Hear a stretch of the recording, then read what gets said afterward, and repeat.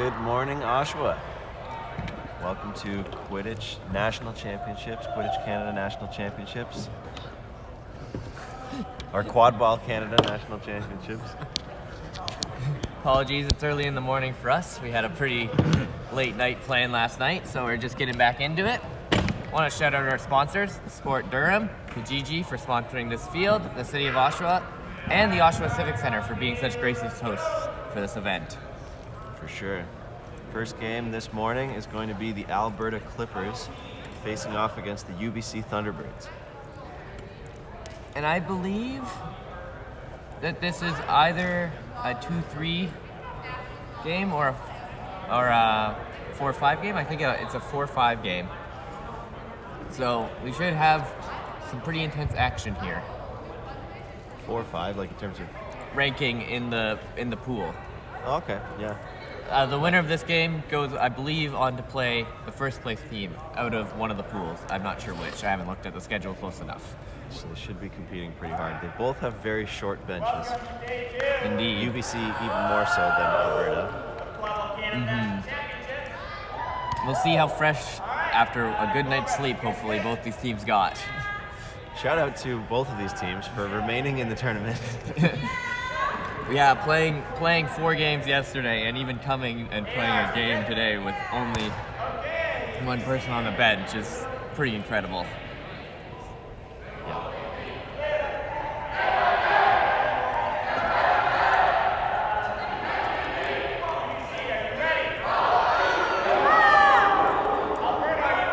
Head ref just looking for some energy from both the teams here. Yeah. And the Clippers win the toss. Slowly advancing down the field. Gola is behind the hoops, waiting for that pass. And he gets it. Taking a look. Nice shot there, and it's picked up and scored. And that's a little different than what I saw from the Clippers yesterday. Gola was generally carrying the ball up the field instead of being that option behind the hoops. But with that height, it's very hard to defend him back there. I like the little adaptation that they've added. Yeah, and he kind of shot past it again over to Alex Lamoureux, and he finished it off. And Alex Lamoureux was a beater yesterday. Oh, yeah. So, another adaptation from the Clippers. Number 97 here, Isaac Chi retrieves the quad ball. And it goes out of bounds. And not a terrible start for UBC there. They get some beater pressure. They could have gotten some space in front. Fortunately, the pass just goes a little wayward. Number 73, Jasper Whitby, carrying the quad ball, looking for a pass.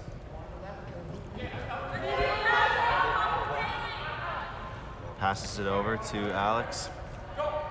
Alex gets it back to Gola. Gola over to, and just misses the shot, but they retrieve it. Back to Gola. Gola passes it back to Jasper. Finishes it off. Again, the Clippers really leaning heavily into using Gola behind the hoops there and just working the ball back and forth.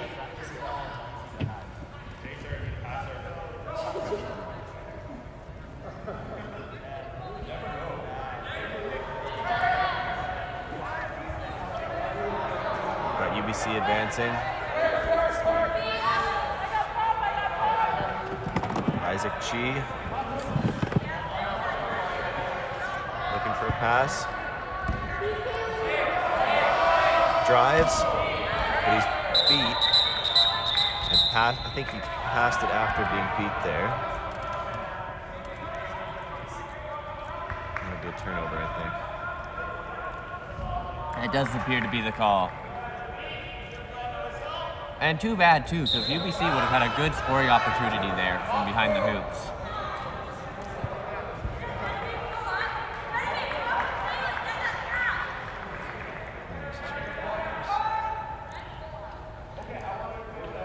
number 9, Genevieve. Drives. Nice shot. That time the Clippers beaters made 2 quick beats and just got them right in. Opened it up.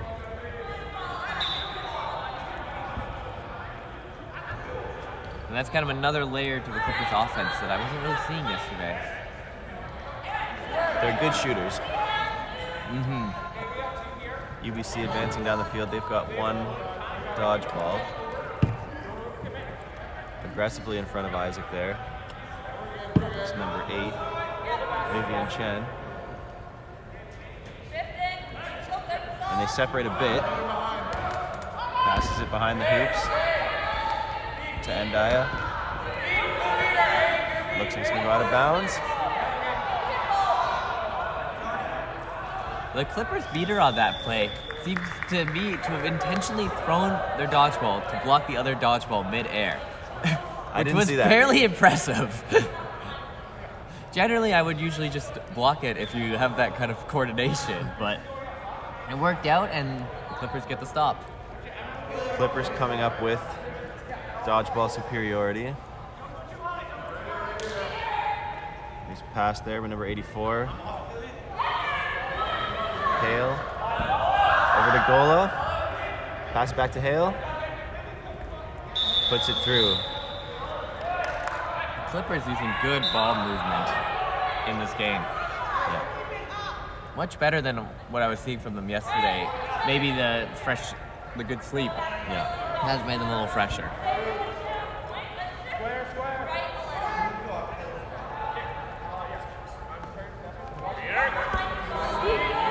That's a nice beat there. Quick beat by number 8, Chen. Isaac sees an opening, but he gets beat by Kaylee, maybe. I believe so. That time, Kaylee the can first beat time a few people at the same time. That is very true. Sorry. That's the first time we've seen Isaac try to drive in one of these plays. And UBC really struggling to maintain that dodgeball control. Aggressive beat by number 69 to give Hale some space. And the pass is a bit high, goes out of bounds. And once again, the Clippers maintain that crucial dodgeball control, which is allowing them to do all these things on offense so easily. I really think if UBC, once they get a goal here, they're going to have to get back that control at some point because they're having trouble operating with it, just the pressure that these Clippers beaters are exerting.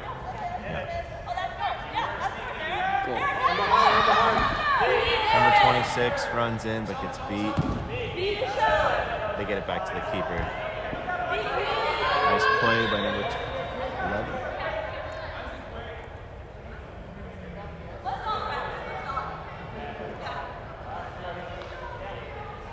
The Clippers elect not to press here, giving UBC some space to operate.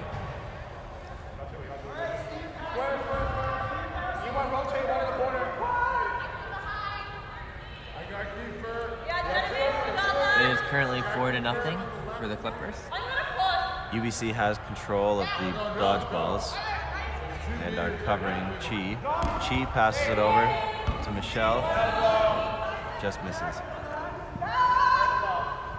And UBC used one of their dodgeballs there in an attempt to beat a beater without a ball. I'm not sure if that was a wise decision, as that resulted in an immediate turnover of that dodgeball, and now Clippers once again have control. Game time is 6:55. Can't burst it up. And a nice pass there. Hale gets no. Did not go through. That's a nice pass by Alex there. Alex retrieves it.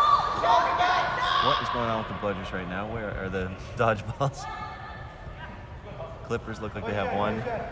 UBC's got One way down there, so UBC has 2.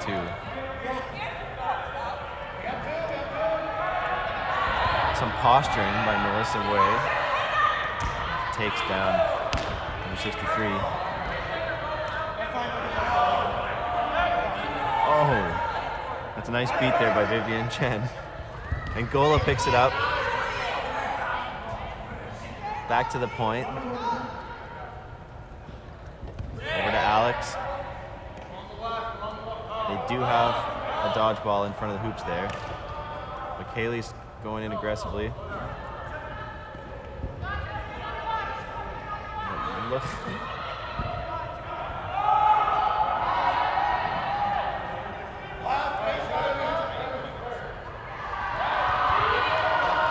Nice passing there behind the hoops and just misses from Genevieve. Angola still retrieves it. This offense has just gone on for a good minute at this point. Angola, nice pass to Alex, and he finishes it off. Have you noticed that number 63 is playing beater today? Wei Shen Tan.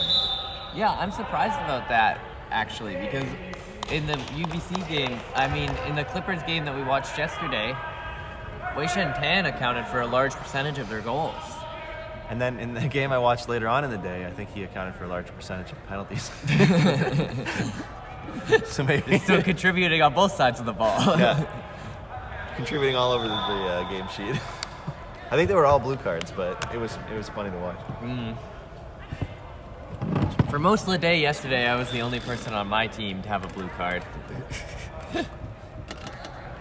Or any card whatsoever. I kept doing illegal swats. I did an illegal swat yesterday as well. That was the only penalty I took all day, surprisingly. I think I took 3 illegal swat penalties throughout the day.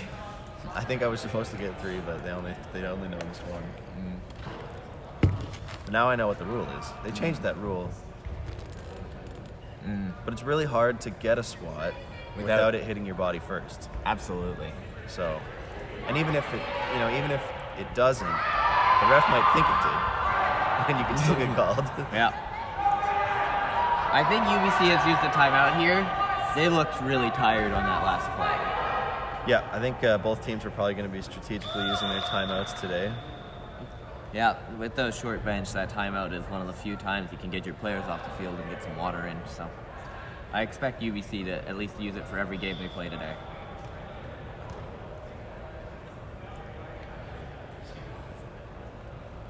Let's see if they come out of this fresh and can get one on the board. I think this would be their best opportunity, potentially. Yeah, for UBC for sure. Clippers kind of slowly, methodically working through this game, doing some really nice passing. Looking really confident out there. Yeah. Forcing a lot of errors out of UBC, especially when UBC gets a stop, turning over the ball quickly. Yeah. So hopefully UBC can clean that up and actually get to run their offense instead of losing the ball deep in their own half.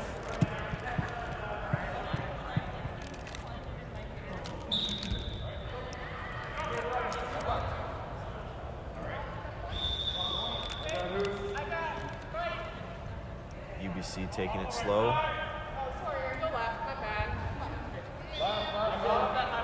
Across center. Dodgeball superiority with the Clippers. UBC sneaks one way behind. I believe that's Micah Ndaya. Nice beat there by number 8. Take out Alex Lamoureux temporarily, but he's back in. And he intercepts that shot there. And there was some nice passing from UBC on that play. Yep. The shot didn't quite go, but that was the first look at some open hoops, I would say, for them in this game, which is a good development to see. Now they're entering into a tough defense with no bludgers. Jasper passes a little high for number 26 there. Daniel Beltrana. No, that's usually someone else.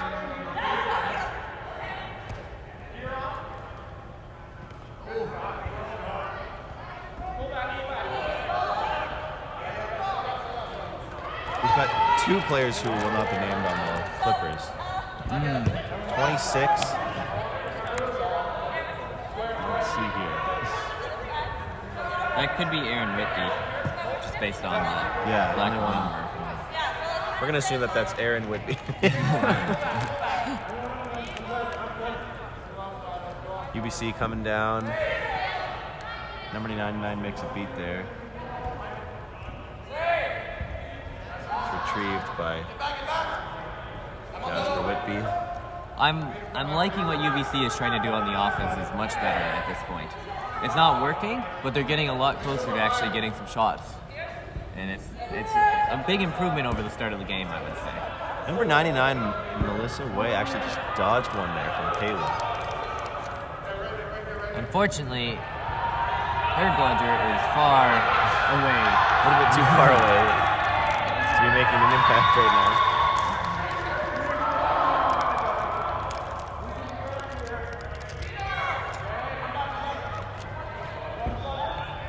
Gola thinking about swatting back. Nice to bludger there. pass. Gets it to number 8, Vivian Chen, who beats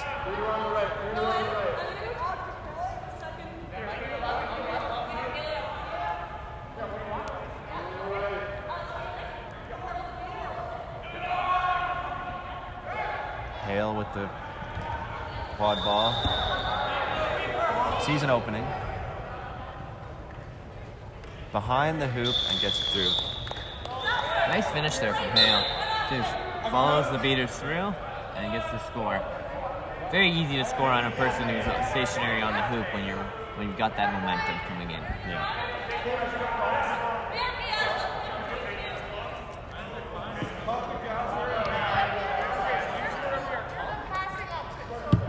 And the score is now 6-0 in favor of the Clippers.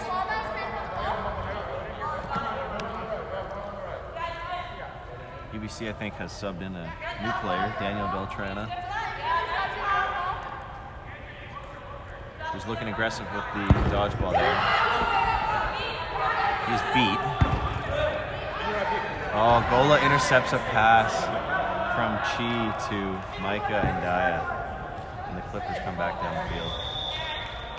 An unfortunate situation there where the UBC beater hit his partner in the head with the with the dodgeball there, and that looked pretty uncomfortable. Well, at least you can't get a penalty for that. That's true. If it's your own player. Still hurts though if you're that beater getting hit in the head. You don't want to be in that situation. A couple of quick beats there. Pass over to Aaron Whitby, probably. Aaron Whitby retrieves the quad ball to Hale. He gets it swatted out of her hands by Micah. Some swats here, and Micah's beat.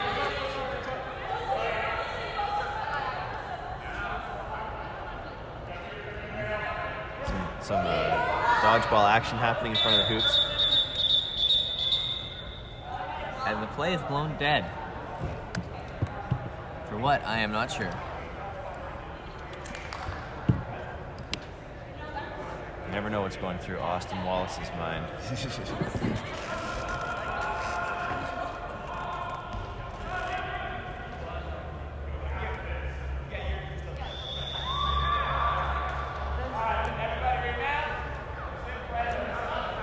Nothing happened. Maybe a warning.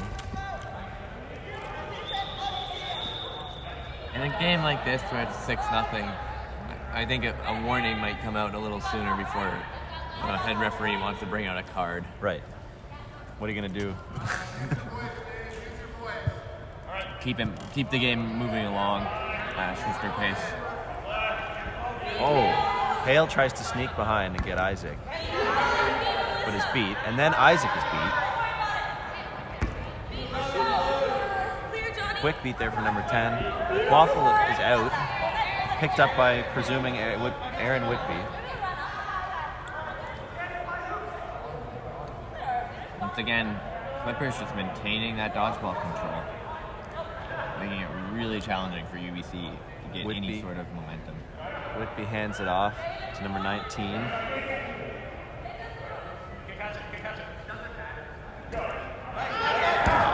New season opening, finishes it off. Number 19, let's see. I believe that's 99. Oh, 99. David Chapman. UBC going on the Aggressively. fast break. Isaac sees an opening, makes it through. And will he get on the board? It's a tight battle in front. And there it is. And there's the goal. I did not see because the ref was standing there. I believe that was Micah and Dea. Micah and Dea.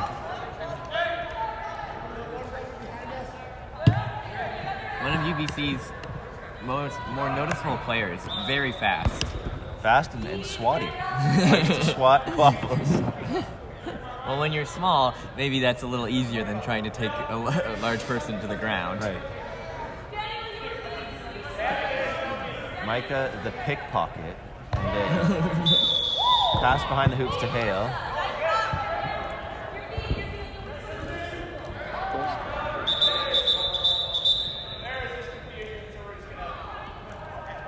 Head ref stops the play because there's too much confusion between the players, and they're gonna just have a conversation about it. It'd be nice if they could all go get some water quickly.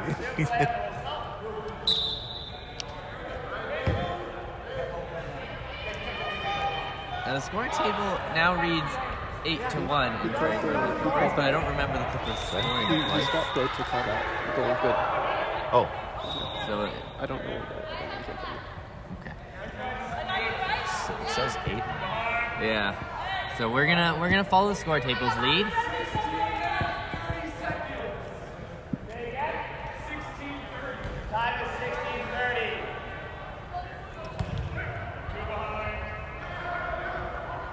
UBC is advancing slowly here.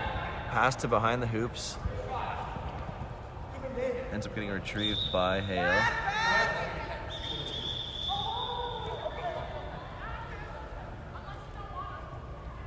And some more good ideas from UBC.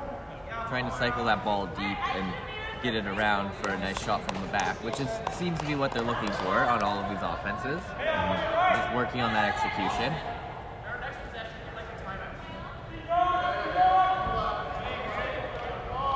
Oh, it looked like a nice block there from Ndea. But Gola retrieves it. Gola looking for a pass. There are no bludgers on the defense. Back to number 9. Genevieve. Shot just misses the middle hoop. 63 now, back on chasing. Passes it back to Gola. Quick pass to Hale. And there's some shoulder grabbing there.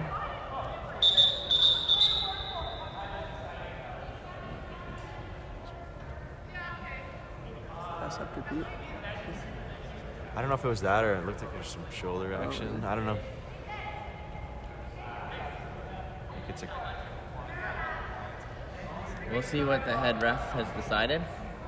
Net contact, Net contact. as you predicted. Yellow card there. That arm just slid a little too high. Yellow card! Legal contact! You can't reach around over someone's shoulder. It's not really net contact, but it'll get called.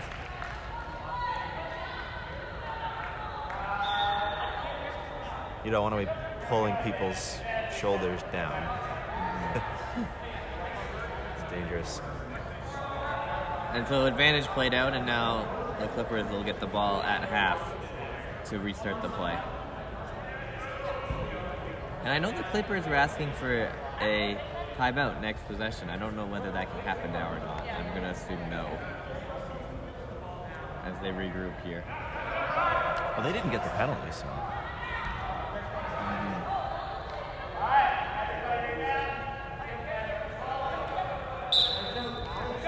And here we go again. We may have been deferring this timeout. Hale with the quad ball. Alex in front of Hale. Alex opening up some space. And a nice shot through the middle hoop for Hale.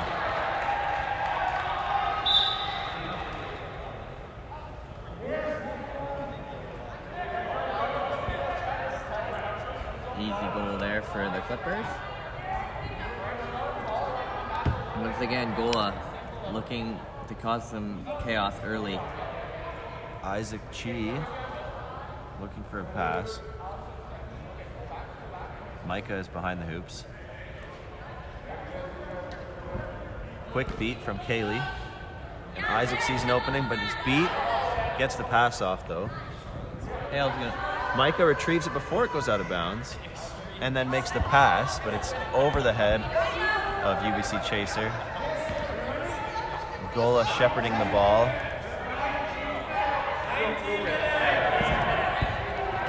One minute left of play. Jasper with the quad ball. So this might be Clippers' last offense of the period. Jasper sees.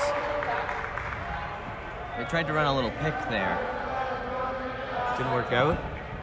But we got number 63 with the speed. Wei Shen 10 gets it through the side hoop. And that's why I was surprised he wasn't in the quad ball game for this particular match. Looks like he's back.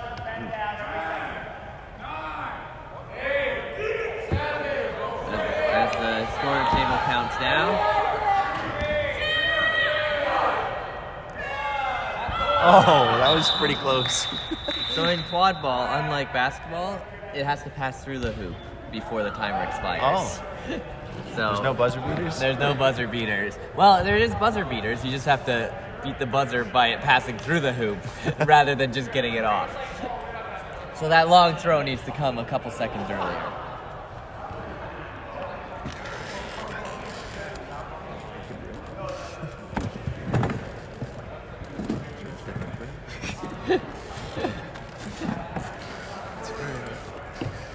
And so we go into break for the snitch period.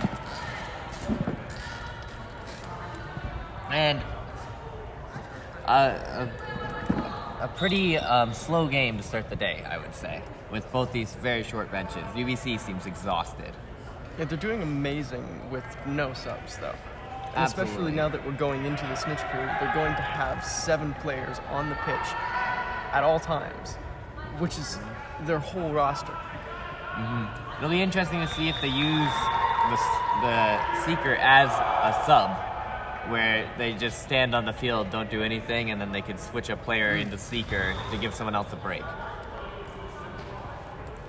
That could be a good strategy, but I think if they want any hope of winning this, they would need to score quite a few goals and then also catch the snitch. Absolutely. If I'm UBC at this point, though, and from what I've heard of their attitude in this game, they're very happy to be here, and they're trying to do their best in every game. So we might see them actually attempt to make that comeback, even if it seems very challenging. It's true. They have one of the best attitudes, I think, of any team here. They're definitely one of the most popular. Well, they've traveled really far to come and compete, despite only being able to bring such a short roster, which is not an easy thing to do. Yeah, because they lost a couple players last minute. Oh. Yeah, they were going to have 9 and then 2 had to drop out. So they were, I think, expecting to have a little bit easier of a time and then had that rug pulled out from under them. So the fact that they're still here. As our AR attempts to throw a bludger at the camera. That's got to be some kind of blue card, right? Can we call that on there? Okay, during this break, I'll also give a quick shout out to our sponsors, Sport Durham, Kijiji, who is sponsoring this pitch of Quad Ball Nationals, as well as the City of Oshawa and the Oshawa Civic Stash for being such gracious hosts. This facility has been really excellent. Especially they painted our lines for us, which is not something we get in most of the venues we visit. It's not something I've ever experienced before. So how does it feel to have painted lines? Oh, it's so nice. You don't have to worry about stepping over cones. You always know exactly where it's going to be, and it's not going to move if someone kicks it. Yeah, I do like a line that doesn't move when it's kicked. Thank you, Oshawa. Thank you, Kijiji. Yes. Oh, definitely. And as we go into the Snitch period, it'll be interesting to see what the Clippers want to do here. I don't know if they've caught a snitch yet. I'm unaware of how that's been going for them. So it'll be interesting to see if they're going to attempt to catch one here. It looks like our snitch for this game might be Corey. Oh, no. And Corey is, in my opinion, the best snitch in Canada. Oh. Uncaught in regionals. And I don't think has been caught yet this year. So against some teams that are playing admirably but are really tired.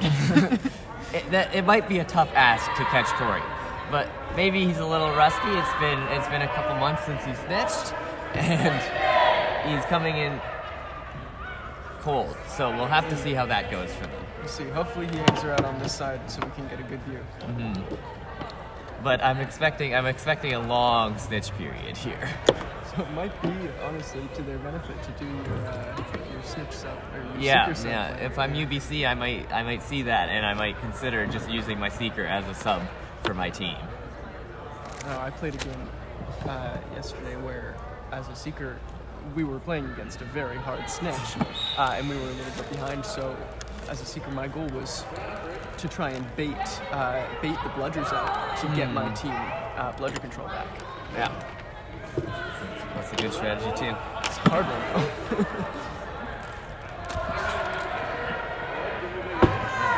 All right, we're back. Quick run to the bathroom over. Time for the second half of this game.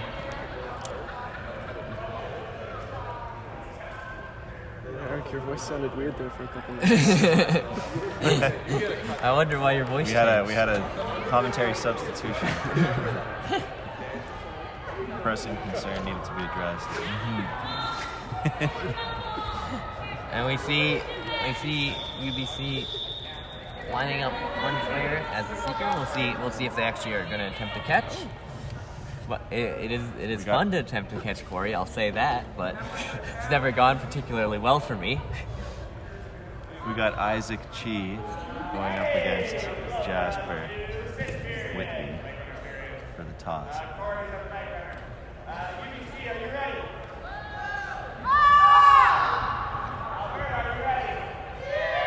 And I expect both teams are saddled in for a long, full 10-minute snitch period here.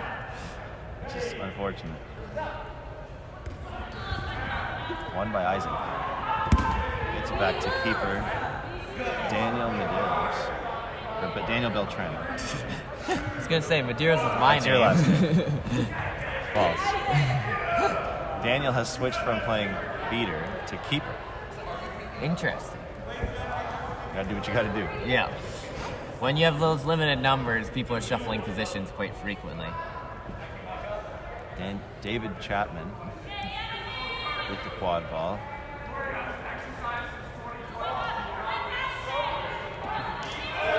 Clippers are going after the snitch. You can't get better seeker practice than this, though, so at least in Canada.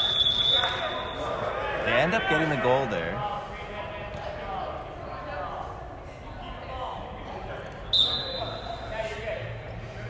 And it seems Isaac did not remember that they were He in wasn't fact the the keeper. A common mistake if you're so used to being in that position.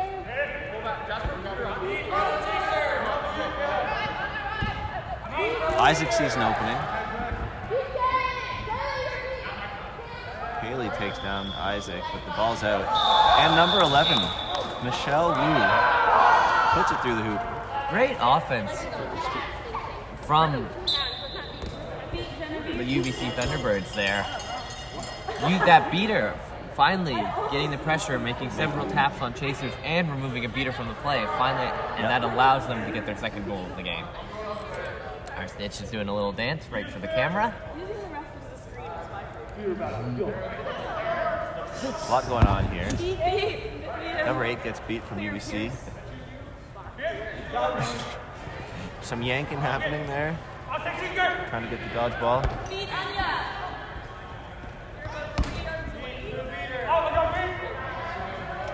Chapman Just misses the hoop. Ball goes out of bounds. So it's going to be retrieved by Micah and Dea.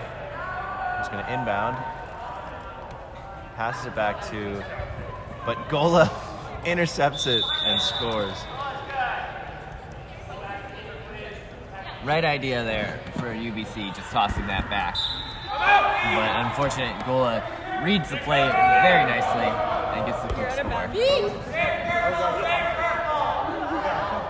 As we see our Snitch working hard at midfield, trying not to get caught.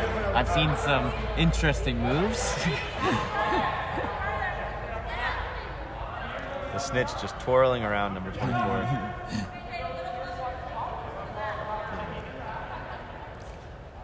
Meanwhile, UBC is advancing on offense. They've got the ball right down to in front of the Clippers bench. Creeping down the side is Isaac. No longer a keeper. Isaac's got some protection. Passes it. It's picked up by Micah, who passes it just before beat. Aaron Whitby to John Gola. They've got 2 dodgeballs. And our Snitch is just running around like a child, pretending to be an airplane. Adding a little bit of joy to our game in any way he can. I remember they used to announce the Snitch is super aggressive, like they make it a big deal. Haley passes it back to John Gola, back to Kayla Mendoza. She runs through, just misses the hoop, passes to Hale, who dodges a dodgeball and then scores. If you want me to do a big Snitch announcement, it's got to be a little later in the day than this. Yeah. And the Snitch needs to be able to do a front flip. There's something equally as impressive. I'm not sure, but if I had to guess, I believe Corey is incapable of doing a front flip. So. Airplane isn't enough? They can just do, just do something extravagant is all I'm saying. He's been showing off some like karate moves potentially. I don't know, with his hand. Do a barrel roll. I think he could do a barrel roll. I think that he might be able to pull that one off. Fox, do a barrel roll. Oh, number 8 UBC is beat by But that number bludger 10. rolls far away. Yeah, Johnny has to go back and get it. And that offense is once again shut down by those Clippers beaters. John opts to have who we are presuming is Aaron Whitby take the waffle down, but Aaron passes it, or hands it off to Haley. They're discussing some strategy on the fly. And it helps when the other team isn't going to pressure because they're too tired. What a nice play there from UBC beater to block the bludger with their bludger and then beat the person out.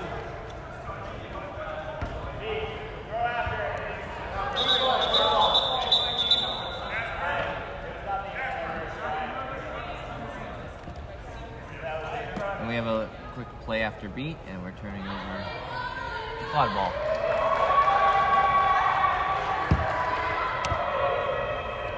Jasper Whitby's entered the sneaker game for the Clippers.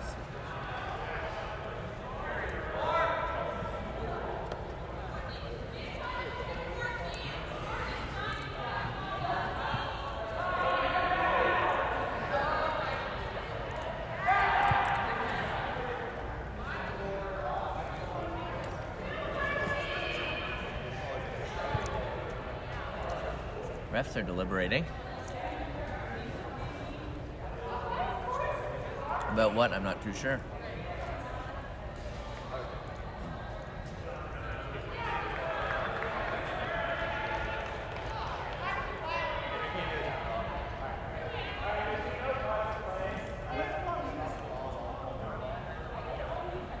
Austin educating number 10.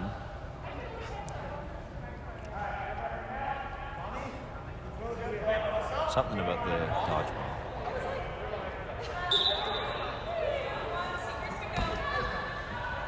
Johnny passes the dodgeball back to Alex.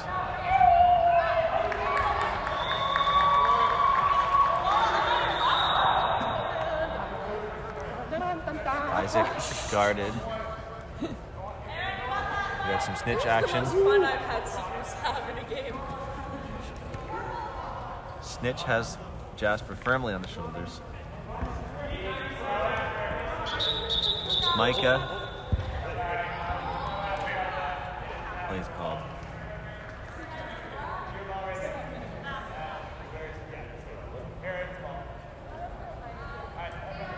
And it is confirmed. That is Aaron Whitby. So we have not been saying the wrong name this whole time. Our presumption was correct.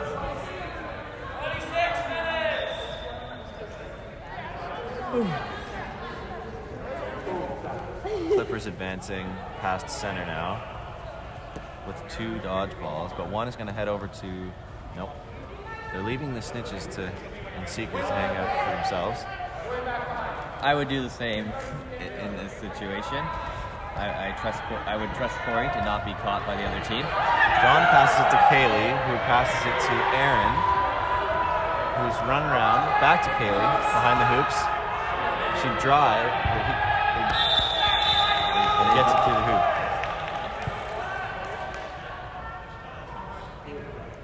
Score is now 13-2 in favor of the Clippers.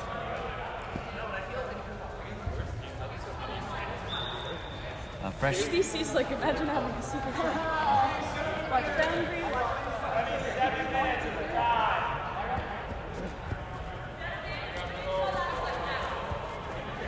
UBC opting to stay close. Lots of energy from this Clippers seeker here. She is beat, and Kaylee retrieves it, gives it to John.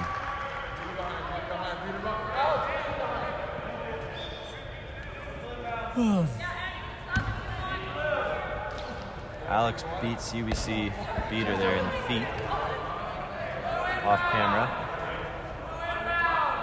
Genevieve gets it through. Oh, the nice moves from Genevieve there.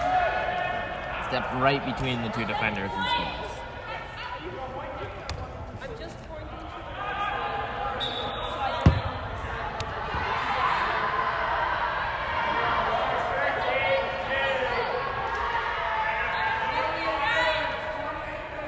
UBC crosses center.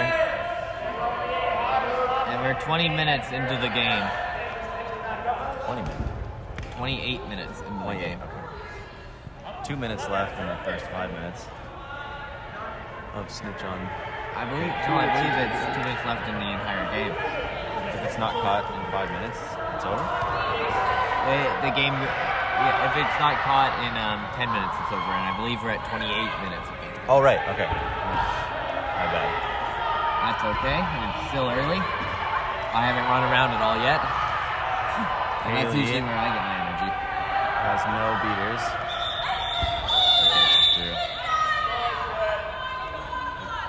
Goal is good for the Clippers. Because I think the whistle from the other field might have thrown them off.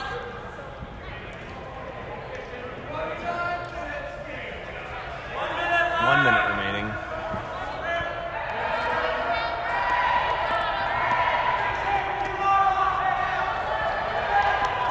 Wei Shen really trying to go after the snitch here.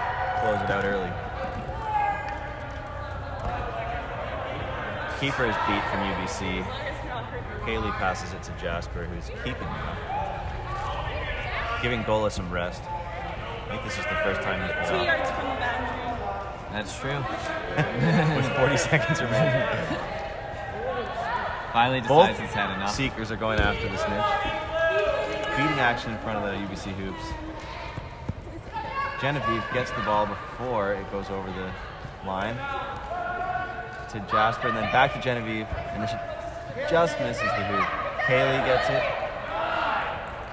to Genevieve. One more goal from Genevieve. That's all. And that caps off a dominant performance by the Clippers. That UBC short bench really caught up with them quickly. Yeah. Good efforts on both sides. Yeah, I liked a lot of the things that UBC was doing on their offense. I think with a couple more players, that would have made a big difference in terms of their ability to keep the ball moving quickly and connecting on those passes that maybe aren't quite hitting because of fatigue. Both teams cheering for each other. And that's all for this game. Thanks for watching, everyone. We'll once again shout out our sponsors, Sport Durham, Kijiji, the City of Oshawa, and the Oshawa Civic Center staff for being such gracious hosts, and Kijiji for sponsoring the field. Thanks for watching, and we'll see you in the next game.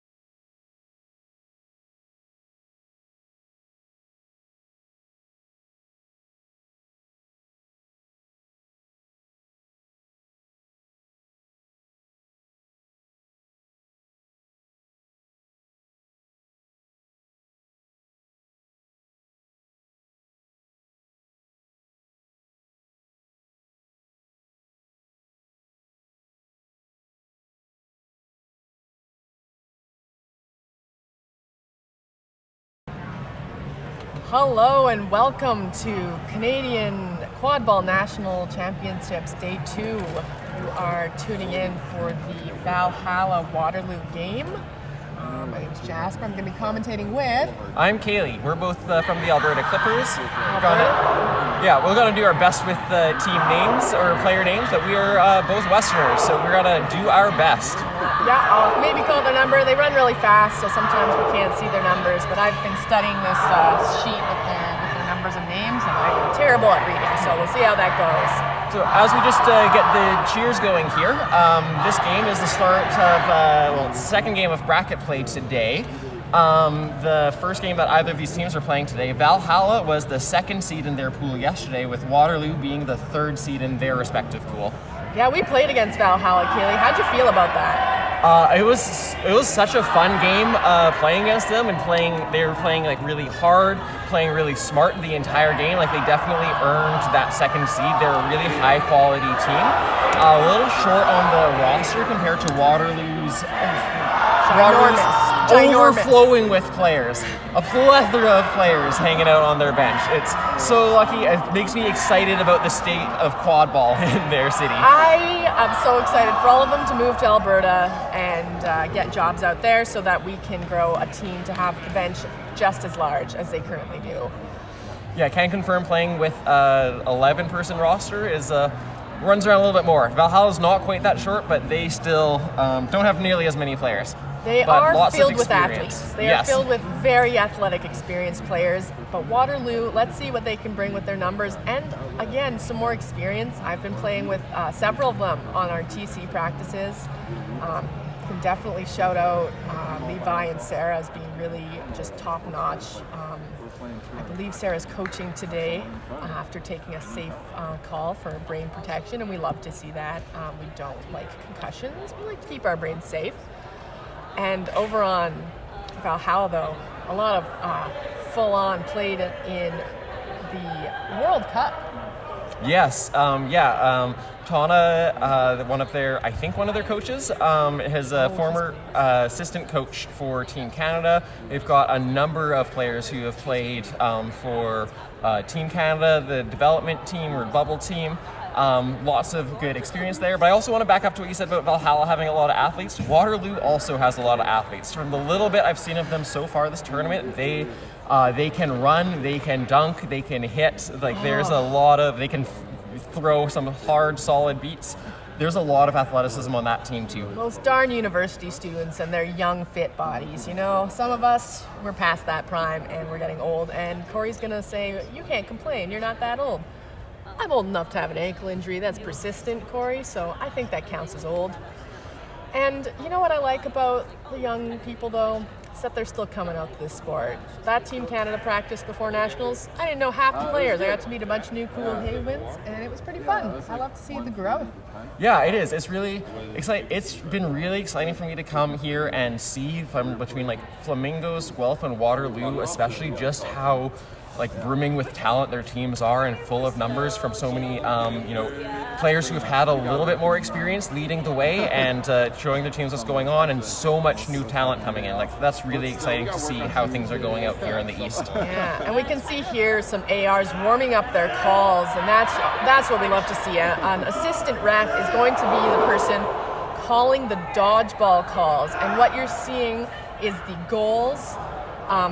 They've stopped now, but the arms in the air, good goal. And then when they put their arm up and point in one direction, that means the team they're pointing at has been naughty. They are waiting until an appropriate time for the head referee, who has the whistle, to stop play. And then we'll deliver the correct card if needed, reset. That is a loud cheer from Waterloo. Not gonna lie, I'm across the entire pitch sitting at a table and I am intimidated right now. I can't hear my own thoughts. That was amazing. I love to see a good cheer. Full on hype. Got some warm teams, some warm referees. We're just getting our starting lineups on the field now, and we're gonna have a brooms up soon. Yeah, that's pretty exciting. You know, Kaylee, I was really proud of our cheer over at the Alberta Clippers. We had a great Nanaland theme. So for those of you who are not on TikTok, that's okay. But our coach, John Gola, He's been really into it. Yeah, I'm giving the thumbs up to the head ref. I'm not paying attention to them, actually. They wanted to know if I was ready, and I was too busy talking. So here we are at the jump ball, and this is developed in order to keep people from rushing, specifically the chasers, from rushing headlong into each other. We're seeing some beautiful handshakes. We love the sport play here in quad ball. This is a fun matchup. No John Galla in this one. He's towering over everybody else. We've got two people that are staring almost at each other's eyes. It's going to be a contest to see who's got the springiness and timing. And I am very interested in who is most bouncy, so we'll see who is. The beaters, however, are going to be running towards their dodgeballs. There are 4 beaters and only 3 dodgeballs, so one of them will be contested. The other 2 should have a nice free run towards an open dodgeball. We're waiting for brooms up. Waterloo, a beautiful arms over shoulders, camaraderie, and a beautiful win. Beautiful toss, beautiful timing. Oh, it looks like we've got a false start on the play. They're just waiting for the referee to call it. Again, we're seeing that beautiful AR motion, hand in the air, pointing at the naughty team. And the naughty player does appear to be number... I'm not entirely sure. Maybe it's this beater here. So how a false start works, if it is, this is indeed what's going on, is the player who ended up leaving before the button brooms up will end up getting a blue card, serving 30 seconds in the box. Everything else is going to get reset, and we're going to do another brooms up, just playing without that player, I believe. So that is a blue card for Waterloo number 10. Asher just getting really eager to get that dodgeball. Happens to the best of us. I believe it's happened in at least one of the games we played, Kaylee. It's a thing that is easy to happen when you're trying to race for those balls, right? You got to get there first. It's so easy to preempt the brooms up and get going. We do. Oh, okay. Yeah. And we have to reset, and we're going to. It looks like we are going to reset the pitch and have another brooms up. Yeah. You are the designated inbound. Oh, we're resetting. Yeah. Don't worry about that. And we do have quite the long rule book. So we are having a little quick check, and we are resetting. Anybody who is interested in checking out that quad ball rulebook, make sure you play first. We don't recommend reading the rulebook before you come to understand the game. It doesn't make sense until you've actually played it and broken a few rules. And don't worry, you come out to your local practice, you're not going to get a blue card for a false start when you do a beater battle. You're just going to have some fun. So I highly recommend just trying it out before you even take a glance at that rule book. Here we are. Let's see if Waterloo can get another amazing tip on that jump ball on the volleyball. Yeah, because they absolutely crushed that jump ball before, but now starting with a beater in the box, they are going to not have advantage, the bludger advantage when they have it. Another amazing jump ball out of them. They do indeed. A beat from Piot, beating number 18 before they even get to. Yeah, that's a slot off pitch from the chaser over here. There's going to be an advantage call. Yep. So what we just saw there was Piot on Valhalla coming in, beating the beater on Waterloo before they even got to their dodgeball, and then coming around beating number 68, it looks like, on the 60-something chaser on Waterloo, and they made an attempt to swat. However, when you swat, it has to be the first motion you make. You can't let it touch your body and then swat. Specifically, also, you cannot swat the ball off of the pitch, and I think because we were right at the boundary there, it wasn't that hard of a swat, but just with the positioning, I believe that is what happened. Is just a little arm movement going the wrong way sent that bludger flying off the pitch, which is no good. What's that? No, like Okay, so I've been informed that my nodding is shaking the camera, and I apologize for that shaky screen. Nobody loves a shaky cam. But that's a rough start Waterloo's for Waterloo. Got it deep. We've got a contact from behind, but that's okay. Sav was stopped there. Waterloo's recovered, though. They're running the ball around right at that boundary in the back line, getting that space. Have thrown it in. Not a good pass. Valhalla's intercepted. They're looking to push, And we see Bunny making a good pass to There's no Sav. beaters as this is happening. Sav passing to Joanne. Joanne is behind the hoops and scores. What a beautiful recovery from Valhalla. An epic attempt from Waterloo. It's really tough to be down 2 players right off the top, but I believe they have everyone out of the box, the beater having served their time, and then the chaser penalty being negated. The time is negated once Valhalla scores on them. Oh, and we should adjust the scoreboard here. Awesome. That Just click is on that. one for Perfect. Valhalla. Sweet. I'm figuring out how to do this, but we're going to get Okay, this. Levi passing to number 35. A missed beat Missed from beat. Emma, but a successful beat from Piot. Piot beating Levi as well, and Joanne is carrying the quad ball down the field. There is one beater on Waterloo who's recovered, has gotten into play, but Valhalla's 2. They're going to slow down this break and set up their offense.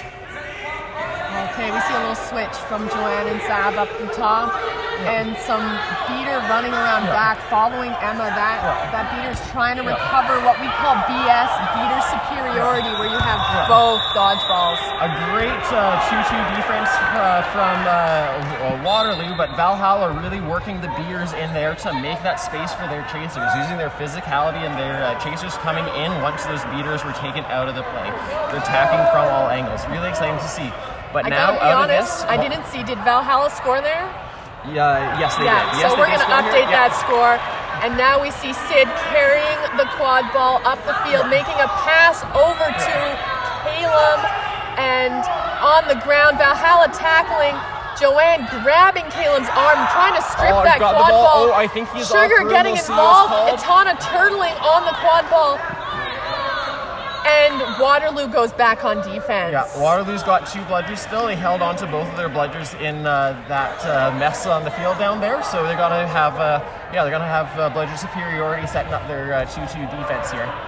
Okay, and so we see again that 2-2. How is Valhalla going to break it?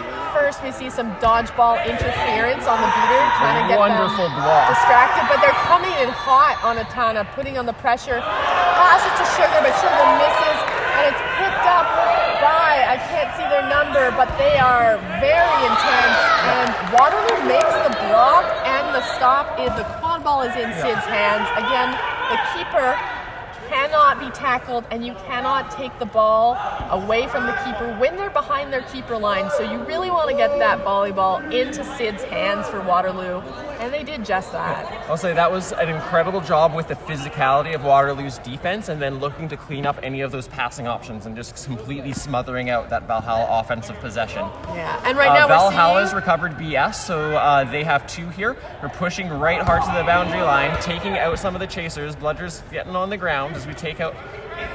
some speedy defense from Joanne on point. Yeah, it looks like Waterloo has turned over the ball. They still have BS though a beater is coming back into play. Score is still 20-0 for Valhalla at this And point. we see that's a tackle without a my ball, gosh, so that's not allowed. And we see the Valhalla beater being sent back to hoops for tackling Catherine. He didn't have the bludger in her hand at that moment.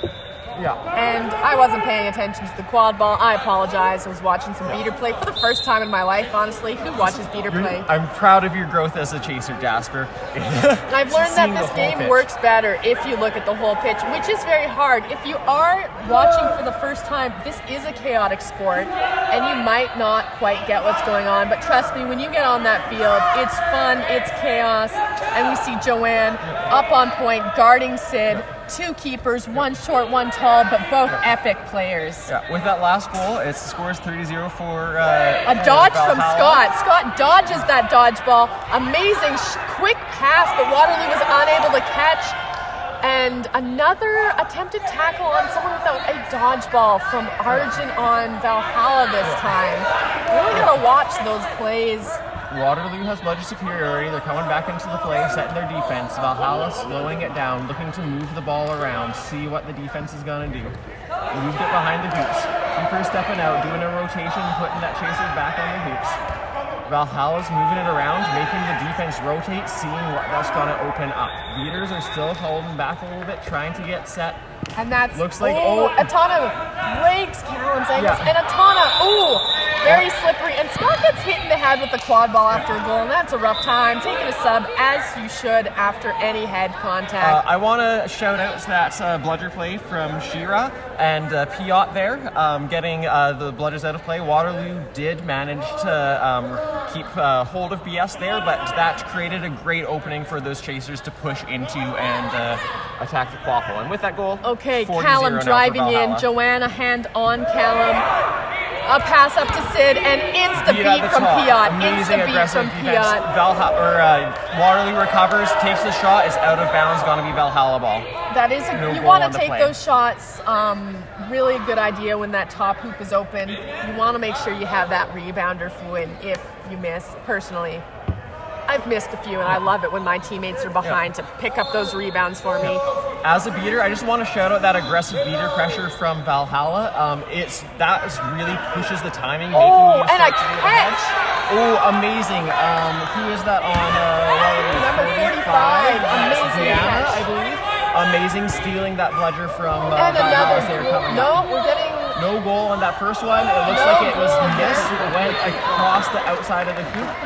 And we're going to Who pay just attention to the turned? quad ball for a little moment here. Beater friend there, Kaylee. We're getting a little too beater heavy in our commentary because as a chaser, I want to know how we score. Beaters can't score, so the dodgeballs are primarily used for defense and offense by moving other players out of the way, especially players who can hit you with that dodgeball. We see Piot coming around, kind of sneaking in. A beat on Sav and Callum The driving beat on in, Sav but was friendly. She was safe. It was a miss beat on the point, but Valhalla managed to recover. An interesting Tries to go beat for down it. the field, Beaters tries to make go a turn. solo, and really nothing came of that for Valhalla. I'd like to see them slow it down in that case. They're a better team than just running and beating it. Yeah, unfortunately, I think they had eyes on the lack of chasers down the field, but not eyes on the beater that was on the side of the pitch there. So Again, as previously mentioned, we chasers really do have to pay attention to those beaters. So we got keeper Luke, I believe, carrying this quad ball and deking around Sav, who I love to see wearing that green keeper headband. It's been so a wonderful. empowering. Valhalla's had a wonderful rotation between us, like Sav and Joanne, who are both so speedy, athletic, great communicators, setting up that defense, looking to set up, make those hits, and take things down. And what you see there is when players are on the ground, you only have 10 seconds before it goes to the defending team if no one's being beat.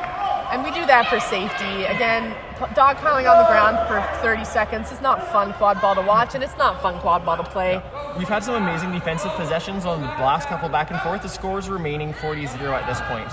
So what we're seeing here from Valhalla is a 1.5-ish. Oh, amazing beat from beater number 10. Asher, I believe, on Waterloo, Yeah, that completely is shutting Asher. down that offensive possession before it was even really ready to set. A great snipe from across the field. And we're seeing a hoop D now here from Valhalla, which means 3 people, usually chasers, in front of the hoops with their arms up, and the keeper in their zone where they can't be beat. Again, keeper is safe in that zone. And a shot from Waterloo. The one downside to a hoop D is if you don't have the height to guard that tall hoop, and I'll be honest, Valhalla is a fairly short team. With that goal, the score is 40-10 for Waterloo. 14 is beat, and we're hearing the ARs calling beat. Looks like that was a good goal. I was busy looking at the computer, so didn't see what happened. I was listening to some ARs. It's really hard to say. You know, day 2, the brain's a little fuzzy. We played a lot of games yesterday, and we played a game right before this, and I could really eat a banana right now. So we see the beater running back into the play.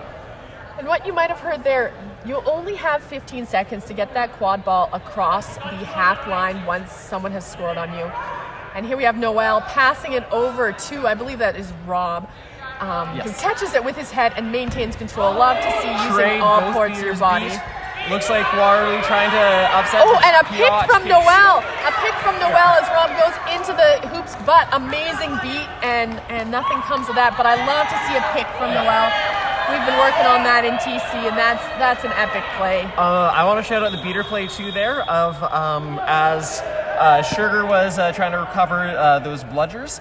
Waterloo's trying to recover blunders. Sugar came in there with beat to shut that just down. Pan to center. I believe we're seeing a little injury here. Yeah. We're going to pan to center. Yeah. Unfortunately, those pileups can really be a bit of a hazard just as people are going in. We've got a great medic crew here, though, who happily look after the team. And just everyone will just take a quick breather here to, gather themselves, make sure that everyone can be taken care of, and hope they're okay.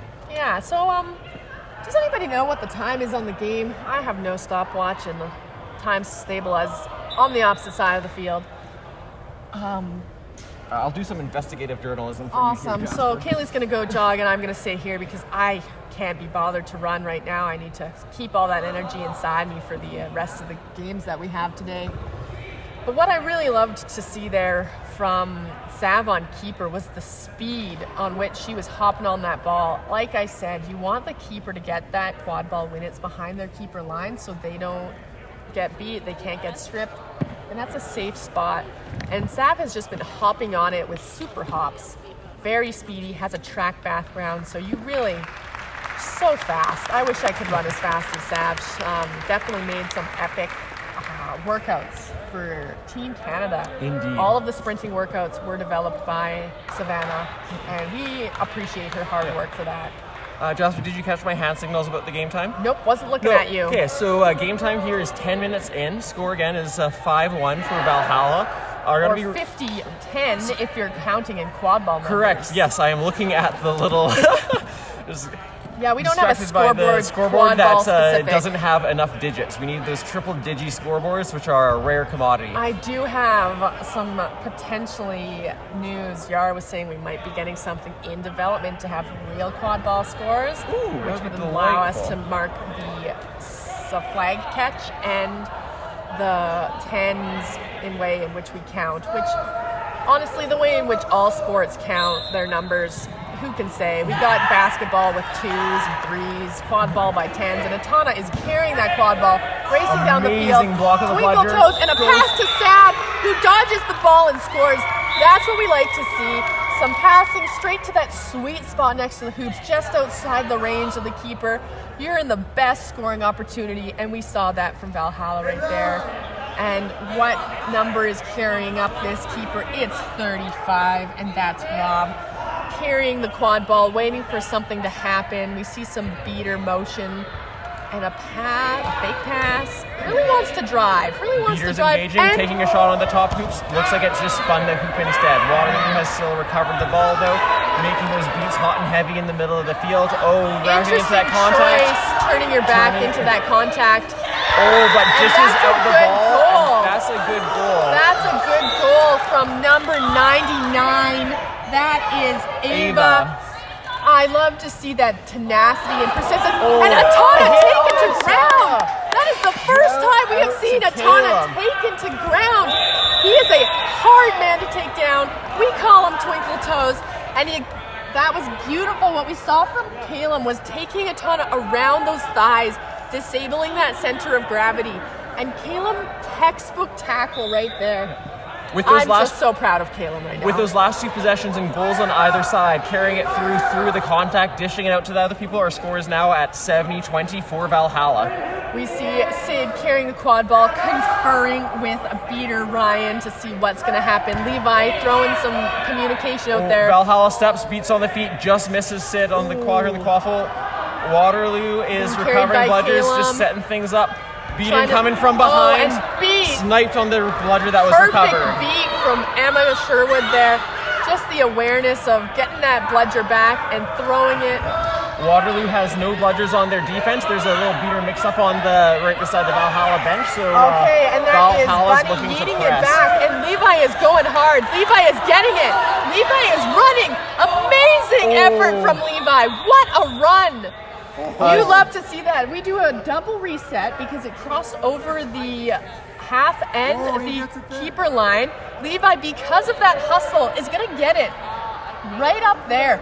And Levi saw that Valhalla was just kind of chilling, running, jogging towards that ball. Levi's like, I'm going to punish you for that. I'm going to run as fast as I can, and he can run fast. Again, I've practiced with him on TC, and The dekes and the speed on this player, very impressive. I love that hustle. With that, unfortunately, moving Levi back to the keeper zone line. It looks like they're calling this as an advantage reposition. We do have a set defense. Valhalla does have 2 bludgers here, but Waterloo is going to get to set up their offense to run this as a half court. A little bit of a unfortunate punish for Levi, who put in that effort, and a bludger exchange. Callum racing in. We waiting for that bludger exchange. Sid goes block, and then no goal. No goal.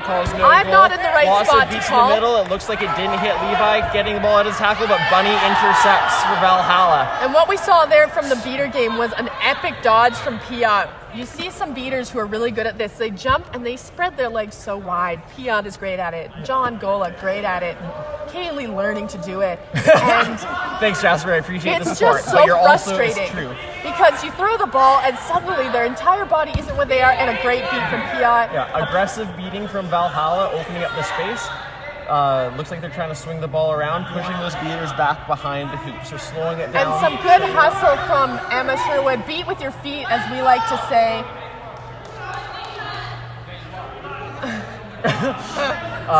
Broom out from the Valhalla Siraj. Yeah. Good tackle from Levi. We like to see that on defense. And Waterloo is carrying up the ball. But Piot throwing the beats. That beater wasn't ready. You've got to be on your toes. But Waterloo scores.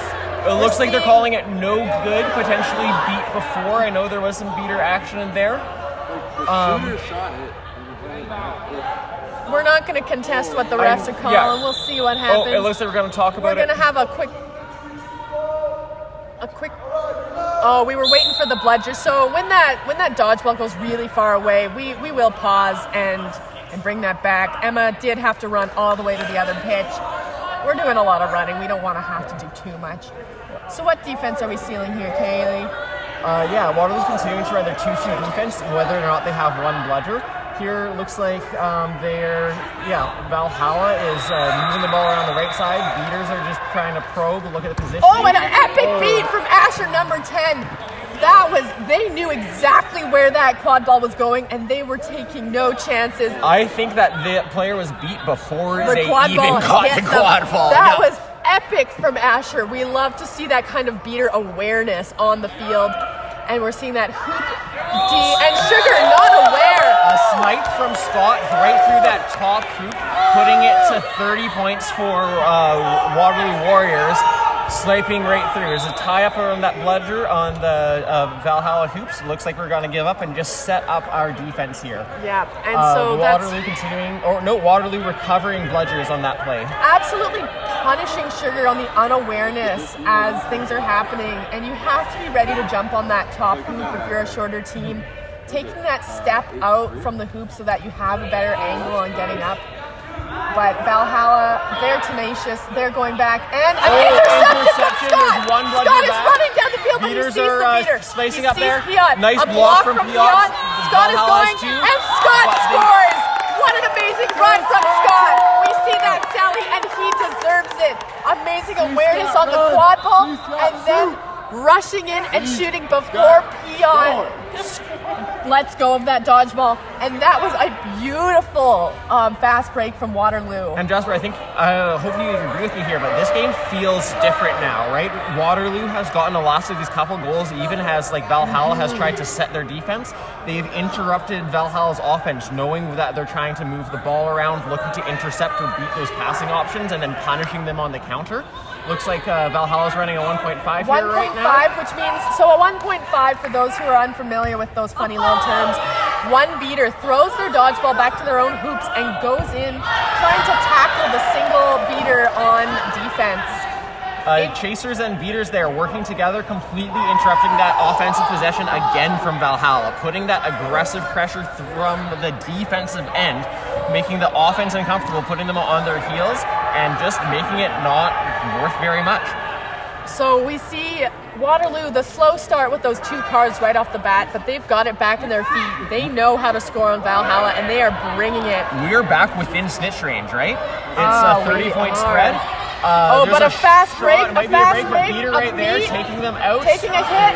Waterloo Amazing saves it. beats, and Sid has the quad ball. So really good job, number 14. He was not listening.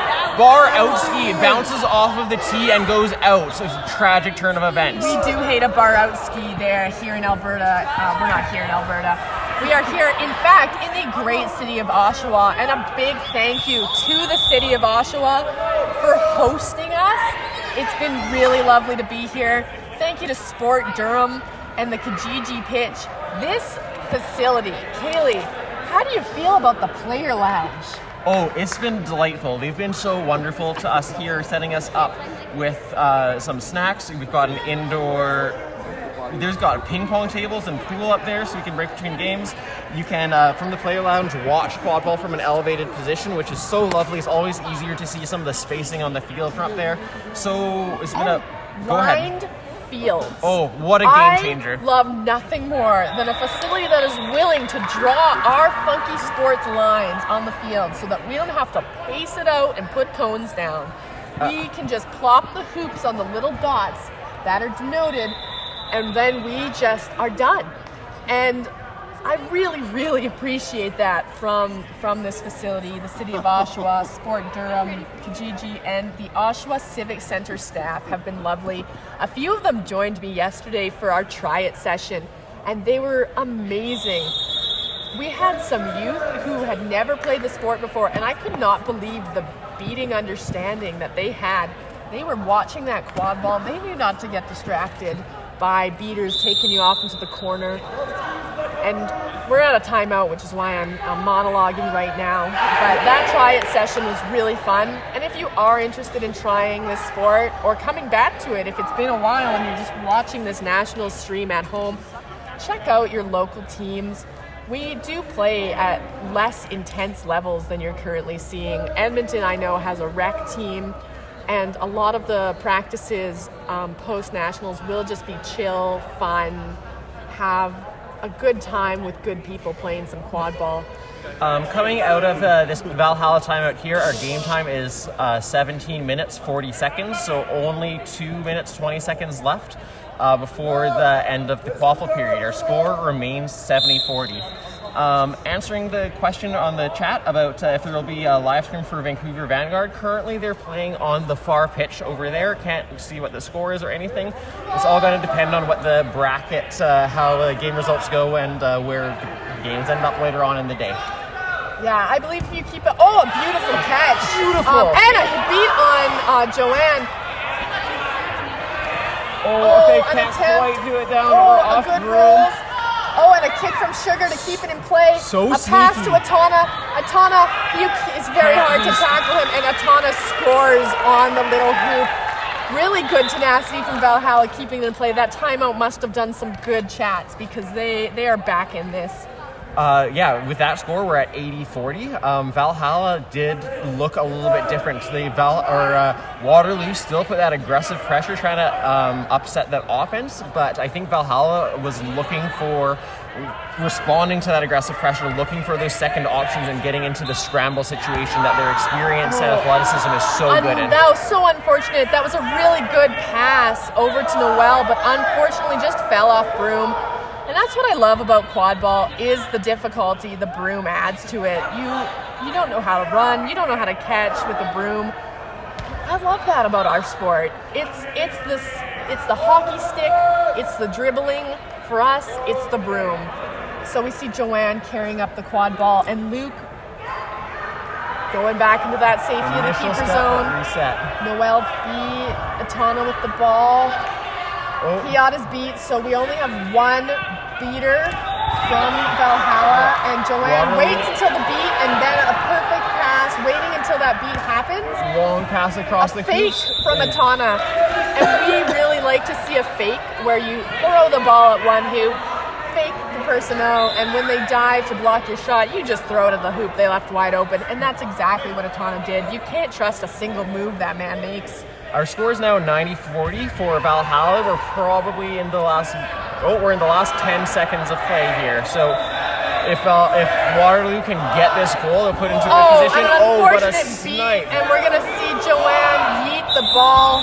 Unfortunately, a hair too late, but what amazing effort. So we're into, is it a 1 minute, 2 minute? Is a 2-minute stoppage. So here we're going to reset for another brooms up. The snitch runner, our flag runner, is going to start on the pitch with Seeker starting in the penalty box in front of the score table and be released into the game 10 seconds in. So coming out of this new brooms up for the snitch period here, it's going to be really important to try to get possession of those bludgers to get control over, or to be able to box out and get control around the snitch. Though Waterloo, with being just out of range, 50 points down, snitch catch again is worth 35. They might be looking to try to stay a little bit on the quaffle, look to use that aggressive beater pressure to make some openings and try to run up the score a little bit to get back in range. So for those of you who are confused by all this terminology, quad ball did go through a name change. You might hear snitch. It's called the flag runner, and we're working on changing our words, but we're gonna mess up. We have the dodgeballs and the quad ball or volleyball, sometimes called the quaffle by accident. That's okay. What I love about the flag runner period is how confused it can make some beaters, because what do you focus on? Is it the flag runner, the seeker rather? Because you don't beat the flag runner. They are in fact a neutral party ball/ref or flag rather. Do you focus on the quad ball game? Do you focus on those chasers who are trying to run up the score? I will say one of my favorite parts of when you got flag runner on grass out here on Frog is when the beaters and seekers are all going ham around the snitch. And the quaffle game is just running and gunning back and forth, looking for those shots, looking for those picks, looking for those big hits, and trying to make those stops. It's a fun time. Okay, and we're seeing the flag runner is Hamlin from the Flamingos, and they're speedy, the Flamingos. Unfortunately, they can just run forever and run really, really fast. So I'm excited to see what Hamlin brings as a flag runner. I haven't seen them in this position yet.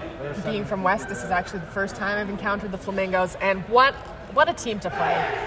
That was a great time, Kaylee. Did you enjoy that game? Amazing, yeah. Again, we're playing for the Alberta Clippers. They really crushed us in a lot of ways. They kind of scored at will, but with such amazing vibes, like the absolute energy, the good sporting behavior, having so much fun on the field, playing very hard but very clean.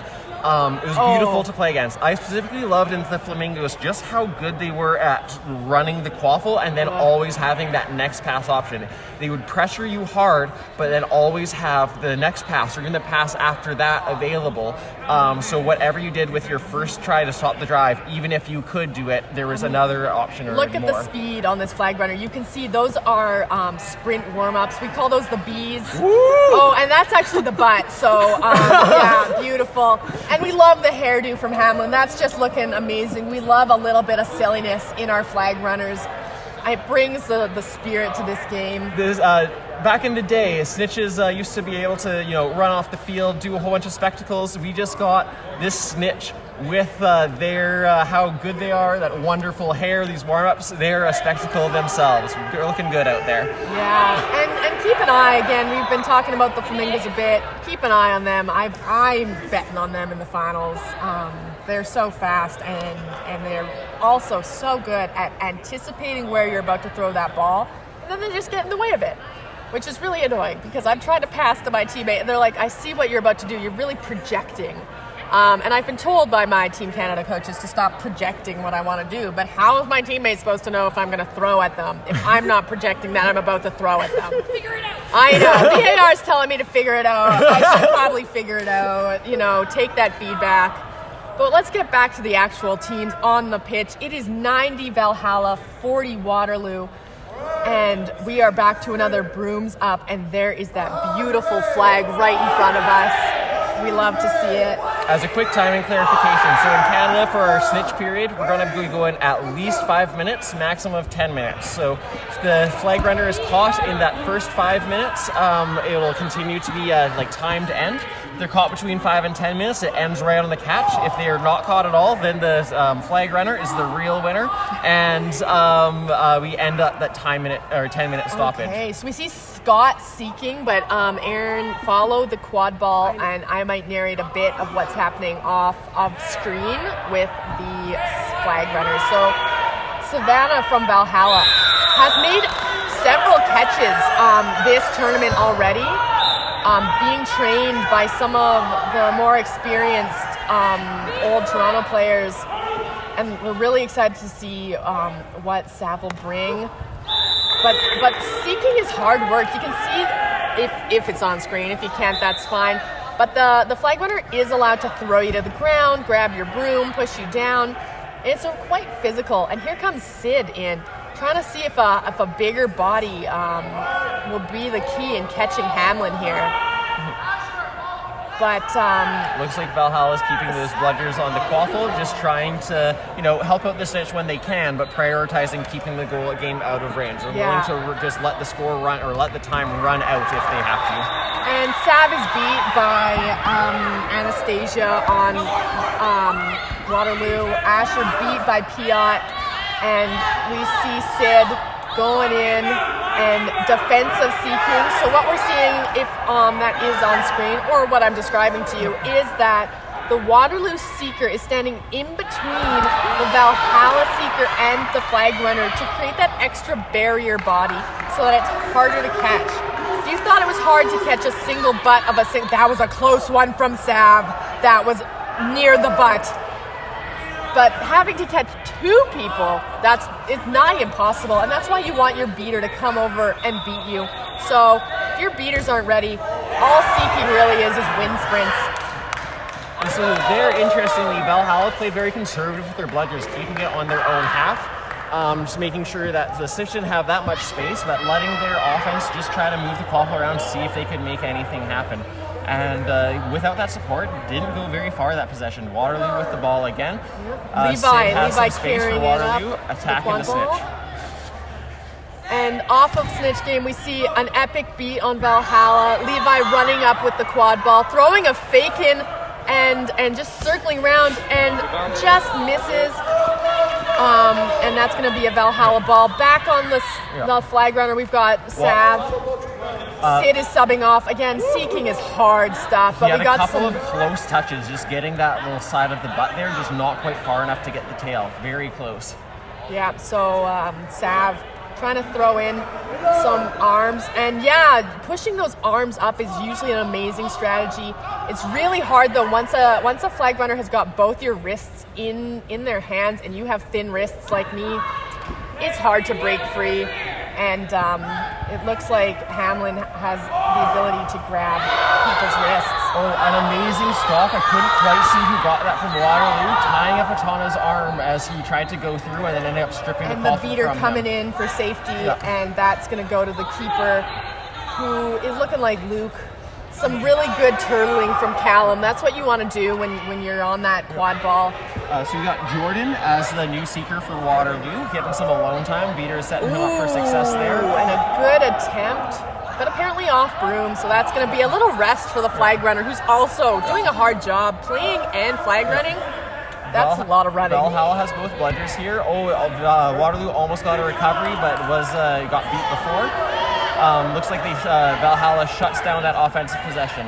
And here we see Emma Sherwood seeking now, often playing beating, also will play chaser. Utility player Emma really going hard, but being pushed to the ground by Hamlin, our flag runner. Gets up, that's the tenacity we see from Emma. And right now, Atana kicks the ball into almost the hands, but beat by number 45, Diana. My gosh, I can't read. Diana. Fun fact about Emma, she used to compete in orienteering, which is a combination of map reading and long distance running. So she's got some endurance to keep on pushing and trying to see what they can do. It looks like she's got a sub off there. Oh, nope. They're putting her Staying back on in. as they make some other substitutions for the Valhalla bench. Valhalla shuts down that possession. That They might got have Koffler been down. a gender consideration. So when you play quad ball, you cannot have, in Canada, it's currently a 4-max system, but we are hopefully going to be moving towards what we're seeing in the rest of the world, which is 3-max, which is 3 maximum of any of the same gender. And that's what I love about quad ball, is that mixed gender opportunity. I just want to confirm here. So that was a Valhalla score. Score is now 110 to 50. We are in extra time, so that means we have passed 5 minutes into And the it's snitch period. bunny A snitch seeking. catch will end the game if it happens now. We see Scott defensive seeking against Bunny, and Bunny, also a great flag runner, a great seeker, tends to lead with his head a little bit. That worries me, but we were both on the bubble team for Team Canada. Bubble trouble, let's go. Such a close shot, but goal no from Waterloo. good. That was so close. Aggressive beating A Canadian. catch from Pia. What an amazing catch. Scott really trying, and the flag runner's down, so now they get 3 seconds to just chill and go away. Valhalla And some really hits with the count. intense defensive seeking from Scott. Valhalla hits with the counter. Score is now 120 to 50 for Valhalla. And both seekers are currently beat.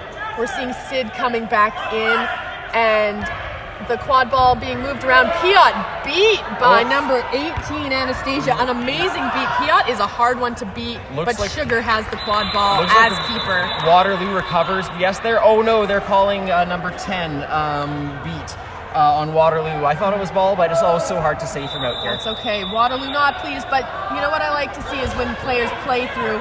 Refs are not perfect. We can't see everything, and we're honestly just another team on the field. You don't make every shot, we don't make every call. Oh, careful. Good dodge from Sugar on the his own teammate Bunny, who is on the ground, and Bunny beat from behind. Bunny was close there with that dive, getting to the butt cheek, but not quite making it to the tail.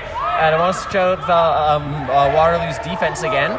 Just trying to get those interceptions, but Valhalla. Oh, and an epic tackle from number 35. Robert on Sugar, who was running down, going for a hard, fast break. And Amazing Rob was defense. like, absolutely not. Sugar recovering there. It was on the ground, getting out of position, but gets back and swats the Sav taken down by 2 Waterloo players. The ball is out. You hear that ref call ball out, and that means please stop tackling the person. The ball is no longer in their possession. You're doing the thing illegally now. Really good defense from number 99 on Sav. Good job, Eva, on Waterloo, just staying in front of Sav, who again is so quick on her feet. Oh my goodness, that looks uncomfortable. It's going to be a turnover on the back line because of Quaffle crossing over bounds. Oh, but I believe they might call some contact on that. Let's see what happens. Neck contact. So we're having 2 minutes left in the game. We're hearing the call to finish strong from Atana. It looks like that is a yellow card for neck contact to the Waterloo keeper. And that's an unfortunate thing to happen at the end of the game for Waterloo. They've played really hard, but I don't think they'll be able to make anything happen with, I believe, a chaser in the box with 2 minutes left. That's 1 minute for the chaser, unless, of course, Valhalla scores. But really amazing play from Waterloo. They really took advantage of when Valhalla wasn't paying attention to that top hoop. And again, Valhalla is just a really experienced team, and I really hope to see Waterloo grow and keep competing with them because they can get there. We see a lot of talent on Waterloo right now. This has been a great game with so many changes of strategy, changes of momentum, with Valhalla getting the initial upper hand, Waterloo figuring out how to counter with their aggressive offense and defense, looking for those shots from the hoop, looking to interrupt Valhalla's offense and run with the ball. Just got the keeper substitution here, making sure that we still have a keeper on the field. Yeah, so again, by keeper being safe, we need a keeper. That's Waterloo 85, contact on the neck, and it is, of course, illegal to touch people on the neck in quad ball because that's your breathing tube, and we don't want to damage that. It's also your spine. Also don't want to damage that. So we're seeing the Valhalla player 22, Shira, bringing it in and getting some contact. Valhalla manages to cycle it around, though, getting out, resetting the possession. drives in. Oh, but a wrap then beat. Really good job. pile Number up in front of the 99 on hoops. Waterloo is just my hero. That's Ava again, or I'm going to say Ava. There's no pronunciation notes. I'm so sorry, Ava, if it's pronounced this way. Sugar, a nice swat from Sugar straight into the air. Doesn't accomplish much, but he's a practiced swatter, being often a beater as well. There's 10 seconds remaining in this period. You just heard the ref call. Waterloo has a quaffle looking for a last score. Aggressive beat, that's a reset. But I think So what we saw there was the Waterloo beater throwing the dodgeball to prevent the quad ball from exiting the field. And that's okay as long as you throw that dodgeball. You cannot pick up the other ball if you are the player of a different thing. An epic beat from Arjun, an epic beat from number 14, hard to say, because there's no number 14 listed on the Waterloo beaters. So, that is a little aggressive from the Waterloo seeker, and they're being sent back to hoops. You can't really full-on push people over from the front when they don't have a ball. A little bit. But we're probably not going to see a card from that. It's not egregious, not going to affect any game here. But that's number. We're seeing a fresh 82 labeled as Jordan here. Haven't seen them out seeking yet. And it looks like the winner of this game is going to be Hamlin. The Flamingos just keeping that winning streak going everywhere. We're hearing great communication from their ref team. We saw the ARs and SR practicing their cards. So that's... There's a card for... Arjun, number 3 on Valhalla for contact on the neck. Sorry, I cut you off there. Kaylee was going to tell you that. Kaylee, you want to tell the people at home? No, you got it already. There? Jasper, you took care of that. Yeah, I'm a little bit of an interrupter. I could probably monologue forever. But this was a good. The middle Made of this for game, commentary. really, I loved that push Waterloo made. Before that timeout from Valhalla, that was really good. I've loved the intensity that both teams have kept on bringing up through the end of this. Like Valhalla trying to control the pace, but look for those opportunities to push it further out of range. Waterloo playing so hard to try to keep that aggressive defense going, interrupt what Valhalla is doing. Just not quite connecting with Valhalla's adjustments, looking for those second and third options. If I'm being honest, that's going to possibly partly be the beaters. So we're seeing a lot of really... that's a good goal for Waterloo right at the end. Did I see who scored? Absolutely not. Over there... Was it Noel? Noel, yes. Oh, Noel, that amazing. That was Noel with a great shot. Big shout out to Noel for helping out with the communications this weekend. Doing some of the social media. 3, in the last 5 seconds. 1, and a block from Siraj right at the end, and that is the game. Our final score is going to be 120 for Valhalla, 60 for Waterloo Warriors. And a win from the flag runner. Good job, Hamlin, and the Flamingos ref team. We'd like to thank again the Civic Center Oshawa staff for doing this, helping us out. Sport Durham, Kijiji for sponsoring this pitch, and the city of Oshawa. It's been really lovely to hang out here with you. We see some tired Waterloo players lying on the ground. It's going to be a long day, but we love this sport and we're ready to play. They played their hearts out. Thank you for having us on this commentary. Enjoyed watching this game and the privilege of getting to chat with y'all, hang out with y'all so much. This has been really fun. Can't wait for more games on this live stream. Yeah, we'll be back. I gotta go play a game. Hopefully I don't die. And we'll see you. Probably never, because I don't know who you are. Enjoy your day. Aaron, mute me.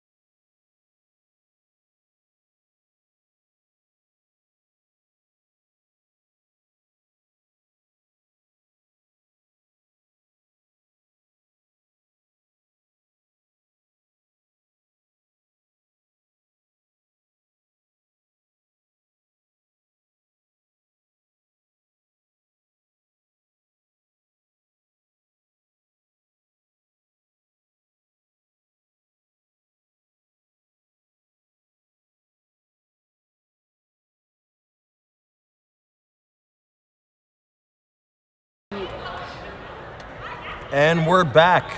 My name is Itana Crow, and I'm here with my partner Devin Dutt. Right here we have another quarterfinals game. Winner of this game goes to the semis. On your left, we have the Alberta Clippers. They had a pretty solid day one. They unfortunately were 1-3, but hard-fought games with a pretty close point differential. And on the right, we have one of the favorites heading into this tournament. The Carleton Ravens had solid 4-0 start yesterday and have maxed out their point cap. As you can see probably on the stream, Carleton has a much deeper bench with a lot of bodies. The Clippers from Alberta, a little bit short-sized here, but what they lack in sheer amount, they have in heart. I want to take this time to thank our sponsors. We have the Sport Durham for helping us set this whole national championship event for us.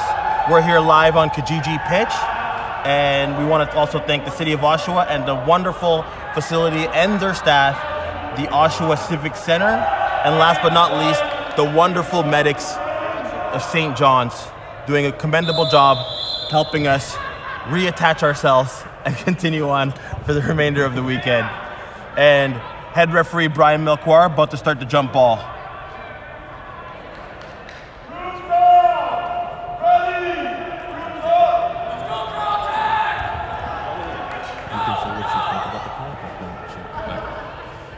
And jump ball won by, as you can see, the very tall goalie standing at a solid 6'7".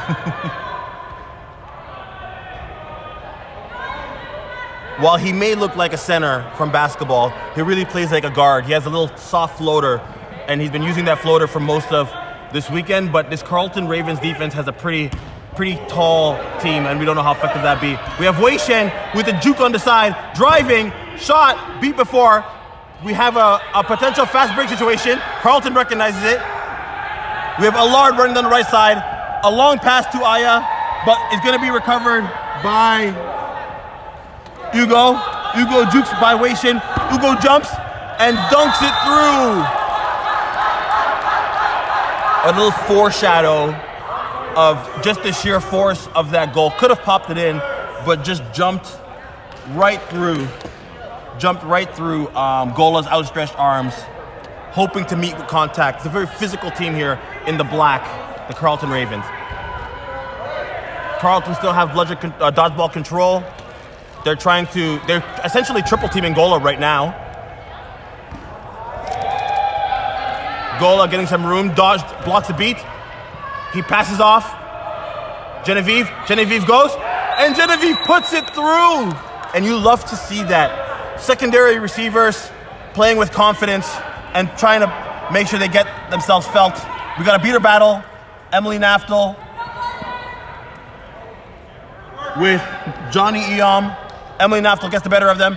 Andre Allard passes it to Ugo. Ugo, and again a jump shot right through that little hoop. And while he looks comfortable out there, that's a rookie, ladies and gentlemen. Has only been getting him better as the tournament has gone on there, the confidence level. A testament to the coaching and the program of Carleton, getting all these important playing times, starting their rookies.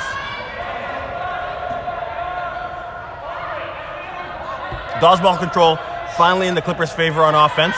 Let's see if they can capitalize it.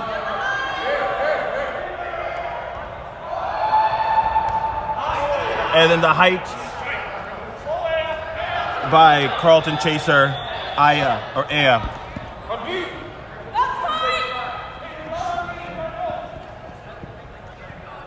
Aya trying to see what she has open for them. Cross-court pass to Naftel, a little bit too high. Recovered by number 5, Ozaze. Ozaze pass to Andre Allard. Gola with the hit. Gola rotating hard. Gets back to the middle hoop. Aya shoots. Aya misses, but rebound still in the hands of... Oh, what a block by Pierce!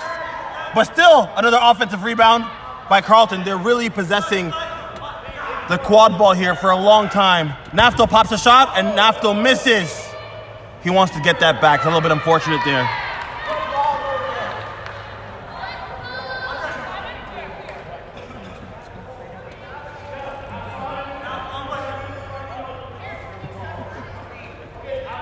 Apologize for technical difficulties. The score has just been updated. It's 2-0 in favor of the Carleton Ravens. Not that technical.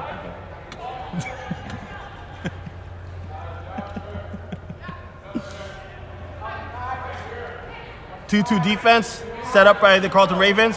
Gola navigating. Gola dodges. Oh, what a great pass. Unfortunately, couldn't be corralled by Pierce. We got a stoppage in play. We got a ref deliberation. Brian just calling in his assistant referees to make sure they have everything correct. I think this play may be called on the dodgeball game, but we'll just sit back and wait for them to deliberate here. Looks like it might be a beater penalty.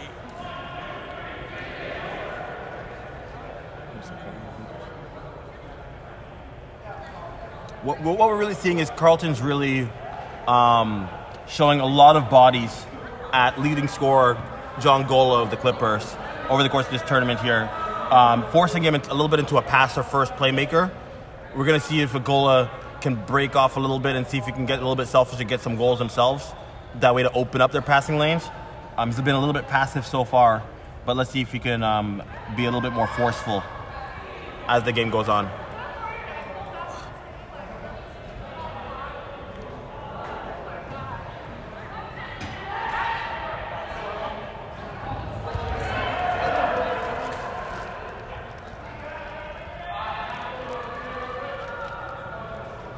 Head referee Brian calling in both speaking captains, Kaylee Mendoza and Alex Naftel. We're still unclear here about what the call could possibly be, but seems like a very engaged conversation to start. And reminder, the score is right now 2-1 for the Carleton Ravens. That's 2 goals for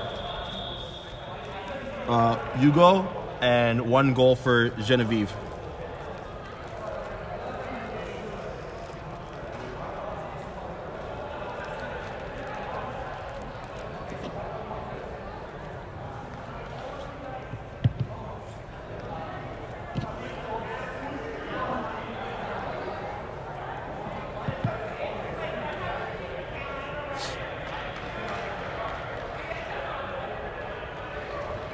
To give you guys a little bit of an update about what's happening in the tournament so far while we have this extended stoppage.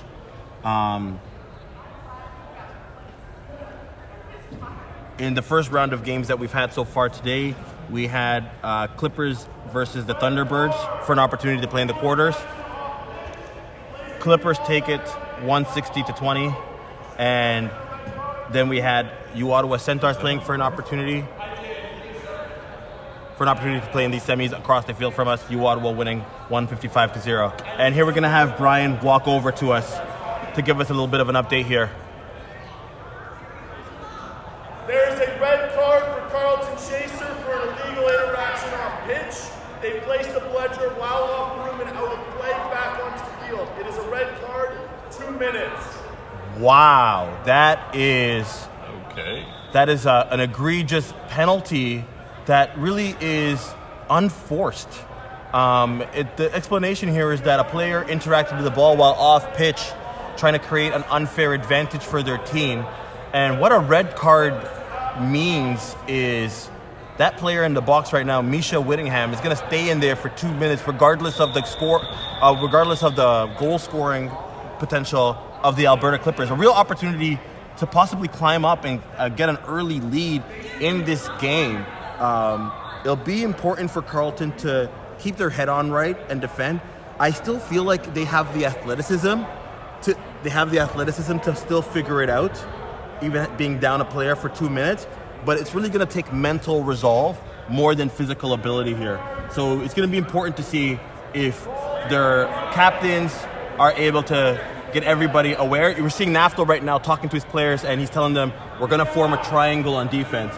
He's going to take the top position, and he's going to have Aya, and he's going to have Ozaze cover all 3 hoops together. Naftel taking the bulk of the load up top. Oh, and the Clippers also have dodgeball control. The Clippers should score on this possession, to be frank. So let's see what we have here. Gola taking Naftel one-on-one, pass to Pierce. And Pierce scores right through Ozaze to bring us to a tie game of 2-2. Reminder that red card penalty still taken into effect and Misha is just kneeling in the box. The Clippers should be aggressive on defense here so that Carleton doesn't kill time. But that is not their strategy overall. So let's see if they adapt. Pass to Naomi. Naomi picks it up. Errant pass to Ozaze. Ozaze trying to recover it. A rolling ball. Gola fighting. A beat out. And Clippers are able to get an important stop. And now they have an opportunity to score. But the Ravens beaters on offense did a solid job coming up with control. And if I know Carleton's beaters, they don't care that they only have 5 players. They're going to be aggressive right here. It's in their DNA. As we have Emily Naftel stepping up. Gola getting double team. Pass to Wei-Shin. Gola has a lane. No dodgeballs. Gola recovers. Stalling a little bit too long. Ozaze with the interception. And like I said, even down a player, they have fantastic athleticism. And you can see that with the jukes at midfield by Ozaze. Pass to Naftel. Blocked by Gola right there. And I told you he's 6'7", but I swear to God, his wingspan is 6'10". He is all limbs. As he 5 minutes of elapsed. As he slowly walks it up.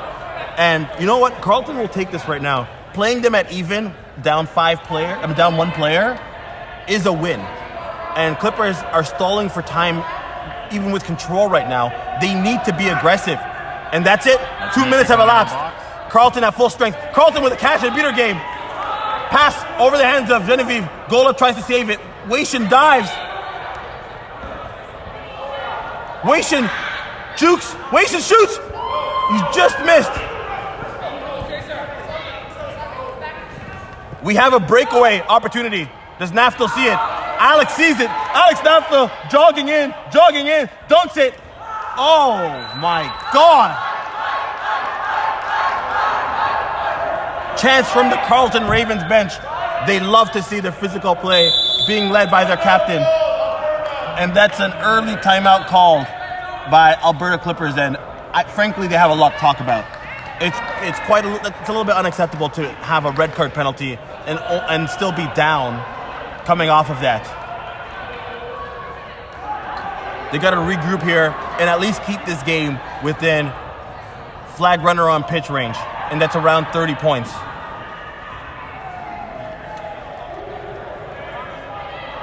And I would assume we're going to get fresh legs from the Carleton Ravens once they recover the ball in offense after this defensive possession.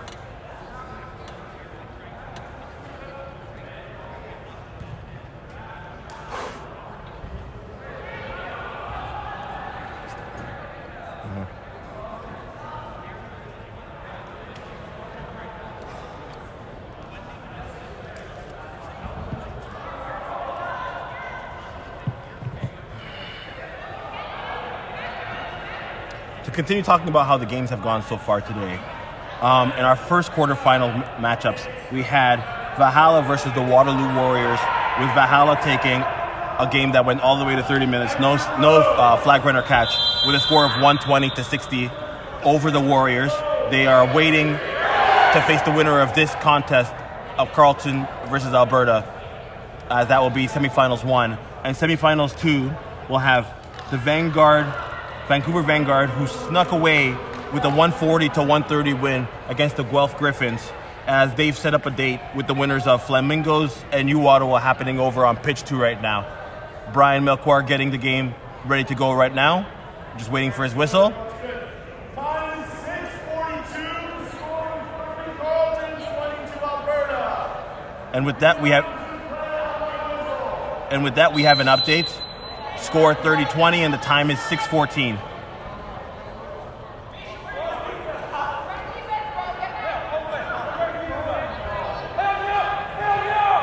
Carleton Ravens still with dodgeball control, sitting into their patented 2-2 defense.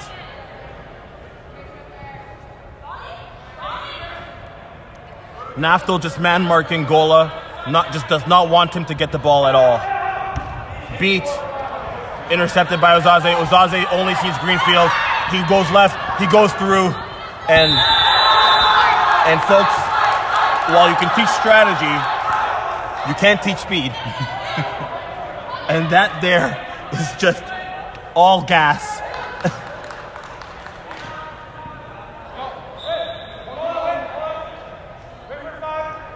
That brings us to 40-20. Pass behind the hoops, unable to be caught, and easy recovery by Hugo. Hugo looking for a jaunt here. Dodgeball control with Carlton. Carlton throws at Pierce. No dodgeball situation. Hugo says that's green light. Runs through Gola, but no!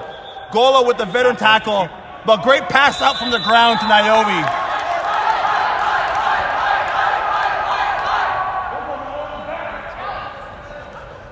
That is 2 goals and 1 assist for Hugo to start this match. And a great beat by Mulvihill to get you in there. Exactly. The assist for that goal truly goes to Jessica Mulvihill. Heads up play to beat their beater out of position just to get us into a fast break scenario. Jasper Whitby, their first time on the pitch. Jasper to Waishin. Waishin takes on Naomi. Solid juke. Beat out. Good beat. Low pass. Gola recovers a low pass. Gola looking for a hook shot. Hugo got so faked out, he was walking in circles, had no idea where the ball went, and John Gola with the just complete disrespectful shot fake. Oh my God. And folks, that you can teach that. You can teach shot fakes.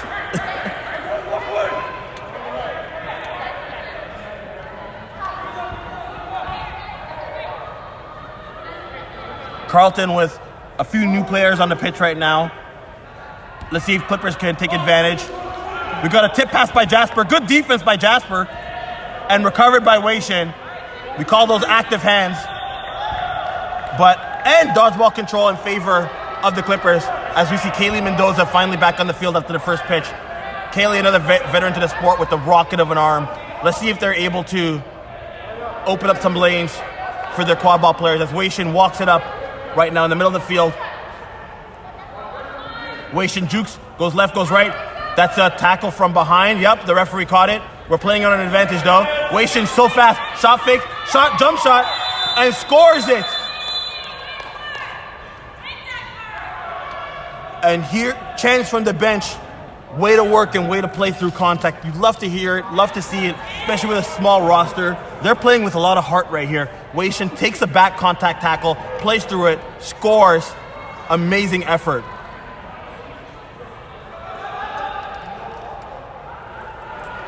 We have another conversation, head ref with captain of Southampton. I don't know what discussion could be because the back tackle was so clear. I'm pretty sure we could have seen it from Toronto. So My eyes aren't that good.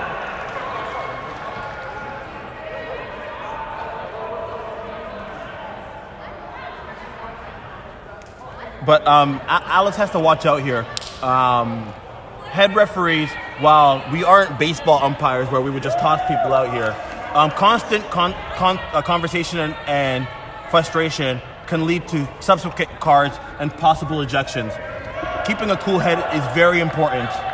And as the favorite coming into the game here, we're just seeing a little bit of anxiousness coming from this Carleton Ravens team a little bit, with only a 1-goal lead.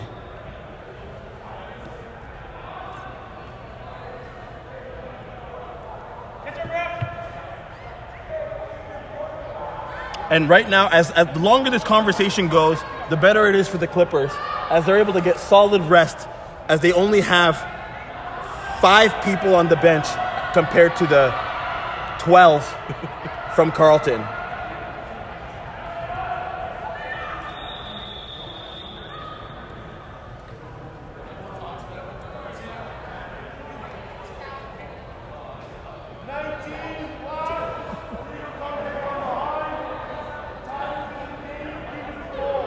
And confirmed legal contact from behind.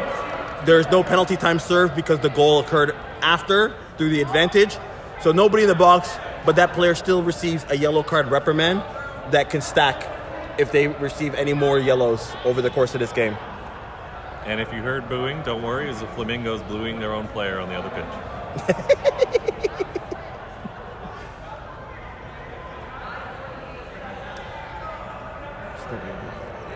Try to ask for a time check. I think he's busy. Yeah.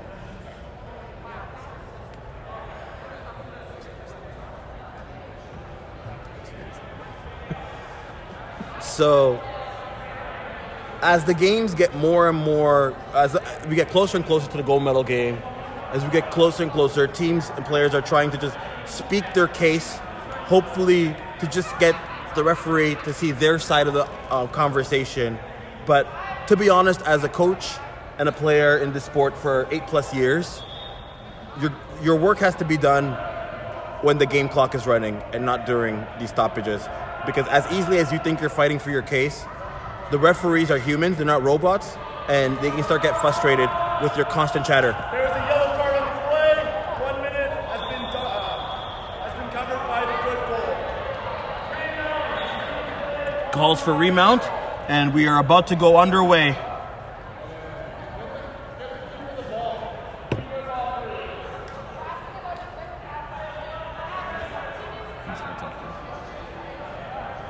Oh, wow. And number 19 of Carleton, Trehan, has just blown out of his cleats on the last play. What can go wrong will go wrong right now for the Ravens on just the small aspects of the game. But they're still in the driver's seat, up 1 goal. Dodgeball control remains in the hands of the Carleton Ravens as they're up on offense. Jasper Whitby fleeing the scene. They've been found out. They tried to play in enemy lines, behind enemy lines. Waishin, great block. Beat out by Max Geiler. Let's go. And what a good contact by Gola. An underhanded scoop shot by Lucas Pauly. Hits the bottom rim. And Ozaze, quick try to get the rebound, unfortunately tapped out. But good effort from everyone around. Dodgeball control remains in the hands of the Ravens as they're looking to again pinch that one side of the field. We have Jasper Whitby navigating, swing pass to Gola, but Gola is beat out.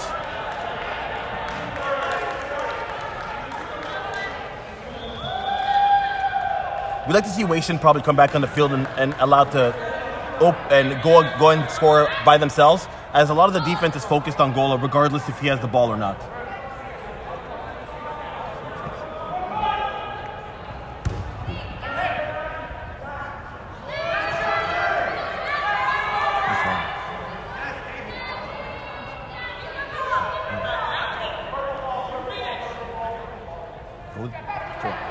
Go there, call the AR together. No, call this AR together. Yeah. What? Get him, tell him.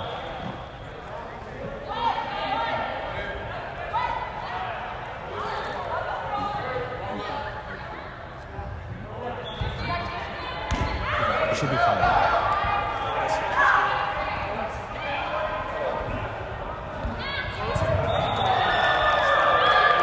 And a struggle at midfield. Gola trying to provide a shield for his... And through all that scuffle, Clippers are able to maintain dodgeball control. Great tackle by Dave Chapman on Naftal, but beat out.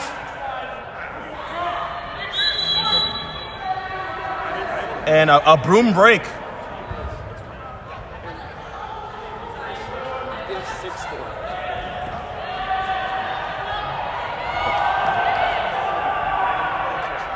And an update that scores 60-40. We must have missed one over here.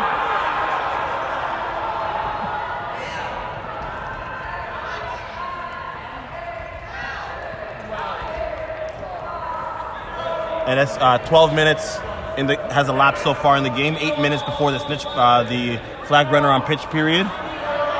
And we have Gola stepping up to take this Naftal drive. Naftal probably going to pass to Naomi if he sees it.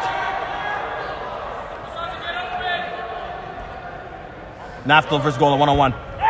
And a goal by Naftal with a pop shot. Emily Naftal providing sufficient distraction for the defense. We got an advantage play. We got a call. The referees are putting their hands up. Does Brian see it? Up. And he just sees it.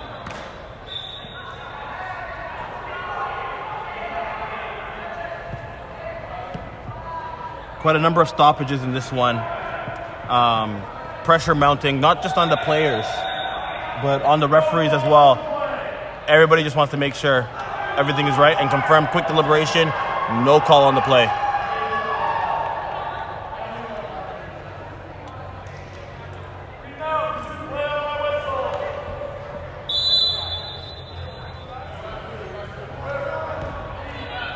Is that? Yeah. Yeah, dodgeball control in the hand of the Clippers. And like I said, we got Waishin able to be the person attacking a little bit, try to see if they can find Gola, and throws it. I think they just lost the ball, unfortunately. And then kicks it after, which is probably what this card is. It's probably going to be either a play after or a dangerous kick. To be honest, both are applicable here. You know, let's just see which one the referee has seen.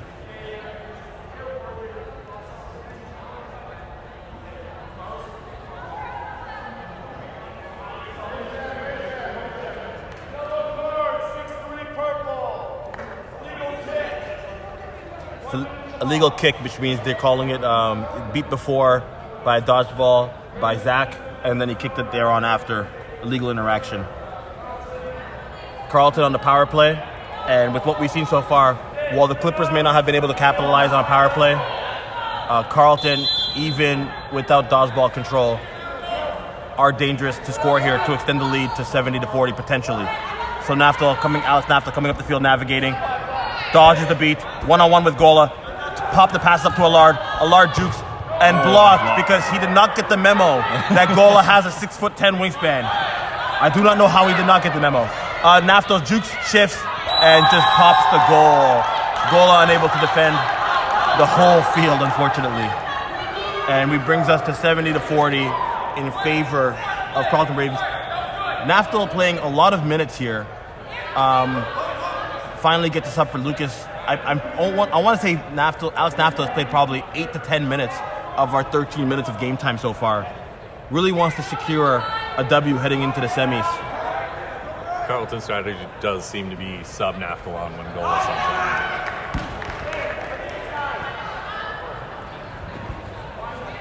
Lucas Pauly on the ground, Waishin tying them up. No dodgeballs, yelling from the bench. Lucas Pauly has a head of steam, running to Jasper, pops a shot, and misses. And you know what? That is not the Carleton way. The Carleton way is to run in and go in for a dunk. Lucas Pauly has to be sick right now. That's an easy attempt there to really stretch this game out of range. Could not capitalize, and that one shift break brings John Gola back onto the pitch. Waishin with Genevieve, with John Gola, and with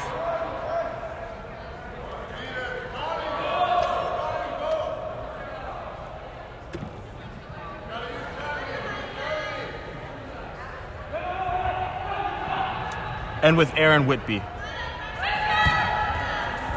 Shot blocked by Ozaze.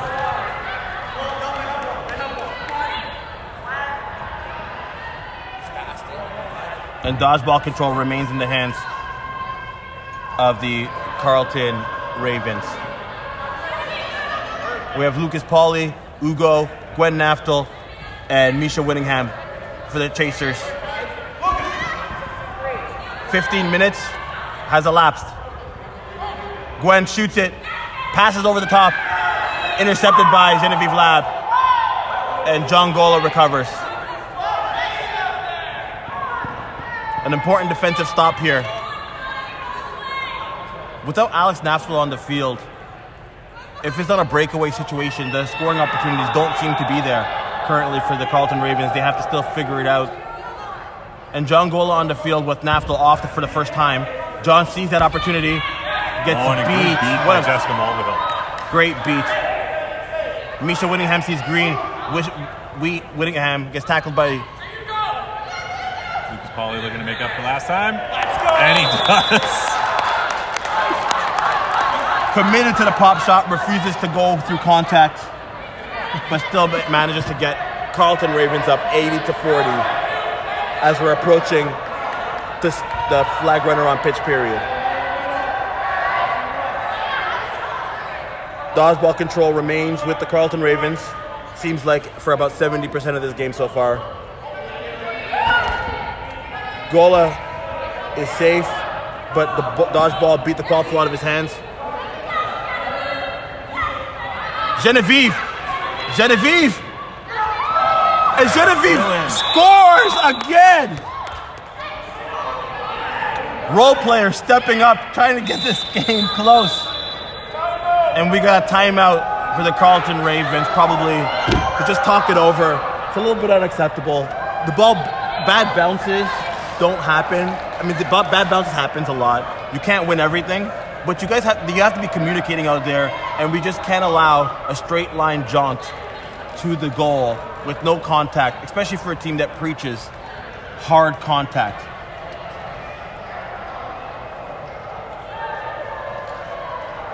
So the Clippers will get the rest here, and the Clippers will get another rest at the 20-minute period. So that would give them 3 breaks for the game so far, as well as a couple of long stoppages with referee deliberation. And those are the little breaks that are kind of key for a team that has less than 13 players.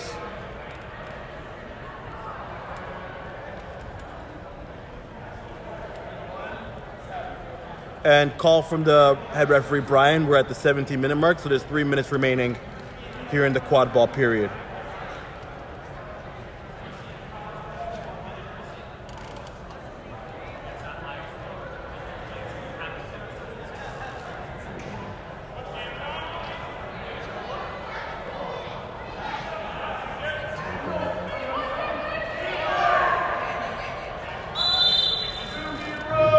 Calls back to the brooms from head referee Brian. And it looks like we have found our snitch, Liam Catton, a really strong flag runner. Be interesting to see how both these teams deploy their resources during the latter part of this match.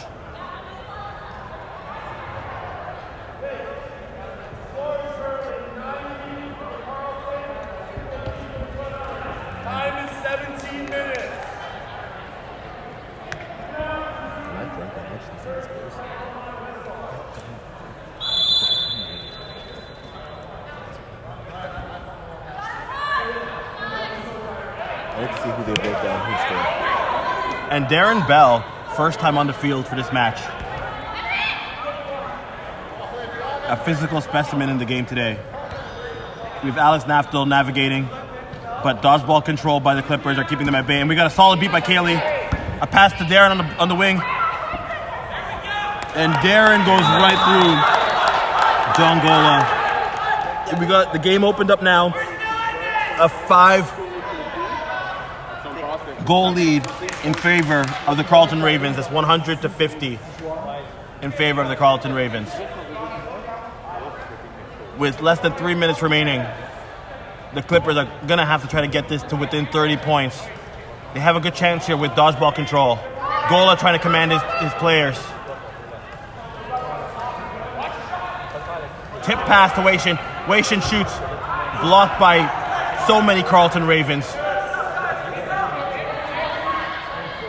Those desperation plays are really not what Clippers needs right now. And John Gola really hasn't been able to get any kind of driving situation as we get another stoppage.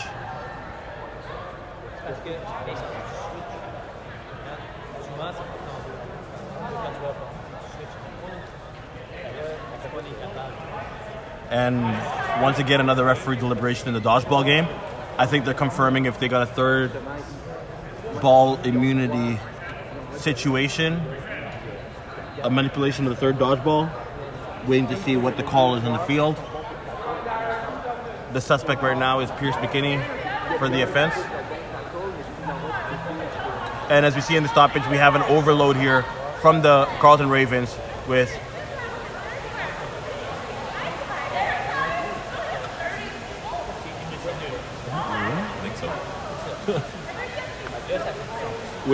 Aya in a support position with Alex Naftel, Darren Bell flanking Aya, and opposite side we have Ugo waiting in case of an emergency passing option.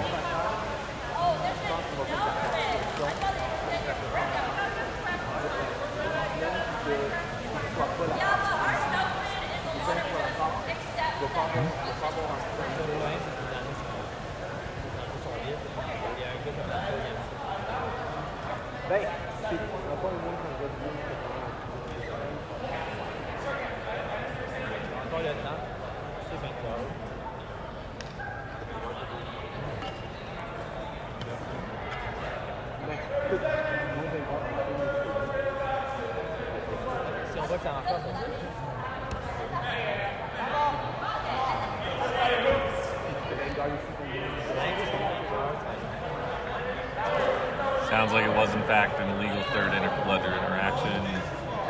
Screens are good.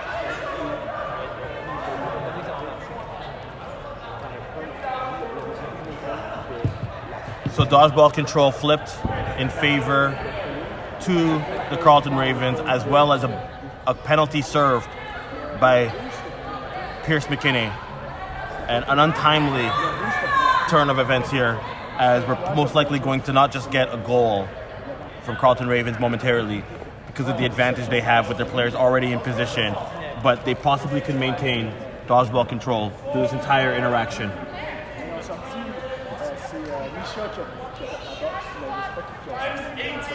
If I put on my Tony Romo hat, if I got a prediction, Naftal's going to juke by this initial defender, try to draw Cayley, and possibly hit Darren Bell on the wing. Let's see what happens. Got about 1 minute and 10 seconds left in this period before we go break. Dodgeball control right in front of Naftal. Naftal drives in. Naftal swings at Darren Bell. Goal. Just like they drew it up.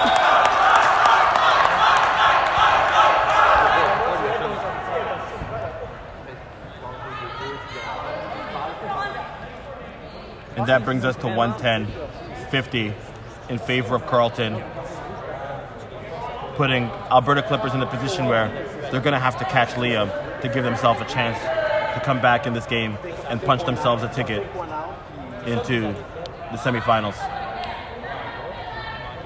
Everything's leading Carleton's way. Gola navigating, Gola triple team, Gola pass up top, and unable to get to Aaron Whitby with Ugo sprinting down the field. They're calling him to slow down, but he refuses to slow down, and he just does. Backpedaling, and a reset used. Pass to Aya.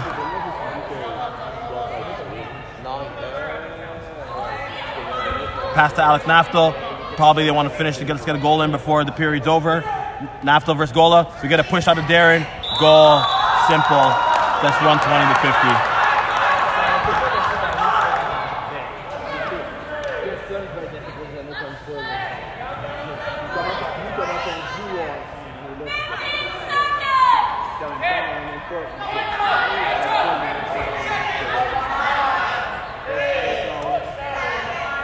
You got calls for 5 seconds left in the game. Gola shoots and misses. Genevieve unable to corral the rebound. And that brings us to the flag runner period. Score of 120-50. An uphill battle left for this undermanned Alberta Clippers roster.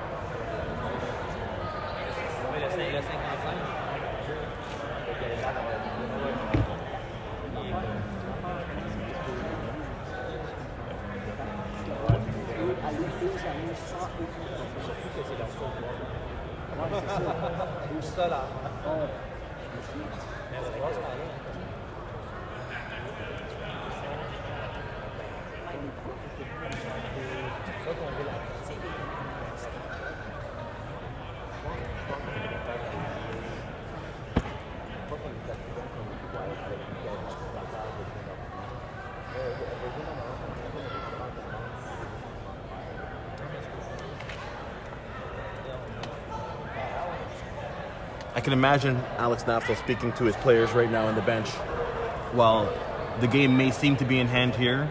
The constant phrase is job not done. It's the little habits we got to put in to prepare us for the remainder of this tournament.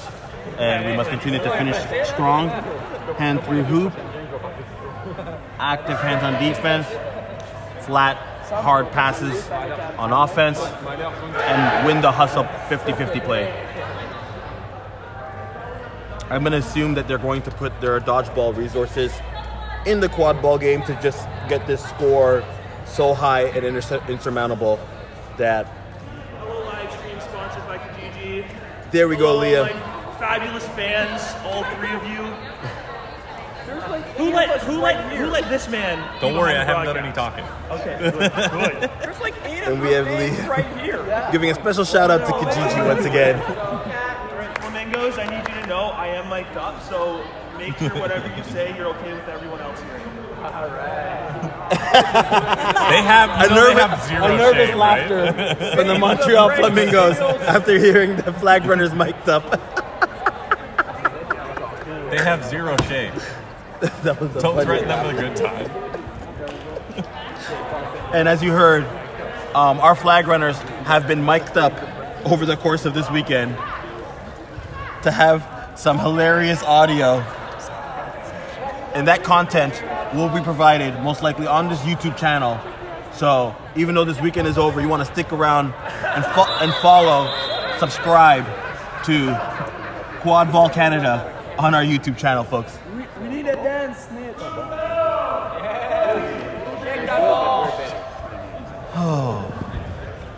And what a sprint by Zach, able to outrun Kaylee Mendoza. But the Clippers are able to win the jump ball because, once again, they have a monster, 6'7" John Gola on the field. But the Carleton Ravens have done a very good job of keeping them at bay.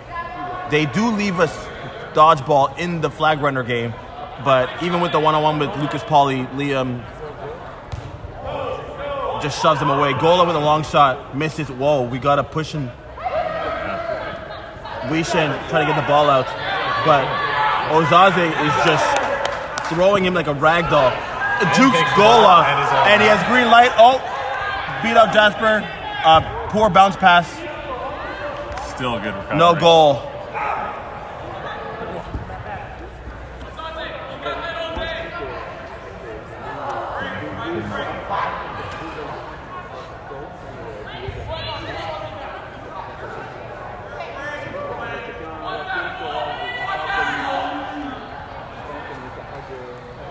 Liam Catton getting double teamed by both seekers.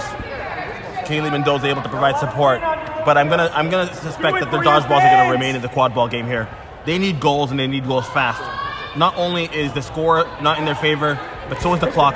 Jasper being thrown by the ground by Gwen Naftel, and you heard that right. That is the sister of Alex Naftel.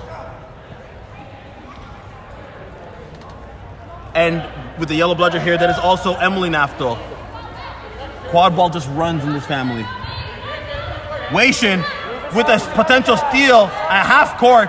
Good hustle, but gets beat out. But John Gola able to recover.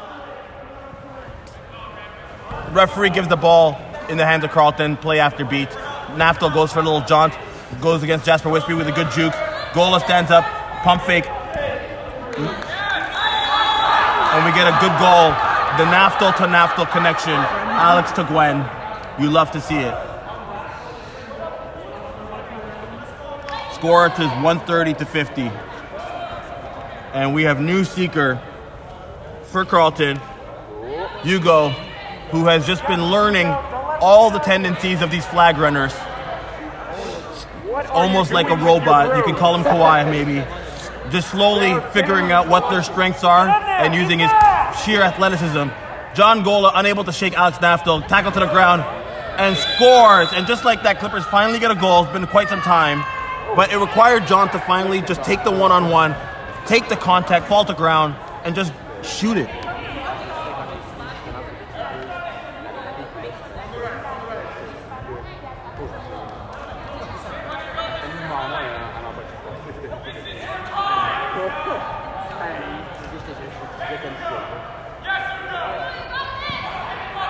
Naftel surveys, shrugs off Weishen. Alex double teamed with Weishen and a potential beater. Drives through them though. Shot fake, pass to Gwen, and a goal. Back-to-back goals for Naftal and Naftal. That brings us to 140 to 60.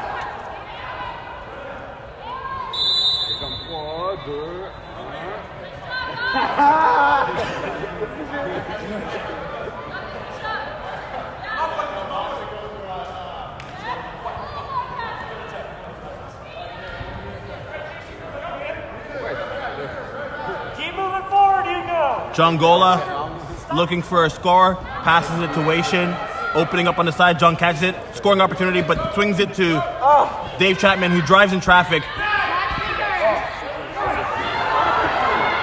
Waishin, another rebound. Dennis Rodman out here just collecting rebounds. Nice hit by Gwen. And yep, Devin has that right on the money. Fantastic hit by Gwen. She's not only a goal scorer, she's a solid defender. Two-way players, we like to call him. As Liam Catton just ragdolling Hugo all over this pitch. And we got a stoppage. Unclear what this deliberation could be about, but hopefully we find out shortly.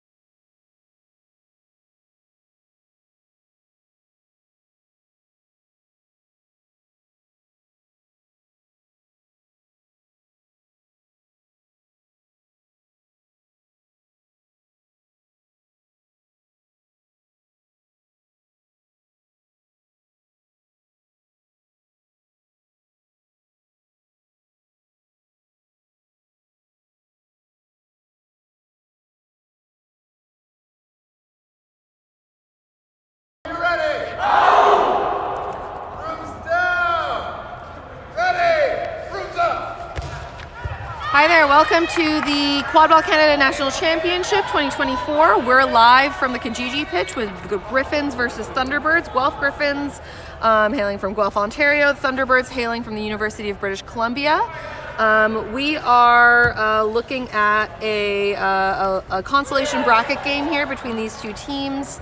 Guelph actually just coming off the heels of a really tough loss against Vanguard, a 10-point game, resulting in a heartbreaking defeat for the Guelph Griffins, who've put on a heck of a tournament this weekend.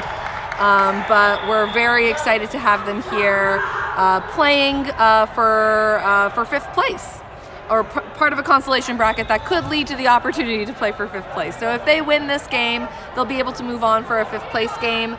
Otherwise, this will be the end of their tournament, and of course, same opportunity to UBC. We just had a goal from the Guelph Griffins, so the score is 10-0 for Guelph. Thank you all for joining us. I'm Yara. I'm here with my co-commentator. Awesome. Hey, so I'm Hale.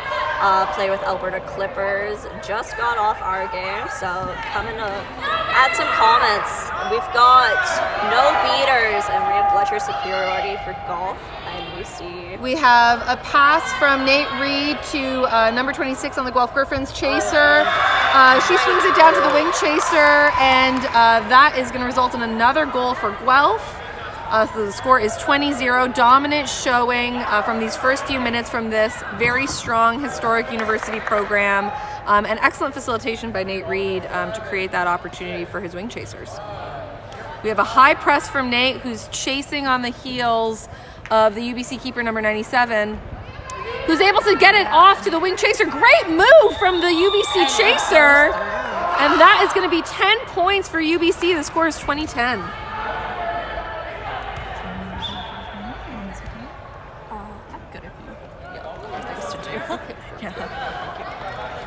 Okay, thank you, Yara, for setting us up and shutting off all of our sponsorships. So we have Griffins coming up real slow with the chaser. Just dunk right in. Oh, and it looks like it's a pass, but it's all right. Griffins have possession once again. They're slowing it down, passing around the hoops. UBC playing a hoop D here, so they've got three in front, and it looks like we've just lost one of our chasers to a UBC beater. So we have Guelph just looking to reset here. They've got the quaffle at the top. They have one beater with them as the support. Nathan off to the wing chaser. The wing chaser is looking to make that pass. Hoop D is one of those ones that you really want to get a lot of movement going around. We have Guelph coming up with the Bledger. And it works for UBC, and their ball's back to the keeper. They shut down that offensive play from the Griffins. And so now we have a little bit of pressure from Nathan on Isaac, the UBC keeper. Isaac fails to block that Bledger with the quaffle, but UBC tries it there, and it's picked up quickly by a Griffin chaser.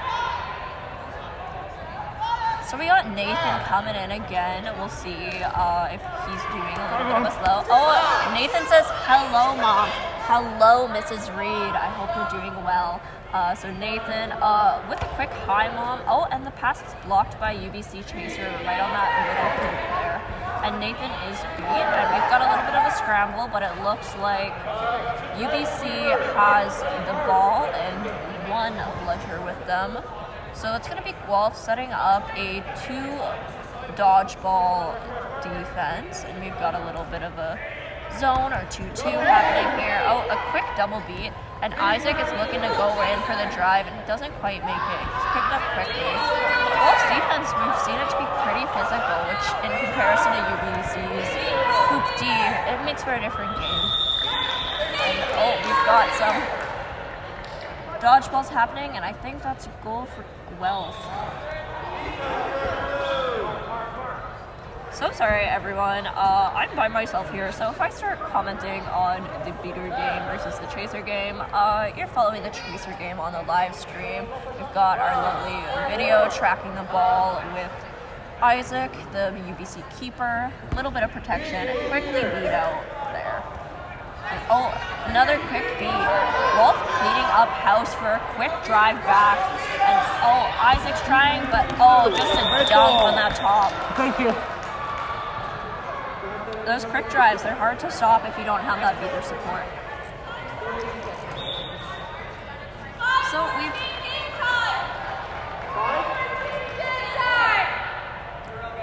5:14 game time. Awesome. Okay, so that is our lovely ref crew, a mix of Western refs here, letting us know it's 5:14 into play. Okay, and we got Isaac again with the ball. It seems like their keeper is really focusing on carrying it up. And a quick cut from UBC that's denied by Guelph. UBC without beaters, and Guelph quickly capitalizing on it with, oh, not quite a dunk, a missed pass to a wing chaser, quickly recovered by Guelph with the speed, the precision to just right through that middle. I think that's videographer. Can you see all the way over there? 5, 4-1. Yeah, it says 4-1. All right, so we're sitting at 4-1. I'm not sure what went on with that last goal, but let's just set that up. If the score doesn't reflect what's happening in the live stream, so sorry. Oh, and Isaac, oh, straight through, and that's good to go. So that little pass by the hoops is really useful for them.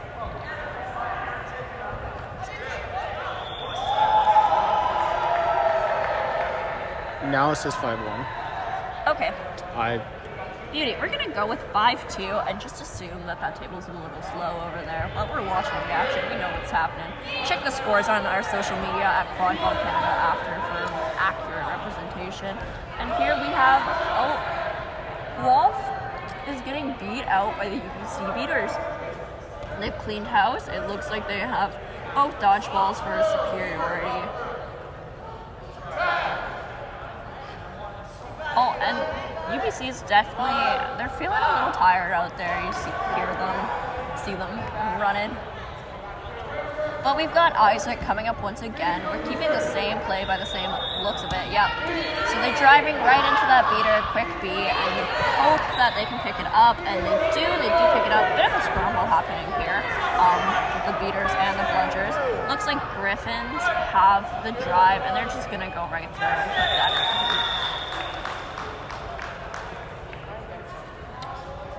That's not quite sure what their number is, but we've seen a couple of hard hoop action over by that player there.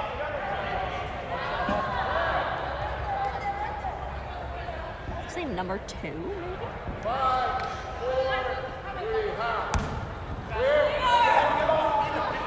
Number 2, so that's Shay Gordon. A lot of good positioning though there, and just the drive. We got Isaac coming up once again with the quaffle. Oh, and a quick pass to another UBC chaser. A beater support, but this chaser's getting pushed right down. And that's beater gets beat out, and yeah, so what you hear there is a lot of our reffing teams are going to say back to hoop for naughty behavior as it is. But this naughty Guelph player refused to listen to the refs, maybe didn't hear what was happening, and so they're receiving a yellow card. Yellow card! Contact from behind! Yep, so that's going to be a contact from behind, so football is a very physical sport, and I believe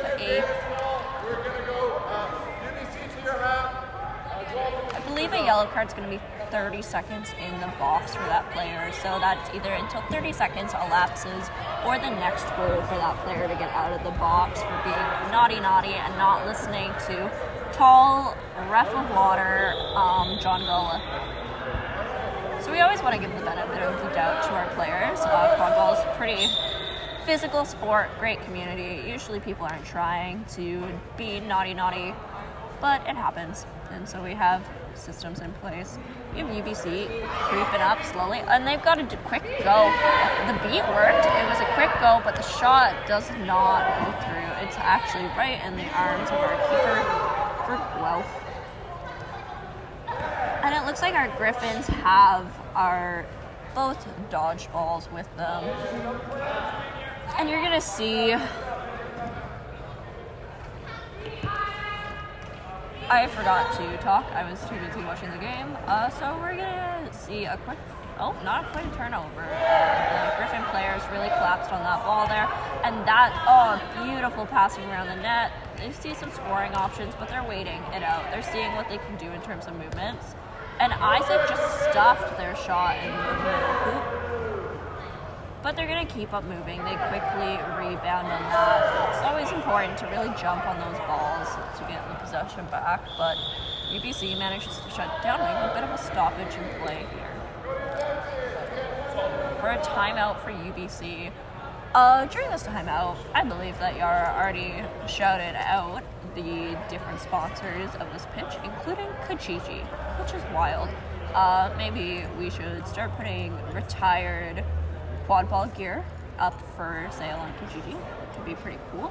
An opportunity to fundraise so that we can continue to access lovely venues like this, the Durham Center. I must say, commentating by myself is a different experience. I'm not really sure who to talk to, so I guess I'm going to talk to you. I wish I had some fun facts for you about either of these teams.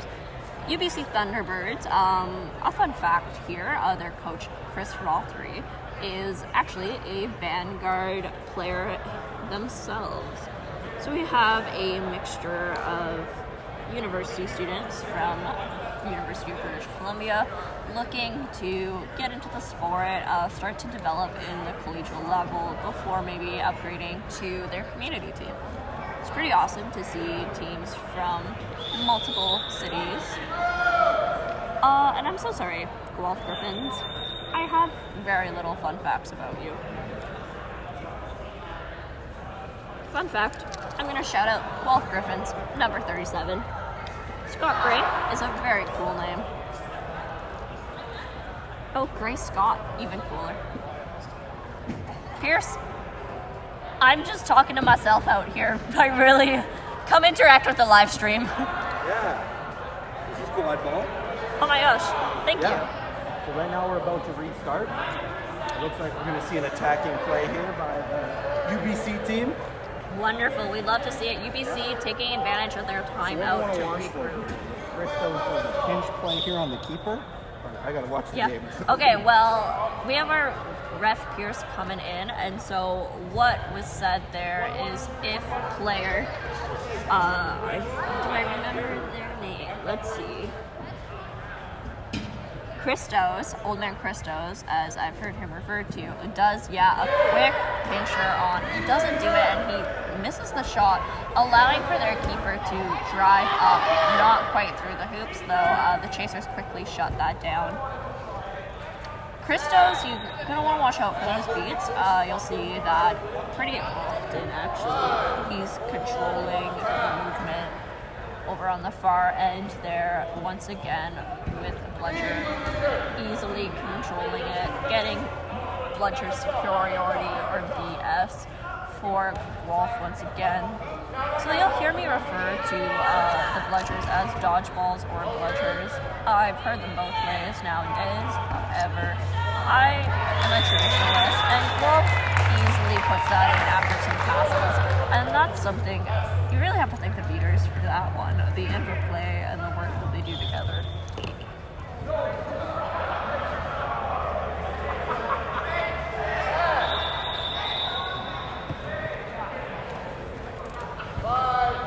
Alright, so we've got Isaac coming up again.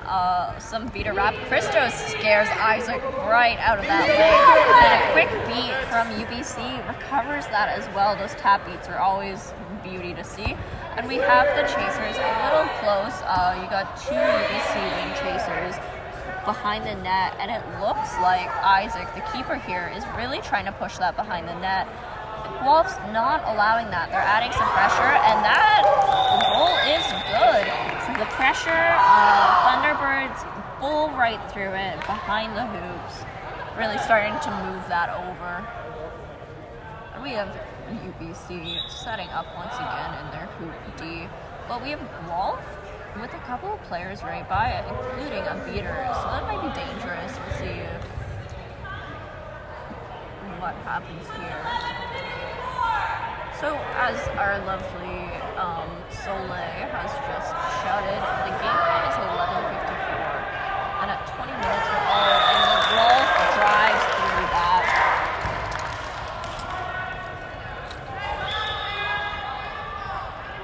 So UBC looking to kind of regroup, recover.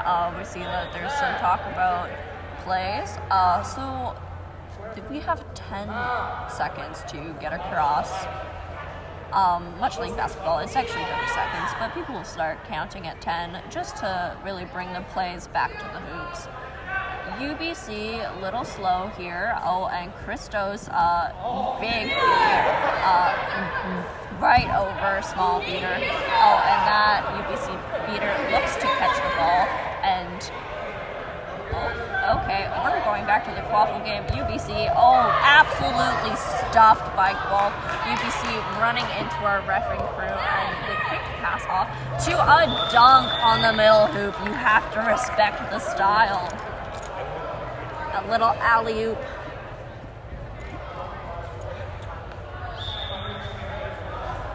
UBC, Guelph walking back to defense, setting something up. They've got Christos with the bludger, not really too concerned about controlling the pace of the game. So we have Isaac coming up to threaten the keeper. Little tap beat. They does get the ball off. 97. Oh, looking to hit that tackle. They did initially wrap, but they went a little too behind by the time that they finally decided to throw down to ground. So that's something committing early is going to really help prevent that. Yellow card for number 87 on 12, contact from behind. 1 minute of the penalty box until scores. So that is a yellow card for Naughty Lachlan, number 87 with Wolf, and he is going to the timeout box. So he's got his yellow card and off he goes.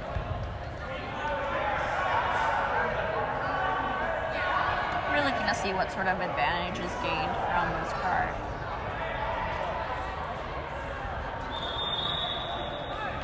Refs are deliberating with two different crews happening here. Christos still with a dodgeball, not even a concern. Isaac is already back to hoops, just tagged in, so we'll see if this is a defensive or offensive turn for UBC.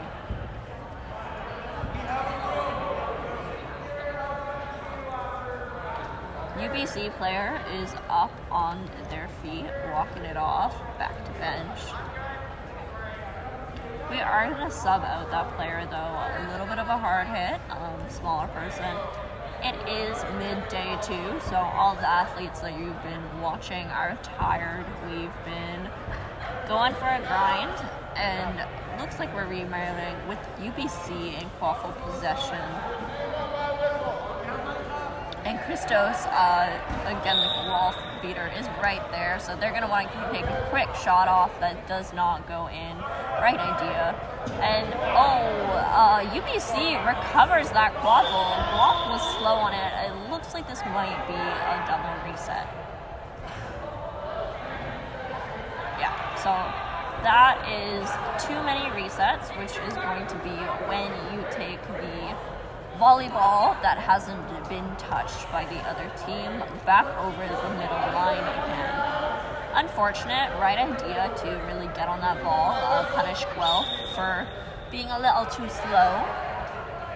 Christos sneaking up behind, he's right behind the UBC beater. You can't think this is going to be good, and a quick beat right off the back to Christos.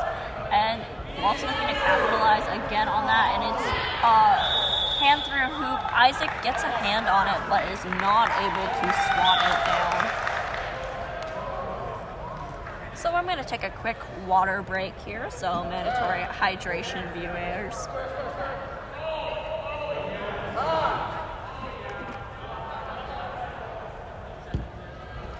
And welcome back to, once again, Isaac, UBC's keeper. walking it up. And there's a good beat on Griffins. He's a little too scared to capitalize. He doesn't go up against their keeper, looks for a pass, and a shot that is not good. So if you've been watching, you might notice that UBC keeper Isaac has been Ironmanning most of these games. I've not seen him take many breaks, so he might be looking to just kind of take things a little bit slower at this point in the tournament. Oh, but the UBC is wrapping up the Guelph movement, and they're moving right around, and a quick beat on the Guelph chaser with a waffle. It's going to be a turnover for UBC. Guelph back quick to defense, a little bit of a press that UBC quickly slows down. And they cross over, and a wild shot pass. Oh, the chaser catches it, but is quickly beat. Good option, and this chaser is working back on to hoops. We got Guelph coming in quick. Beat, and Isaac picks it up. Good to know.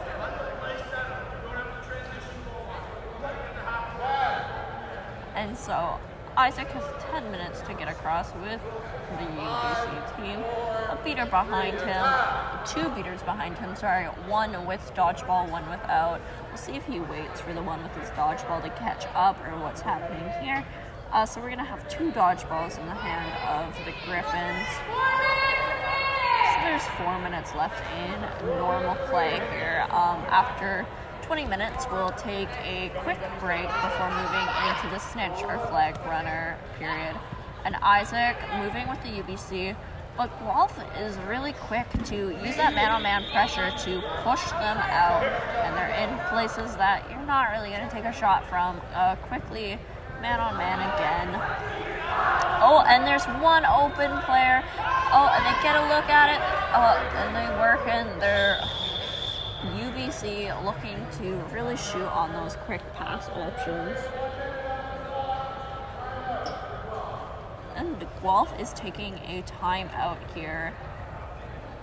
And I believe the score I'm displaying on my screen is going to be 10 for the Griffins and 30 for the Thunderbirds. I cannot confirm if this is correct. You will need to check later. So we've actually seen both teams use their timeout in this period. Timeouts are a great chance to kind of regroup, change up the strategy, give your players a break, give them a little chance to catch their breath.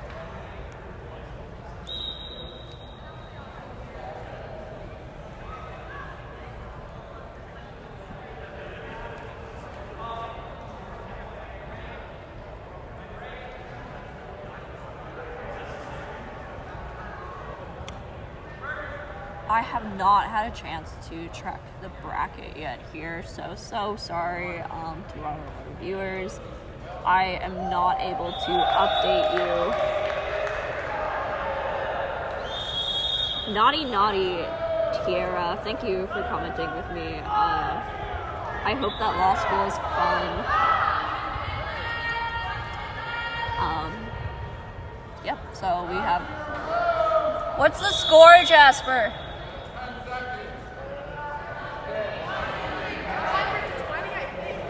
That is somewhat accurate to what I have. Unfortunately, I'm an AR, and I have indeed been watching the Bludger dodgeball play. Okay, understandable. Jasper, back to reffing, and Balloon Beater. And we're back into play, so we'll see what is crack-a-lacking here.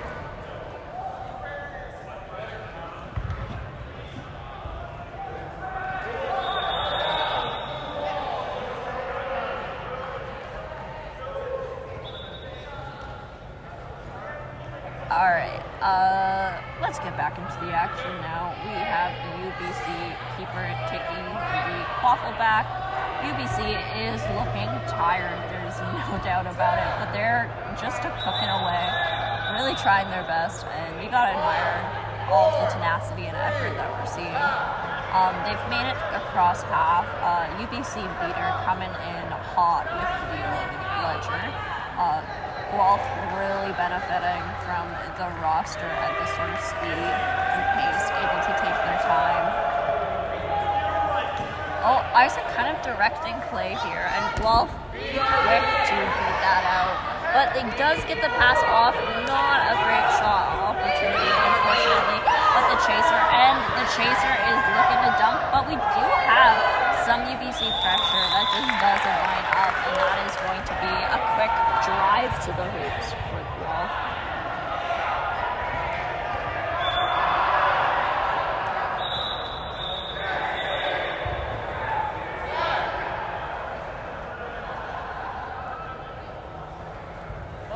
Okay, and we have the same sort of momentum, same sort of idea from UBC. This time we do have beater in front for that protection to maybe help out with that pass. There is going to be immediate beater pressure, but they're having a bit of a battle, and it almost works.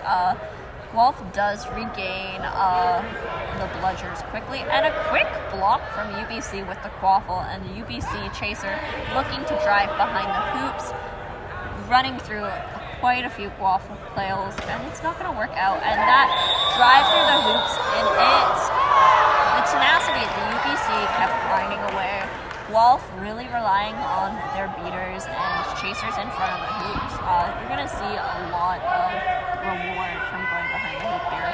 So we have 1 minute left in regular play, and Guelph not looking to do a whole lot about it. It looks like they're pretty comfortable with their lead. We do have Nathan back for Guelph.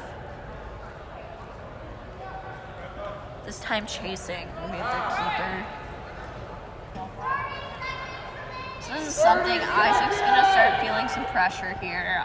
They're really not looking to let UBC get any shots off. And that long shot to a pass, it's a goal.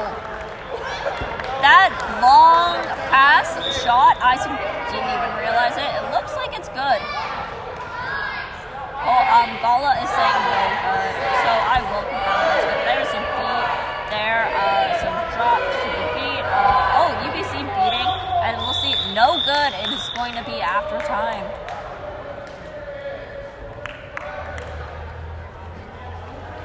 I'm going to try and get an update on the score for you here. Pierce! What's the score?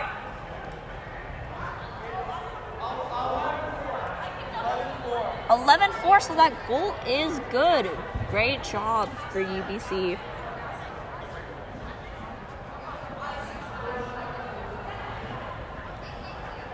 Again, so I can see your comments, and as a Quad Ball Canada representative, happy to engage with our players that can't be here and our players that are also alumni, our non-playing volunteers, our volunteers that have heard about the opportunity to do something with their weekend about a silly sport such as quad ball, even though all sports are so silly, and they really take their time. And without volunteers such as our Quad Ball Canada executives, our non-playing volunteers, our playing volunteers, this tournament really wouldn't run. And so we really appreciate everyone, and we're going to give a big shout out. Yeah, you'll see some volunteers on the live stream. And then I can't see what Snitch we're looking at. So the Snitch, or the flag runner as we're calling them now, is part of the reffing crew. And the Snitch is going to have yellow shorts with a little tennis ball magnet on the back of those shorts. It's looking a little bit like Corey, and I'm sincerely hoping it's not. But there's a possibility. So Corey is renowned for being a sneaky little snitch. And in that, I mean very difficult to catch. Has gone uncaught at regionals. I believe this weekend also going uncatched. I could be wrong. So this reffing member, we're going to send out 2 seekers from each team to chase after him in this pitch. And the snitch catch is worth 35 points because we want to reward the effort put in by the seekers and by each team. However, we need it to be a reasonable amount of points. And Guelph quickly taking back the pitch. Hey, oh, hello. Do you want to sit with me? Do you want to introduce introduce yourself to the live stream. Okay, it's fine. So I have company now, and so I don't feel like I'm just talking into the void. This is a great time for me. Do you have any updates on how the other pitch is doing? Okay, that's all right. So no updates from people that definitely are not here. Yeah. So Guelph, they're feeling fresh. They're feeling ready. We got a different lineup with some familiar faces coming in. And we have our Snitch and Pierce. How y'all doing tonight? It's fine. You're busy. So that little ball is what you're gonna be after. Delicious. Wow, you're really getting a whole show. As an occasional seeker, this is just, it's torture. Tantalizing? Yeah, it's truly, I'm awakened.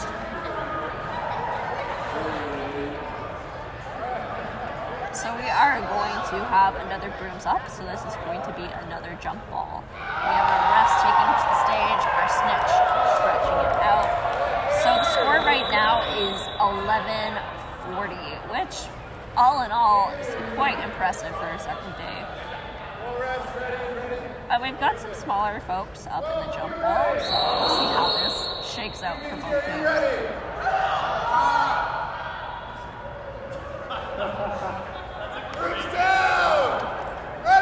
Gullah is in fact just dropping the ball from his highest point, as he does not need to throw for these people that were fighting to jump.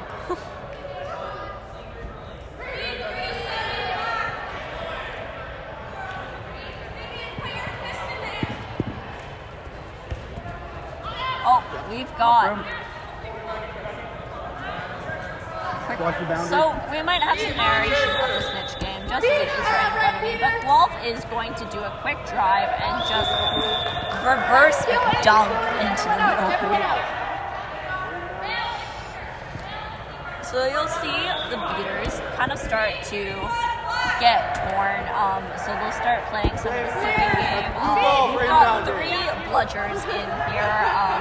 It's a little bit of things are happening. So Corey is off grooming many of these players. That's what we're gonna see if Jasper says that's no good swat.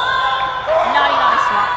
So the swatting rule is going to be that you can indeed hit bludgers with your hand, given that they hit your hand first.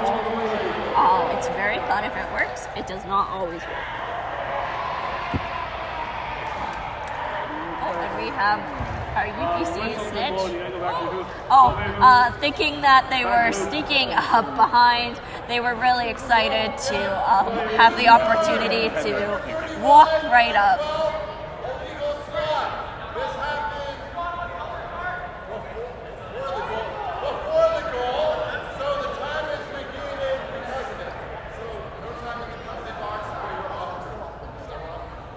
Okay, so it looks like our goals are going to be good. No time served, but off room, so they're going to tag into the hoops. Our UBC seeker sent back to the hoops, and now they can come back. Corey SRing himself as the season snitches do. And we have the 2 seekers coming in.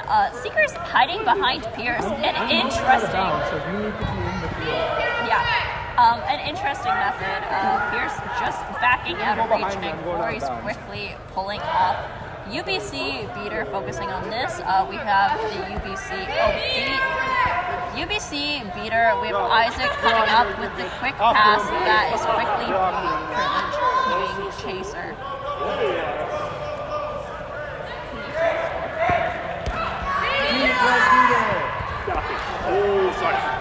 Red beater. Red seeker. I have missed a Thunderbird goal. So sorry. I got distracted by this tantalizing Snitch right in front of me. So we're going to focus a little bit on the quaffle game here. Live stream, if you see anything exciting, feel free to pan to it.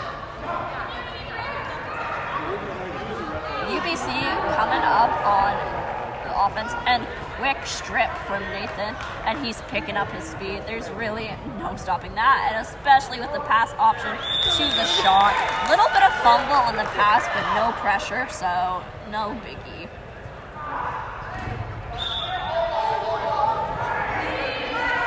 So that's going to put us at 13-5.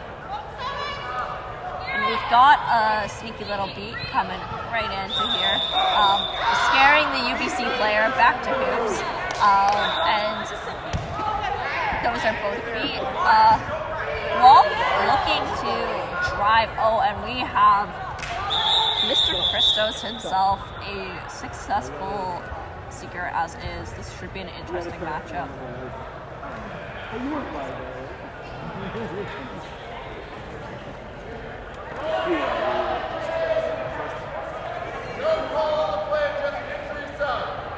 Okay, so no call, but we are going to get a Wolf substitution.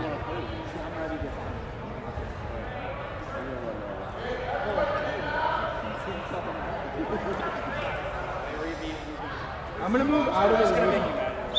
3, 2, 1, go. So that's the sort of thing Corey quickly pulls and Wolf dunking over there.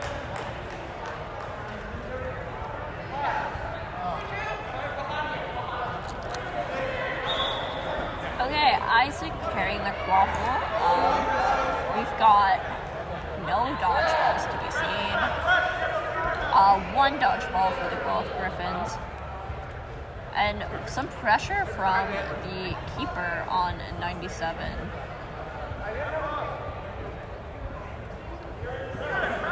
Oh, so they're trying to throw a pick here, and it works. It's successful, but they're not able to capitalize on it. Good placement from the UBC chaser, and it's going to be a quick drive back. Hopefully, no. Oh, and the UBC chaser actually holds their own, and the ball does not go in the hoop for the first time, but Glove is recovering that with no problem. That's your ball, Izzy!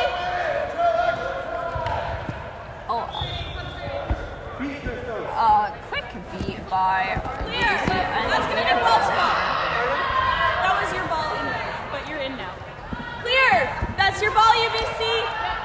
And we have Soleil directing Bludgers like a champ, and the quaffle is recovered by a Guelph player. They have 10 seconds to cross half here. 10 seconds left in And there, regulation. 10 seconds left in regulation play. A big jump by Christos, and he's weaving and dodging. It is now extra time, so this means that the Snitch has survived for 5 minutes, and we will be playing until either the Snitch is caught, in which case teams can choose to let go of their time, or until the 30 minutes. We have a hard cap of 30 minutes for the games in this tournament, just to ensure that everything's running on time. Honestly, I'm a fan.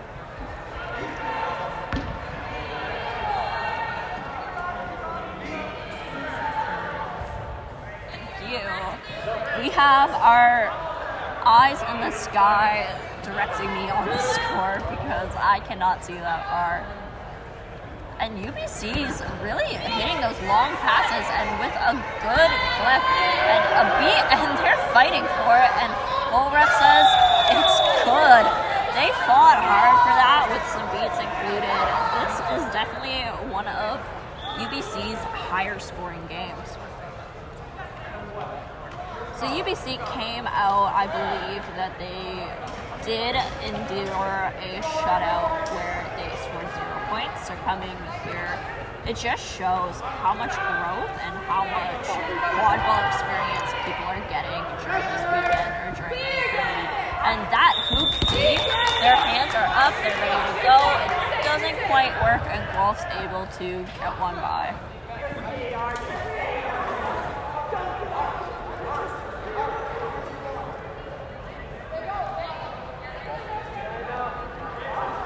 Okay, so here we have UBC, Isaac, keeper, coming up with the ball. Not much support from his team yet, so we'll see what he's doing. He's got some high pressure. UBC beats it, and the pass is off, and the goal is good. Thunderbirds are starting to feel themselves, and Guelph's gotta consider thinking about their options here. Really shutting down those passes that are finding their home. Guelph is slowing it down. We might see a play here.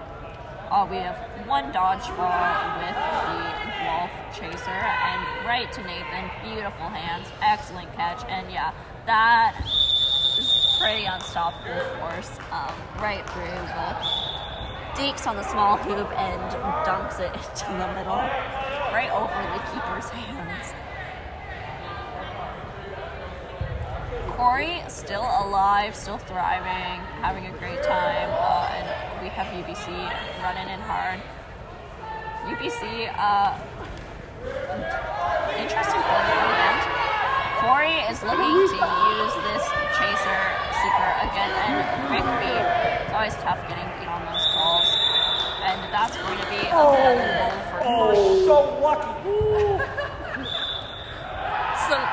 Some words exchanged between Christos and Corey about the luck of the draw, as it were. We've got our chaser, Isaac, coming up, crossing half. A little nervous here. They're going to want to keep those... two beaters from BBC. They're going to want to keep that BS, really tapping people out that seem dangerous. And a nice swat from Nathan that goes in, and Isaac dumps that bad boy. So back and forth really happening here in extra time.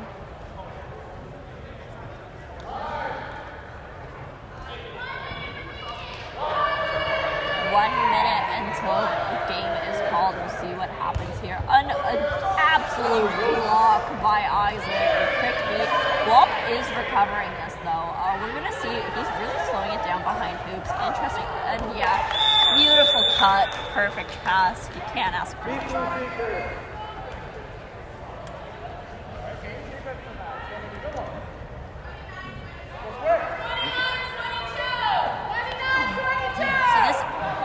Looking at the last 30 seconds of extra time play and also time play in period.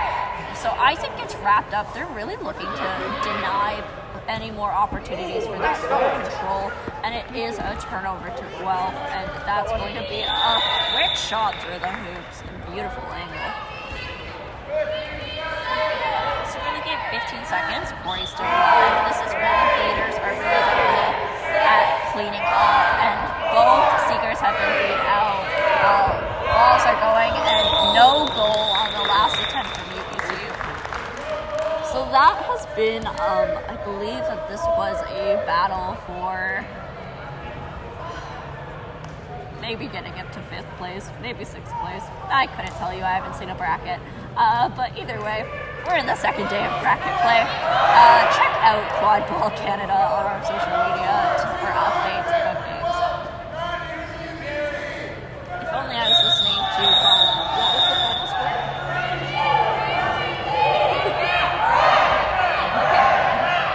So we were not listening to Gala. I'm going to assume our final score is correct. Either way, we're calling this a win for Guelph Griffins, and they're going to advance to bracket play. And Yara has come back to let us know how that's going to work out. Also, goodbye. Thank you for watching another game of Quad Ball Canada Nationals 2024.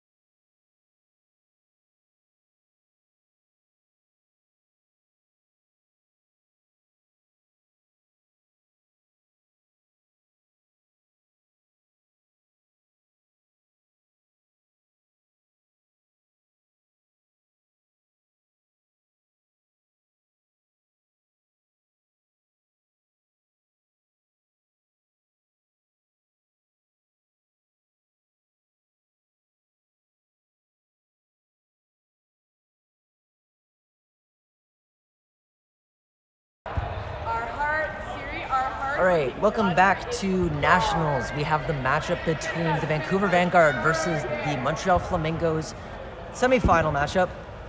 Both teams looking for the finals. This will be the Flamingos' first chance going to the finals, as this is their first Nationals. But the Vanguard are looking to make their way back after a disappointing finish last year, coming second to Valhalla in a close finals match. Paige, what should we be expecting? I think it's going to be a very tough matchup. It's East versus West. You always like to see that at Nationals. They don't get an opportunity to play against each other otherwise. I think as well, we will be looking, Flamingos beaters are well known for their evasive dodges, so I'm going to be looking out for that. How about you, Scott? I'm interested to see how Vanguard do with a much shorter bench than the Flamingos and how the Flamingos take advantage of that. Whether or not they'll be cycling quickly or trying to play stronger lines and just hoping to batter down the Vanguard. So it'll be interesting to see what strategies they employ and how Vanguard stay in this game as time goes on and on. They're a very talented group, but especially after a full day of games and another half day, it might be challenging to stay and keep pace. So we'll have to see how this turns out. Teams are doing their cheer and they'll be lining up shortly. Paige, do you have any players to watch from each team? I always like to watch Michael Wanless. They're one of the star chasers in my books. As well, John Nicholson is usually a good one on the Vancouver Vanguard. Looking today, they might be doing less playtime, but still looking for those wonderful shots. That's great. Looks like Wanless is out on the field already with keeper, what is this? This is Hamlin. Both very iconic players in their team. So we'll see what they can do. First, starting beaters for the Flamingos is going to be, I believe that is Shaggy and... Shaggy, also known as Martin? Yeah. Well known in the community as Shaggy. And Felix Tremblay. The Vanguard starting beater pair is going to be Chris Rothery and Soleil Heaney. Well-storied players out west, starting with UBC.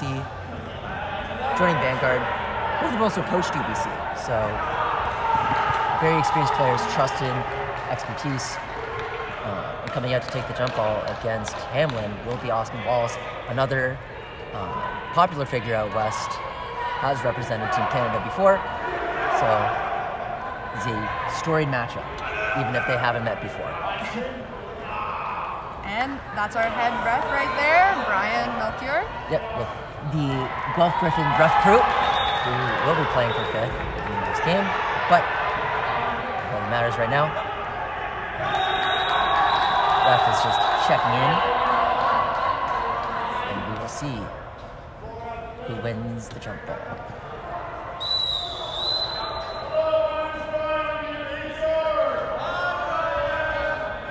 People saying hello to Brian.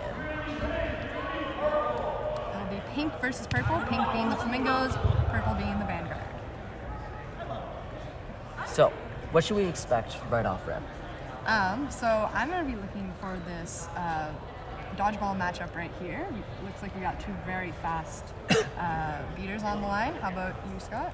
I'm also very interested in how the beater play goes. I know the Flamingos rely heavily on the beater play, so if the Vanguard can shut that down really early, we'll see how momentum shifts. Oh, and there's a boxing out by Austin.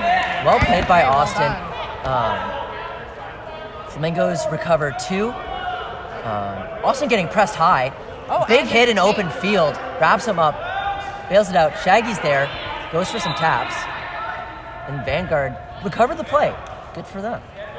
Flamingos set up their defense. And Flamingos have bludger superiority, or BS as we like to call it. They hold two. They're going to use it. Going to press high with Wanless on Austin Wallace. And another takedown from Hamlin, forcing Austin down. Dishes it out, but swatted down by Wanless, who is going to see green as his beaters tie up the other beaters. Feeds it to the side. Number 42, that is Alexander Gagnon, and that is for the Flamingos early on. That's exactly the pressure we're going to be seeing from the beaters when they have that BS and are going to be looking to make sure that they are using that to its full extent. Flamingos are playing very aggressive with their chasers. Is this a 2-2 setup by the Flamingos? Is that correct? Yes, a 2-2 setup is 2 players low. And Austin Wallace with the shot from high. That is his bread and butter. He will... Oh, but there's a stoppage in play from Brian Melchior. Oh, this is a... Looks like It a looks beater. like he is giving a card to Chris Rothery. The goal is still good.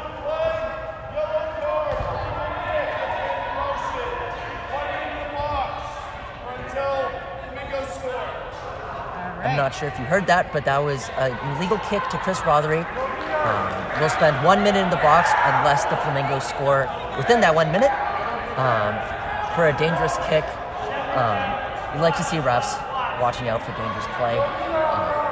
We like safety first and foremost. Even though it is a full contact sport, we want to make sure people are staying healthy and safe. And the ball is down low in the hands of...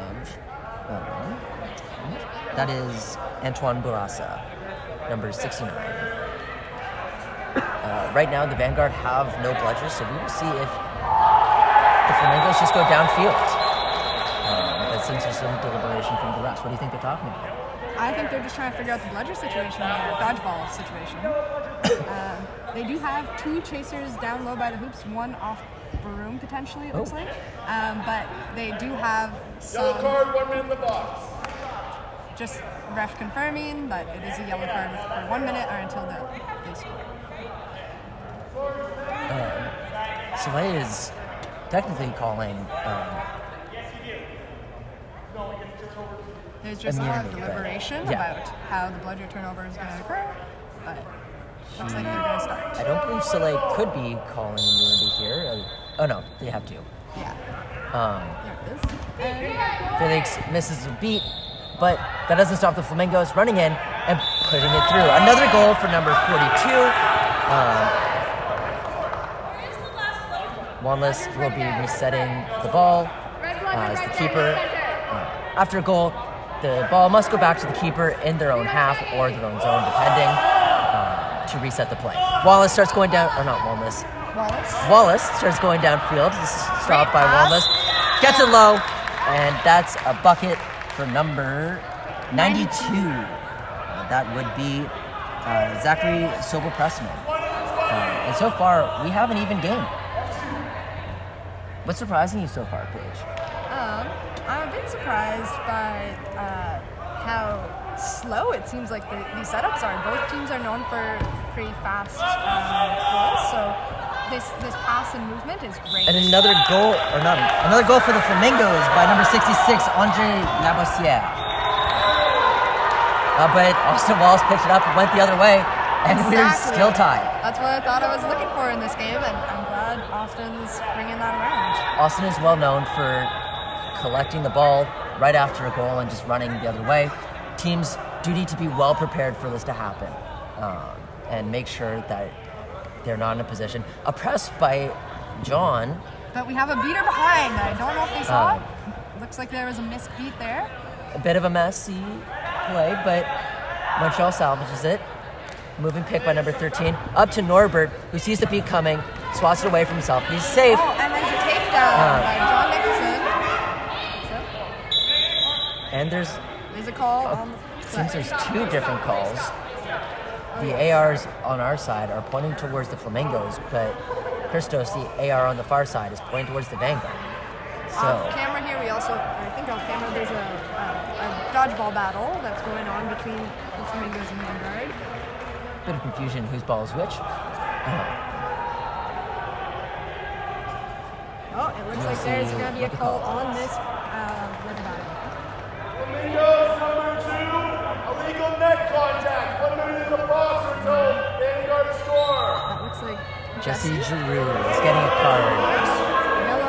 Yellow card, 2 pink, illegal net contact. Montreal Flamingos will be down a beater for this offense. And we will likely see a fast break opportunity by the Vanguard, who's holding the ball. They are ready to run.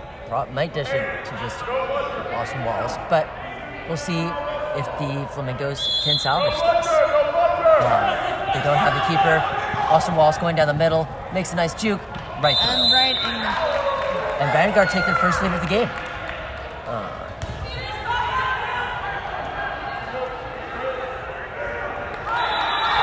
Looks like the Flamingos are taking sub there. They're taking their time. It was just a drop room on the sub, so they have to go back on room. Austin Walls with a high press, but Norbert salvages it. Yeah. Lot of aggression from number 15, Felix Tremblay. Norbert is fighting off Wallace. Oh, and there's a recovered beat by Soleil. Second beat. John picks it up, passes it off to Wallace. Bit of a dish, and they score. And Vanguard go up 2 against the Flamingos. Vanguard really want this. We're seeing a bit of sloppy play from the Flamingos right now, aren't we? Yeah, they did have a beater in the box for a little bit, so they were they're not doing their structured passes that we need to see. They're getting beat quite often. A big takedown from John. Puts the feet down low. He's going to get recovered by 99. Out to 0. Hamlin makes the pass to the cutting player. They recover it. They can't quite put it in, and we have a stoppage in play. A lot of opportunities there, just not a lot of connections. Looks like there's a stoppage. Tension. Just an injury stoppage. Hopefully they're okay. Might have taken a hit to the head. So we're stopped. What would you like to see from the Flamingos to bring this back? I think they're playing with a lot of impatience when their beaters aren't in the positions they want them to be. Flamingos are getting matched beat for beat by the Vanguard beaters, so they can slow it down, make sure that their beaters are getting the right setups that they want. I think they'll find a lot more success than what they're finding right now and giving up a lot of fast breaks. We got a goal ref fixing one of the hoops. We like to see that. Seems there's some deliberation by the referees on the play. We'll see if we get a card, but odds are we'll find out eventually. Medics are tending to the injured player. They're sitting up at their own strength, but how do you think the Vanguard are doing with this slightly shorter roster than the Flamingos, it looks like? How are they beating up these points? What are their positives right now? They're playing very aggressive. They're forcing the Flamingos to be uncomfortable. High presses, especially by John. All the way past the halfway mark right there. Yeah. John Nicholson pressing high, forcing the turnover and bad passes. They're using their BS that they're getting as well to press this. If not a chaser playing physical, it will be a beater. So they're very controlled in their aggression. They're working together. And the player's up and will be walking off on their own, which you like to see.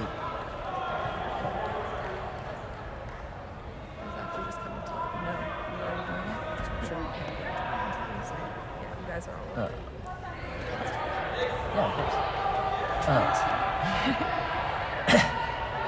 So, we'll be back in the play soon enough. Players getting time to rest. Vanguard getting a much needed breather. They're playing hard, but we'll see if that can keep up as time goes on. No idea how far into the game we are, but at this point, I'm assuming energy is high for both teams. Right now, the Flamingos have bludger superiority with David Davos down at his own hoops with the bludger. And Felix Tremblay. There was no call in that play, it looks like. And Soleil is coming in immediately with that with the passes.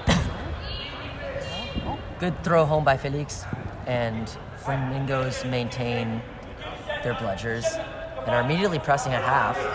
We'll see what the Vanguard can do.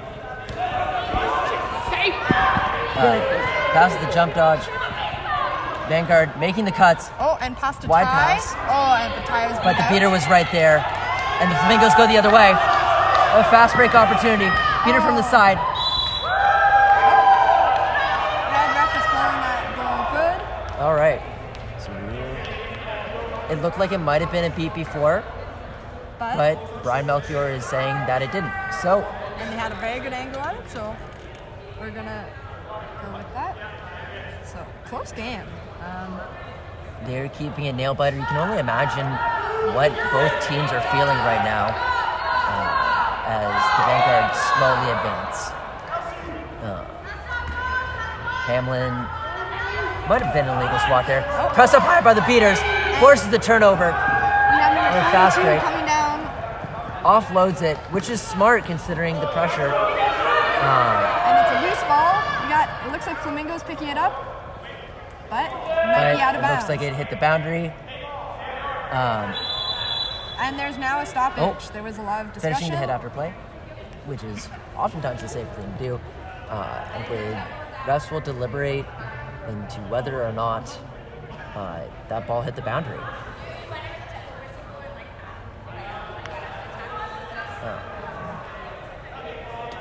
Looks like Flamingos will keep that bludger, so they'll have bludger superiority or dodgeball superiority.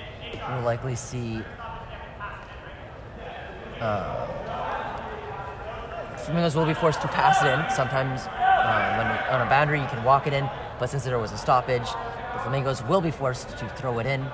And there is a dodgeball down at that end that might get in the way. There's a no-beater situation. Oh, They'll reset it up pass top to the safety of their beaters. Swings wide, but the Vanguard recover it. The Flamingos will be playing aggressive, trying to recover this, but they will lose out. It will get to the keeper, and the Flamingos will go home.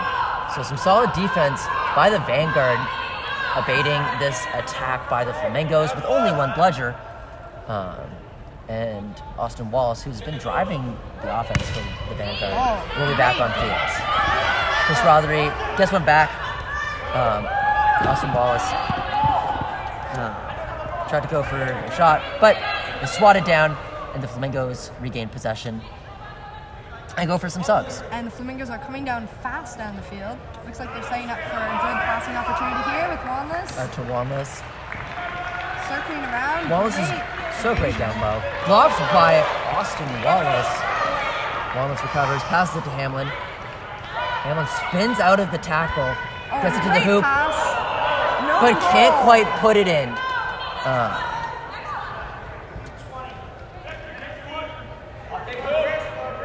Looking at the scoreboard, it seems that we missed calling a Flamingos goal. So the score is 5 apiece.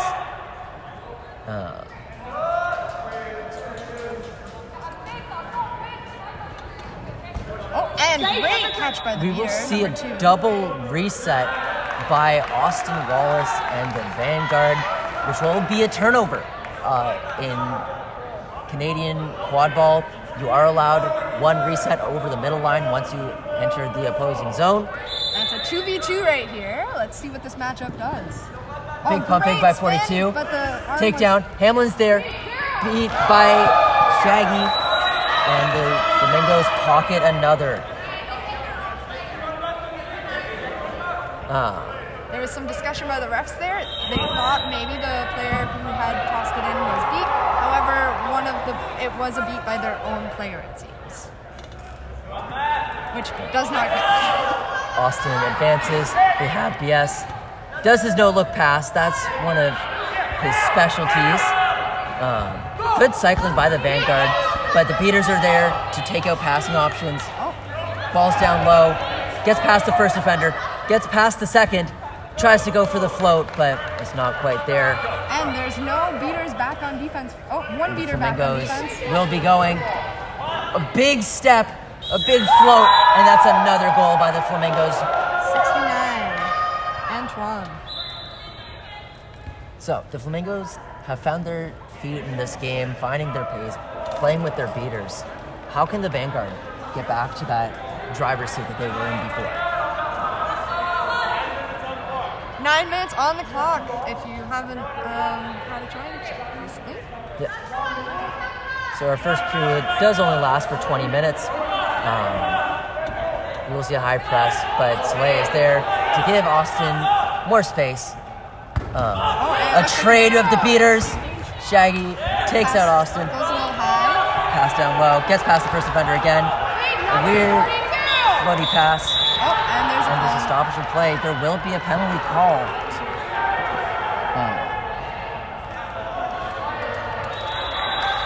Both teams keeping it close. Nobody taking a large advantage, so if it stays at this pace, when we get on to Snitch on pitch, or flag runner on pitch, apologies, we will be seeing a lot of focus on that flag runner to be the difference maker, unless things run away. Just like the chat saying here, Julian saying, it's going to be a good matchup with that end game. Both teams really want to advance to the semifinals. So There are some. finals? Yeah. Yeah, this is the semifinals. This is semis. We will be seeing an illegal SWAT call on the chaser. I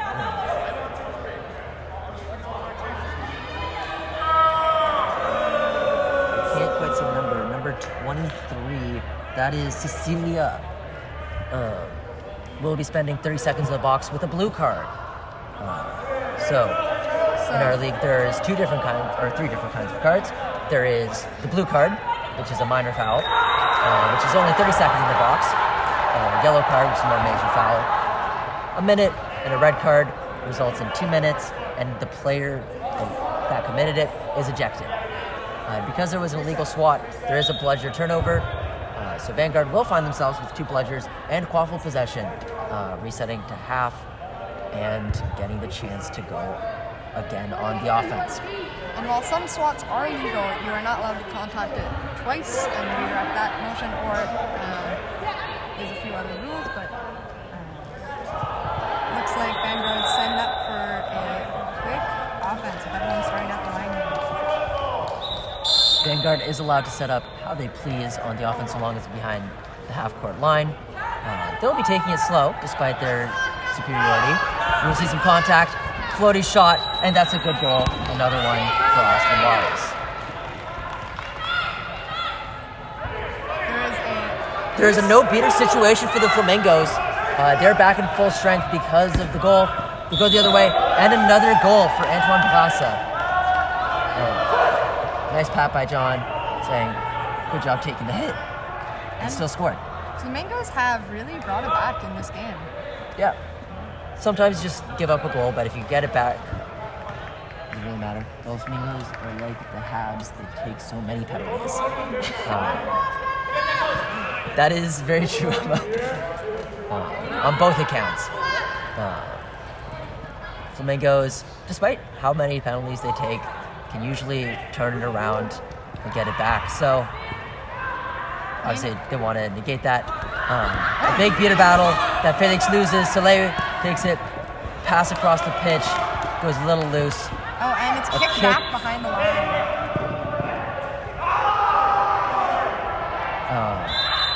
And there's Ryan will be trying to call a stoppage in play despite the fast break opportunity. It looks like John had turned and stopped because of the whistle. While the Flamingo player had kept going for that fast break. Let's see. Looks like they're going to reset that play. Resetting to the positions when he blew the whistle. Our head ref is taking culpability there. It was a difficult play. Bit of discussion from the speaking captains to make sure that things are going and running smoothly. Volleyball is a very fast-paced sport, so we have lots of refs on the field there to keep the eyes out when plays like this happen. We'll see what the result is, but currently it seems like Hamlin is seeing nothing but green in front of him and the hoops beyond that. but there seems to be more deliberation in whether or not there should be a call in the play while Brian consults with his ARs.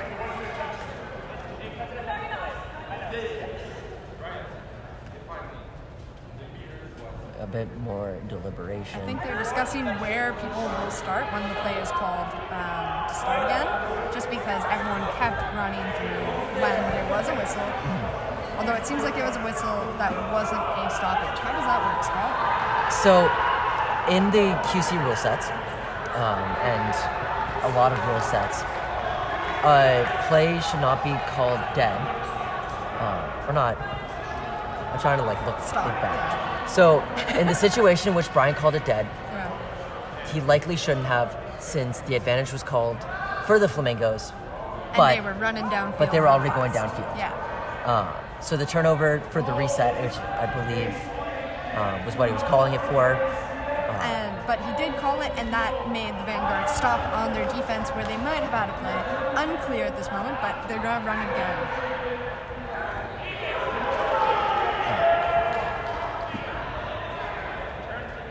So we'll see how Hamlin plays this out. There's a beater off to his right.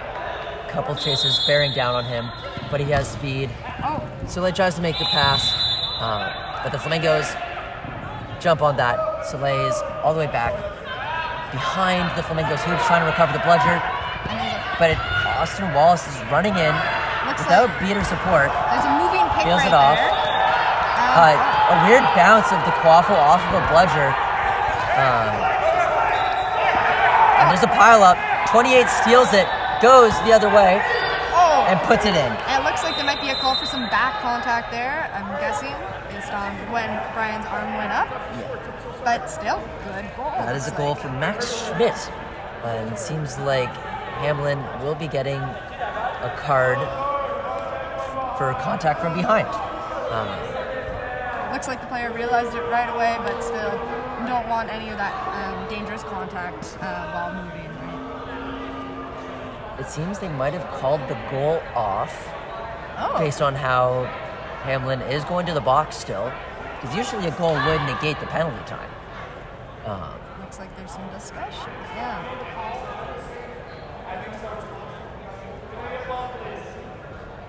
It seems that Max Schmidt will be getting the ball back right in front of the hoops with a couple defenders right there. We'll see if the Flamingos can stop it, but Hamlin has all the advantage in the world with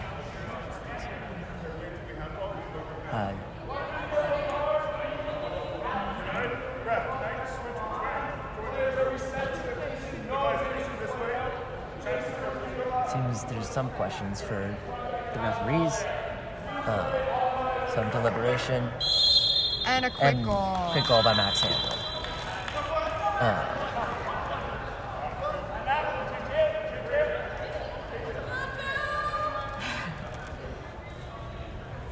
Flamingos advance with two bludgers. Looks like a nice slow offense, setting up their passes. They do have bludger superiority, yes. You will see a press. Offloaded though, and avoids the reset. But Vanguard are pressing high, getting the beater support though to make the Vanguard back off. Chasers walking in. A big hit by John again. As the Flamingos go in. A nice catch, puts it in. That's number 42 for you. Looks like Alexander again. And that is stops in play. It looks for maybe a bludger off pitch. Might just be a delayed game time for him. Not entirely sure what the stoppage is for, but just the bludgers off-field area. Bringing it back in. And Austin will take it slow up the field, getting his team back on.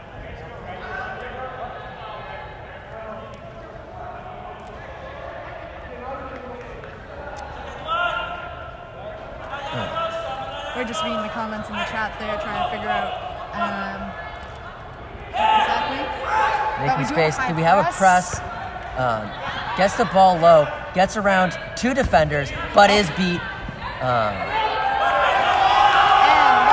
Number 99 going downfield again. Samuel Gallardo. Number 99. And that's another goal. For the Flamingos.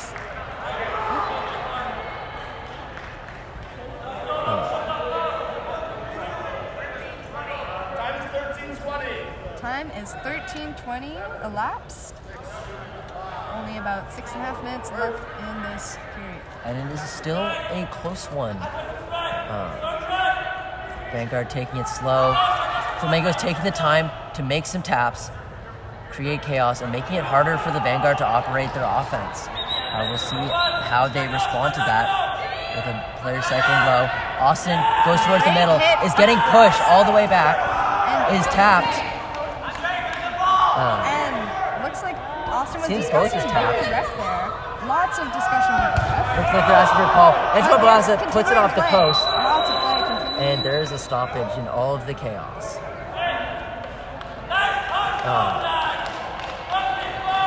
And a lot of players talking to the head ref as the play continues. A lot of deliberation. A lot of players asking for calls, which is a quad ball tradition of asking the ref for something that could be more favorable for you. But now it looks like they're leaving up to the refs to decide what they saw, how this will be called.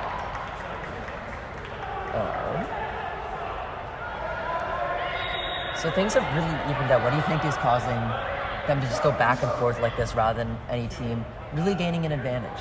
I think Vanguard have really lost a lot of their bludger possession, or have been focusing more on just bludger dodgeball play rather than gaining some of those nice quaffle beats that we like to see, or volleyball beats. What do you think? Do you think there's something Vanguard could do here to pivot back into their lead position? I think they're going to be finding a lot of trouble staying in this game so long as the Flamingos keep their BS. They lost it. The Flamingos lost it briefly, but recovered it just as soon. So wasn't a lot of time for the Vanguard to work with. I'm not sure if they're slowing down, if the Flamingos have figured it out and gotten back on track, but you can hope that this will still continue to stay even and not get out of hand for the Vanguard. So we've got, it looks like, unless the quaffle gets turned over, Austin Wallace has the volleyball coming into play. But we do have a Flamingos beater right up at the front, David. Wonderful person, had a nice chat with them off earlier. But looks like head ref's ready to make a call. So there will be no call. Wallace will maintain possession on the Vanguard. Yeah, and there's only one player or one beater with a bludger in hand right now.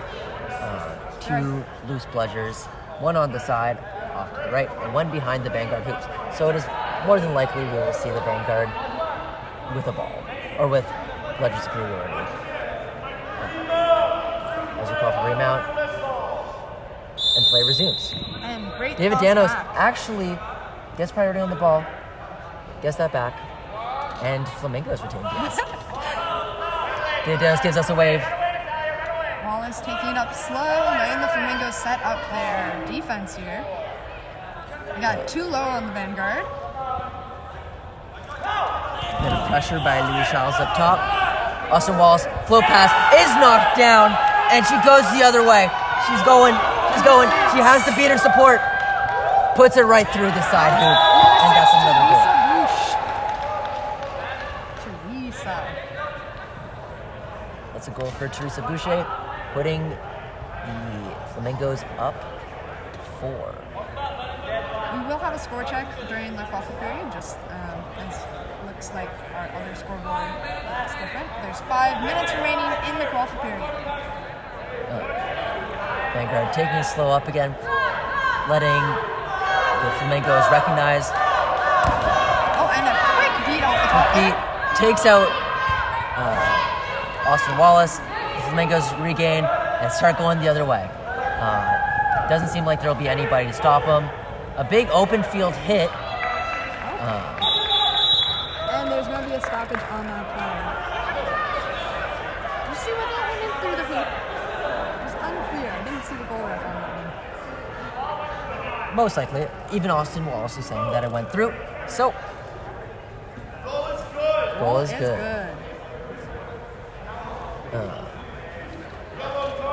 Unsurprising, we're seeing more fast breaks. Oh, contact below the knee, but he will not spend any time in the box due to the goal being scored.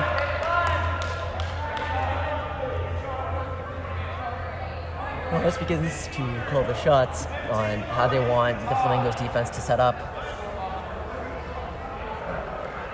As everybody gets ready to remount and get back into play. The play is going to start with Austin Wallace, keeper behind the hoops.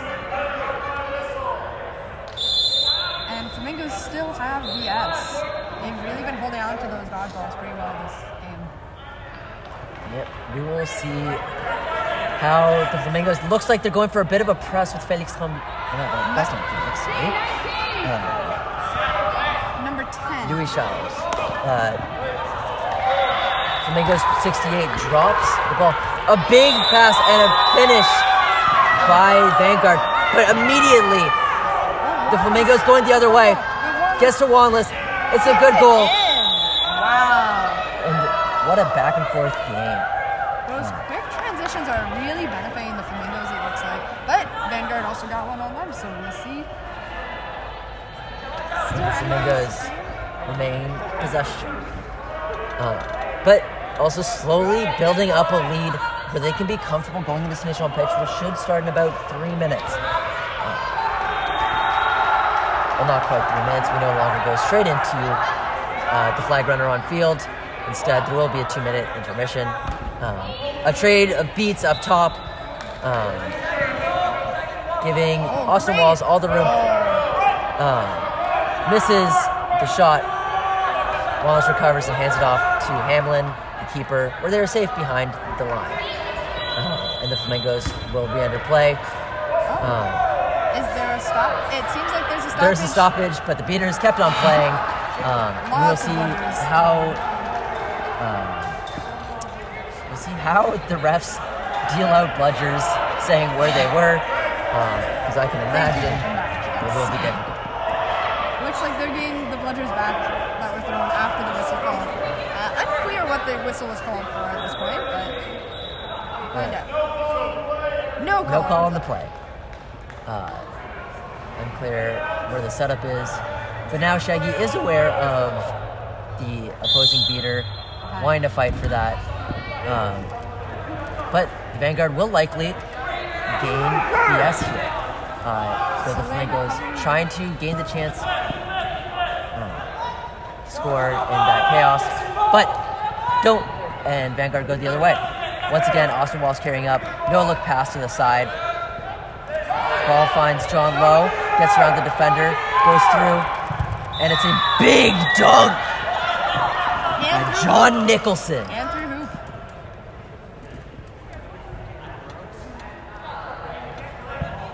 And quick back on that defense, we got Vanguard setting up, watching the players go low.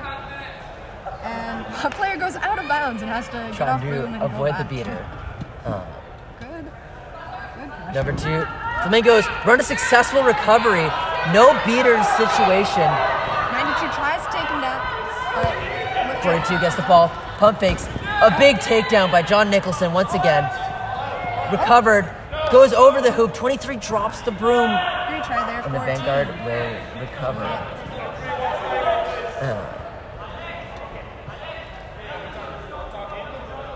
Is it just me, or is the game getting a little bit scrappy? Feels like there's all these defenses are breaking down the offenses pretty well, other than the fast breaks. We're seeing a lot of aggression from the defense, forcing teams to make decisions, and they're not quite comfortable getting pressed. Either one. Austin Walls with a big throw down low, a cycle back up, but Austin Walls, and a big catch by number 15, Felix Tremblay. They go the other way, and 42, Alexandre Gagnon scores again.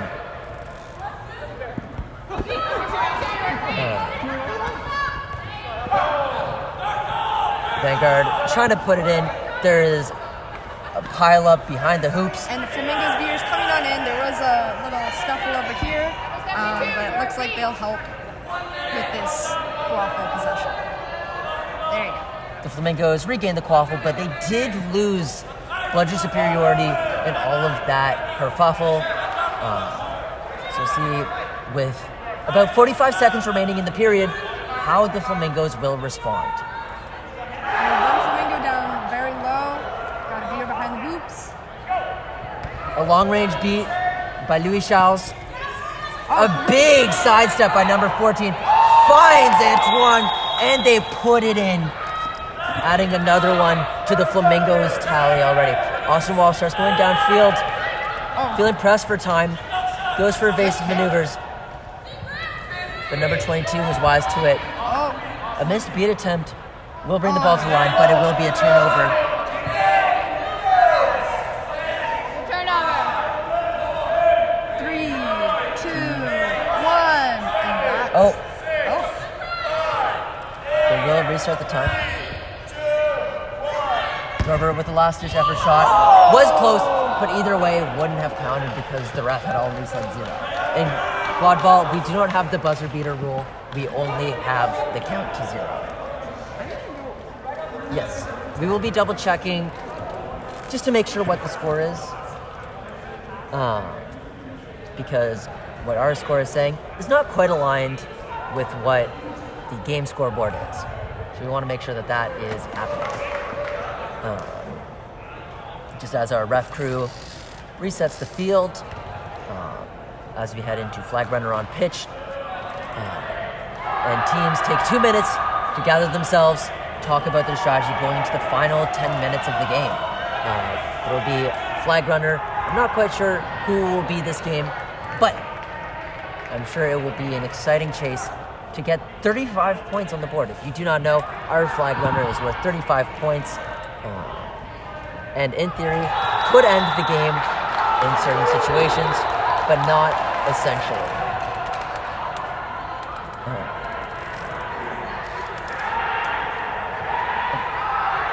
And it seems we were one down. The Flamingos are actually up 160 to 80. We mark our scores by intervals of 10. But it seems we had missed a goal. Apologies for those of you at home. A lot of those fast breaks. Hard to keep that count there. Hard to keep up. Paige, what do you think each team's key to success is going into the Snitch on pitch? So, I think it's really going to be a matter of Vanguard getting those quick turnover buckets, just because, they need to run that score up in order to make any catch win this game for them. What do you think? A catch will definitely get the Vanguard back into this game, and depending on where each team wants to allocate their beater support, we may see a lot of fast breaks if the beaters are in the flag runner game. Our flag runner will be Julian from Guelph. We'll see how the seekers do. I'm not quite sure who each team is sending as their first seeker, but I'm sure it will be an exciting thing to follow. Stay tuned for how that's going to go. Teams are lining back up. Similar starting lines as first started. So do you think the beaters are going to be focusing on the seekers, or is it going to be a focus on quaffle play during this period? My guess is that the Flamingos are going to maybe split their beaters, have one on the Snitch, one on in the quaffle game, just to make sure that they keep an edge on both sides. I imagine the Vanguard will definitely be focusing on the Snitch to try to bring that in, though there is the possibility they're going to cut their losses and try to negate any fast breaks by keeping their beaters in the quaffle game. Who do we have up for our jump ball? It looks like Austin Wallace for the Vanguard. This is Hamlin of the Flamingos. Still uncertain who their seekers are, but I'm sure we'll find out soon enough when they barrel down on our Snitch, or flag runner. A good brings up, a nice toss. Austin Wallace tries to box out. Wanless collects, pressured by John, gets it to 42. As André Gagnon, who's been very important for the offense. Ball low, given to Hamlin, and there's already a stops in play as the flag runner is caught by Felix Tremblay, well-known seeker. Really in this unfortunate league. for Natalia there. That was the Vanguard seeker that got beat out right away.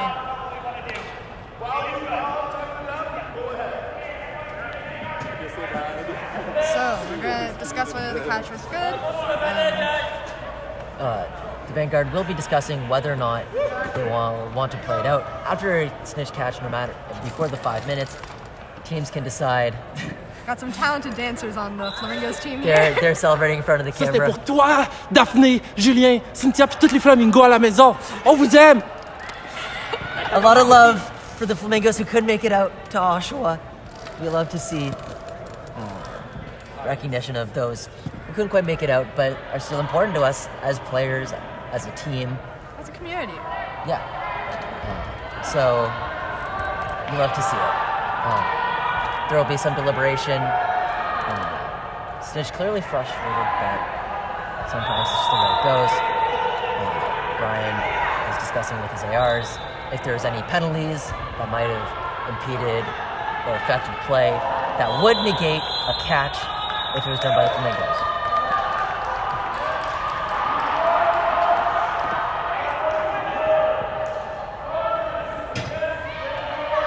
Since there will be a card against the Vanguard part of the catch, but the catch is good, which will add 35 points to the Flamingos and add the catch to 1. That's just a mark. Who caught it? The Vanguard have selected to continue and play out this game. Likely Vanguard trying to get some practice in before the next game, or maybe go on a 110-point run to bring this game back. So they would need to get 120, I believe, because it's only 20 seconds in. Yes, so they will have just over 4.5 minutes to run up the score and prevent the Flamingos from doing so. We'll see. In these close games, depending on who wins, does the score matter? Like, are the score differentials coming into play with these seedings? At this point in the tournament, it will not be. There is no more tiebreakers needed. This is simply bracket play, though much of our round robin and placement for rankings throughout the season has relied on scores. So by next year, I believe it should reset. Giving it all at your nationals is a good thing to do. We got Soleil and Austin taking it up the field. We have Austin two Wallace behind. making the cut. This Great Wallace, pass. big alley-oop, and puts it in. That I did not see who did that. There's a fight for the bludger down low. That was number 3. There's no number 3 on my sheet, so I'm sorry to who that is. Do not know yet. Wallace collects. There's still a fight for the bludgers down low. Hamlin has it up top. Shaggy recovers it. They're still wrestling for it. But David Danos is in front of the ball, protecting it, making sure that John Nicholson cannot make another big hit up top. But Shaggy number 13 enters the play and gives BS a nice beat attempt by Soleil. And good kick by John Nicholson. John Nicholson gets it low. Recovers it, swings it up to Austin Wallace. Doesn't quite catch it. Some pressure from the Flamingos, and Austin will take the reset. Very smart to avoid the press there. Let his beaters get back into play and figure it out. Will drive, gets beat, but does he draw enough to make it? Nope. Flamingos will take it. Throw it off to Wanless. Safe Wanless. Will drive. Does not go through. Just goes wide. But Wallace doesn't give up. Is fighting for the ball down low, giving their team enough time to get back to the play. Oh, and beaters are coming in to help clean up this chasing situation. Yeah, at that point, it's lost. It's mainly Wanless trying to buy time to make sure that the team can get subs, get fresh, and get ready on defense. Yeah. Sometimes it's the difference maker between a fast break and a setup defense. A traded beaters, Antoine ready to make the hit. Austin floats it over, and what a shot! The keeper will need to reset the ball, will not be able to pick that up and go on a fast break. We'll have to reset in the keeper zone. Bit of confusion there, but After a goal is scored, you have to have the keeper in the keeper zone for the ball. Wallace looking for the shot. Isn't quite there. Goes to Daniel, but is swatted down. And the Vanguard will go the other way again. Though Flamingos do have low superiority, which gives strength to their defense. Wallace forces the Bludgers. Shot goes high over. A nice jump dodge by number 92. That is Zachary. Zachary is Fighting for it. like But there's some the contact Flamingo here. beaters will be the first in. Bit of aggressive beating. Edron Pajasa picks it up, starts going down, but sees that there is a beater and decides to slow down. Vanguard with 2. Pass gets dropped. Wallace gets it out in time. Big loopy pass down low. It is there to Shut that down. And you will see Wallace going again. 42 has apparently beaten the last play. Number 66 makes a nice contact. A nice shot. Doesn't quite go where they want it to. Looks like Wallace was calling for a call there, but there was no call by the head ref. It also seems that we missed a Vanguard goal on the scoreboard, so apologies. It is 190 to 100. With 30 seconds left in the game, the ball gets to Norbert. A nice beat by Chris Rothery forces the Flamingos to only be playing with one bludger. Norbert plays through the contact, but shoots it, goes over.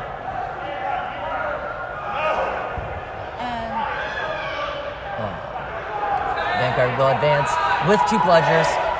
7, 6, 5, A big floating pass puts one more on the board for the Vanguard as the game is called. Final score 190 to 110 for the Flamingos. The Flamingos will be going to their first ever Nationals finals and their first ever Nationals to face the Carleton Ravens for gold. While the Vanguard will go down to face Valhalla, a longtime rival of theirs, for bronze. And that is it for the Kijiji Pitch for this game. Stay tuned for what comes next.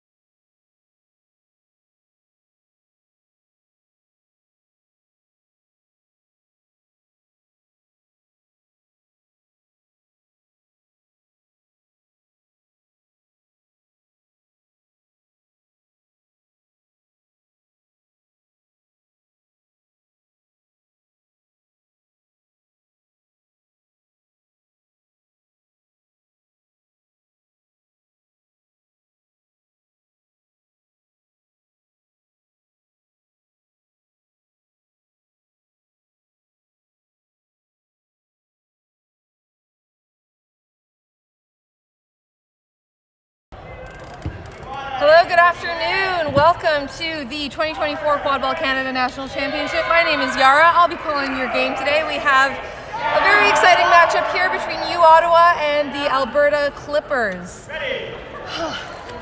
Apologies, folks, while I catch my breath. We are off.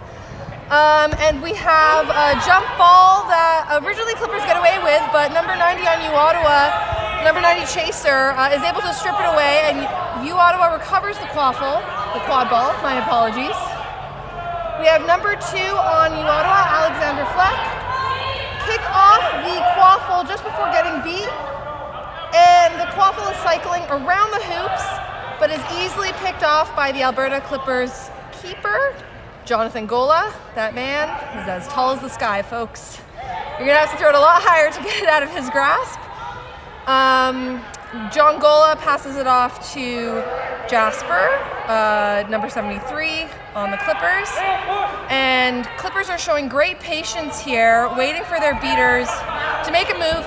Jasper tries to cut around traffic, but is easily beat out by the U Ottawa Chaser. Number 88 on U Ottawa picks it up, is able to dish it off to number 90, and that is the first point on the board for the U Ottawa GGs. And we just have a stoppage here.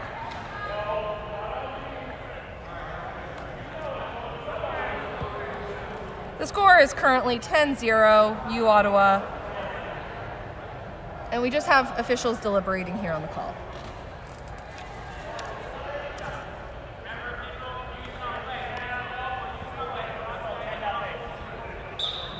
Clippers and U Ottawa today are playing for 7th place.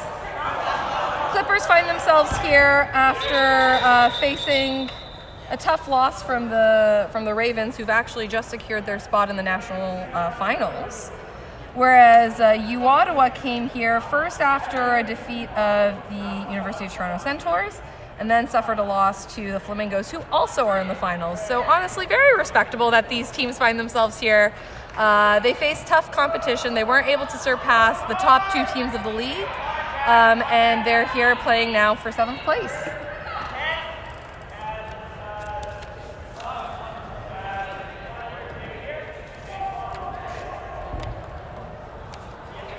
We have a call against the Clippers beater, which has resulted in the dodgeball being turned over to U Ottawa. Play has now resumed. We have number 90, keeper on U Ottawa, ducking and weaving around traffic, gets the ball off, and that's going to be another goal for U Ottawa. Score is 20-0.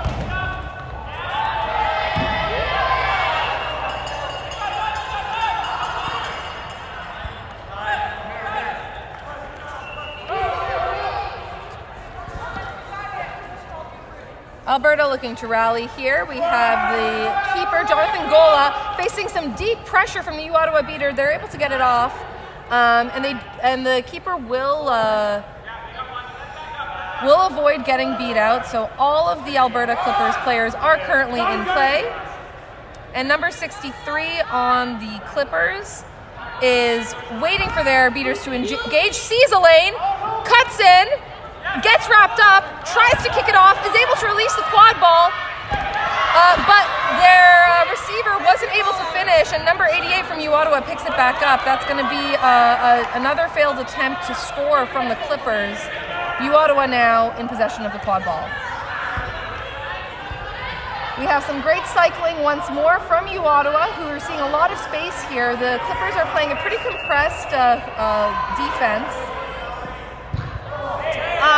There's a long pass across the pitch from from the U Ottawa Chaser. Lots of traffic that U Ottawa is facing, but they still haven't been able to finish. There were a couple rebounds there. Clippers recover with the quad ball. No goal on that possession. Score is still 20-0.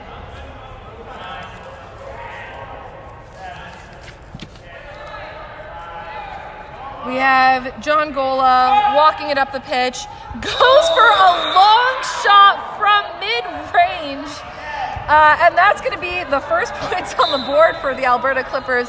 Gola using the full advantage of his height to see the landscape, guess he thought the best opportunity there was to score from the half line. And hey, if you think you can do it, why not? Number 74 keeper on U Ottawa, Matthew Brockman, walking around with the quaffle here, finds a lane and directing his beaters there to create an opening, is able to get the shot off, scores 30-10 U Ottawa. We have the Alberta Clippers in possession of both dodgeballs. They have control, and hopefully the Clippers will use this opportunity to create some momentum and get some points on the board before this game runs out a little bit out of range. Jasper Whitby picks up a rebound and dunks it through the far right hoop. The score is now 30-20 for the Clippers.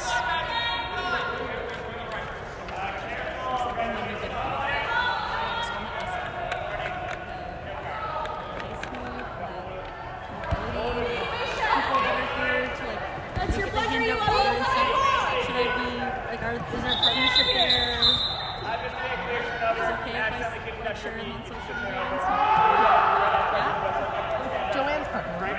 One of them is Joanne's partner in the mobility. Yeah. And then there's another organization that's Team Candidates. That one I'm not sure. Can you check with Soleil?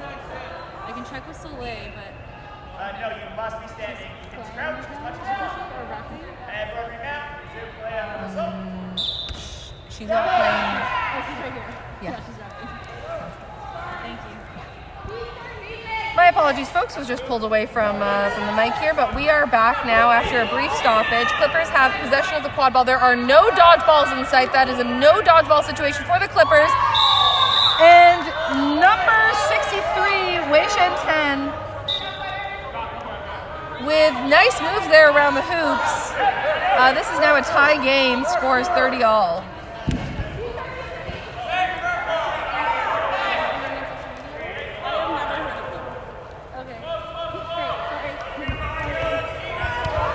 And that's going to be a midfield steal from John Gola on the Clippers. Runs it through, sees no defense in sight. This is the first lead that the Clippers have had this game. The score is now 40-30. However, after that scuffle there, Ottawa does regain possession of both dodgeballs, and hopefully they're going to be able to use that control to regain their lead.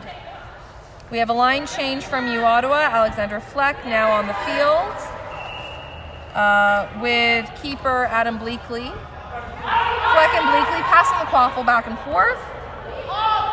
Pierce McKinney beat her on Alberta with a pump fake of the dodgeball, results in a turnover. We have Chaser on the pump fake folks, that was an exciting play there. The pump fake from Pierce McKinney beat her on the Clippers, resulted in a turnover from U Ottawa that was picked up by Genevieve. Chaser on the Clippers. Some great moves there. She did eventually get wrapped up with a great tackle from the U Ottawa defense, and so we now have an uncontested quad ball on the ground. We'll see here if head referee Austin Wallace will determine who has possession of it. It looks like Lab is going to regain possession of the quad ball, number 9 on the Clippers. Genevieve conferring with her beater. You see Pierce McKinney giving her some words of wisdom here. Genevieve ducks, weaves, puts the goal through. That's a goal from Genevieve for the Clippers. The score is 50-30. It was a great one-woman show from Genevieve there. With, honestly, I'll give the assist to the beater. The assist goes to Pierce McKinney for that one. Number 63 on the Clippers is beat out, resulting in a easy goal for U Ottawa, but there is going to be a stoppage here. We'll see if perhaps that is going to be a call of play after beat.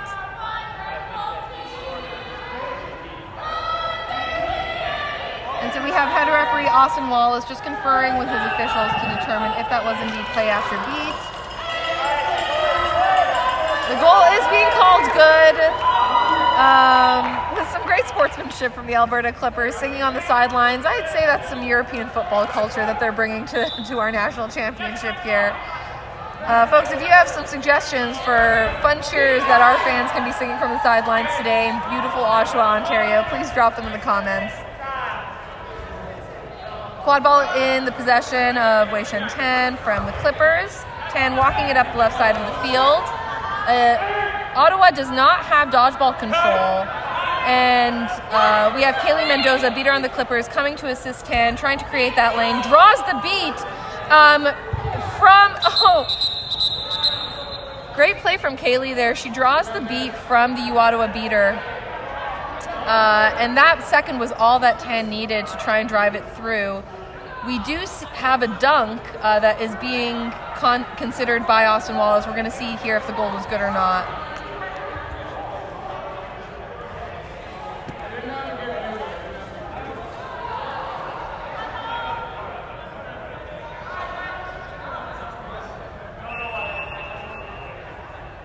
Got a close game here for our seventh place matchup.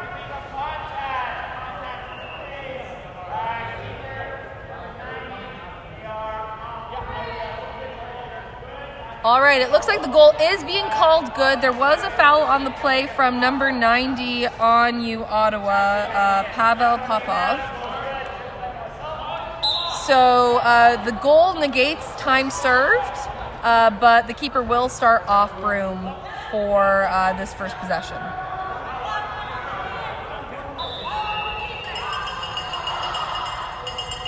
Some miscommunication there between the head referee and the U Ottawa keeper, but Pavel is able to tag back in, starts directing his chasers.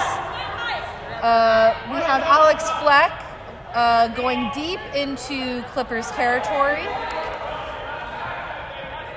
And the quad ball is being passed back and forth between number 99 and number 90 from U Ottawa. A deep pass gets wrapped up, and we have a huddle on the ground here between U Ottawa and the Clippers. Number 27 from U Ottawa trying to keep this play alive. That's Sean Barrows, beater for U Ottawa, comes in, tries to regain possession of the quad ball, though they are very much deep into the Clippers territory. It's quite an aggressive play and an aggressive use of the dodgeball. But there is going to be a stoppage here, allowing all players to get back on their feet.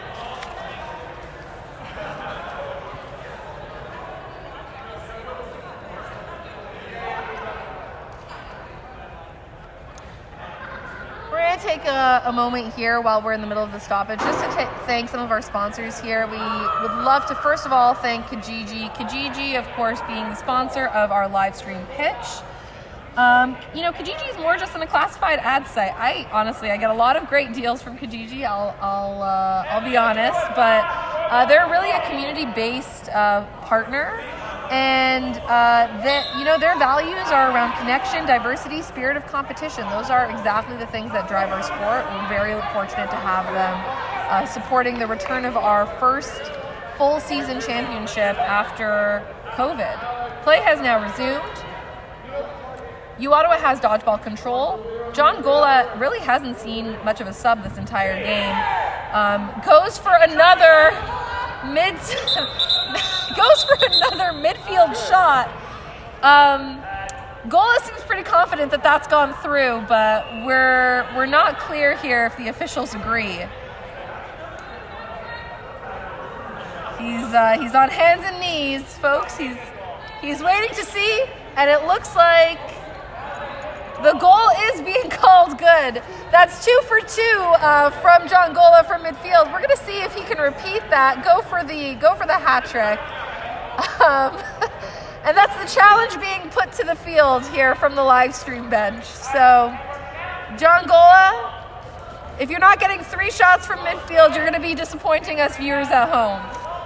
The score is now 60-40 for the Clippers. Gola hobbling a little bit back to his bench. He's probably just conserving energy. Not like it's missed you. Number 39 beater on U Ottawa misses a beat as number 84 chaser on the Clippers just kind of flies by there. Pavel Popov with the quaffle on U Ottawa, passes it off to Fleck. Fleck working with Rivosh, their beater, to try and create a lane. It's a dodged beat, but oh, we have another stoppage here. Fleck tried to send the quad ball down deep, but it looks like the Ottawa chaser is out of bounds.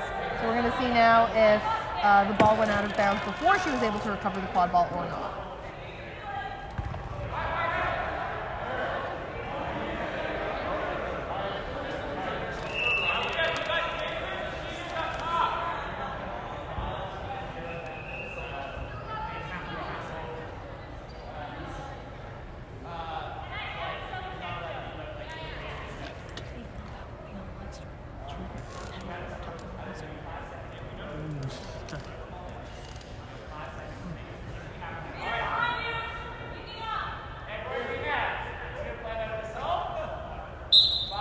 Play has resumed. Clippers, the dodgeball did, or sorry, my mistake. The quad ball does turn over to the Clippers, so Clippers inbound the ball. And John Gola walking it up the field. We'll see if he remembers the challenge that was put to him. U Ottawa still does have possession of both dodgeballs. Kaylee Mendoza engages Alex Rivosh and is able to distract the beaters there. The quad ball is being passed back and forth on either ends of the hoop. It's recovered again by the Clippers, but it looks like the Clippers chaser is beat out. U Ottawa with possession.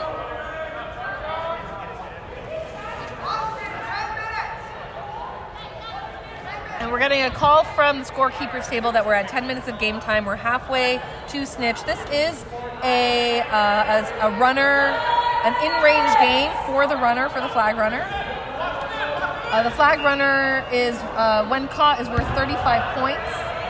Oh my goodness, a decisive score from Matthew Brockman. Matthew the Beast Brockman, as I hear he's known in local circles. And that is quite a statement dunk from number 74. We have Austin Wallace, head referee, counting down the cross to half. They have 5 seconds now to cross half, but Clippers showing all kinds of patience. Jasper Whitby, 73, sees the lane being created by Kaylee Mendoza, passes it off to Genevieve, but Genevieve is just slightly out of position there. Brockman tries to recover it, but we do have the Clippers chaser that's falling on it. Great resiliency from the Clippers. Oh, and it looks like we might have just a mild injury on pitch here.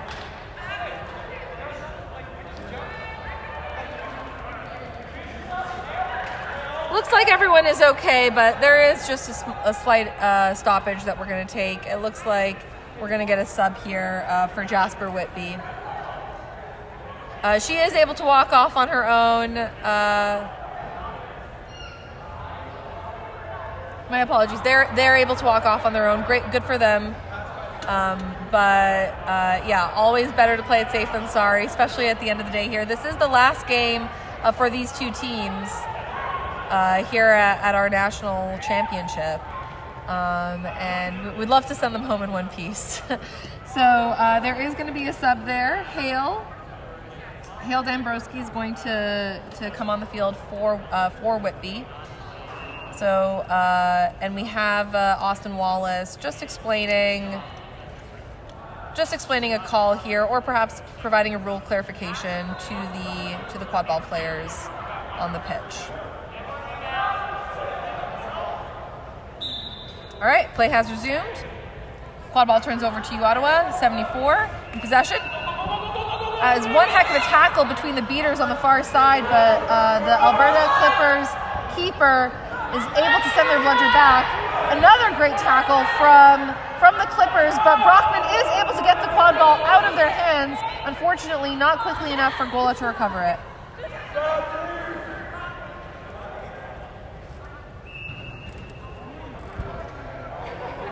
Gola with the quad ball. Kaylee Mendoza walking up with a dodgeball there.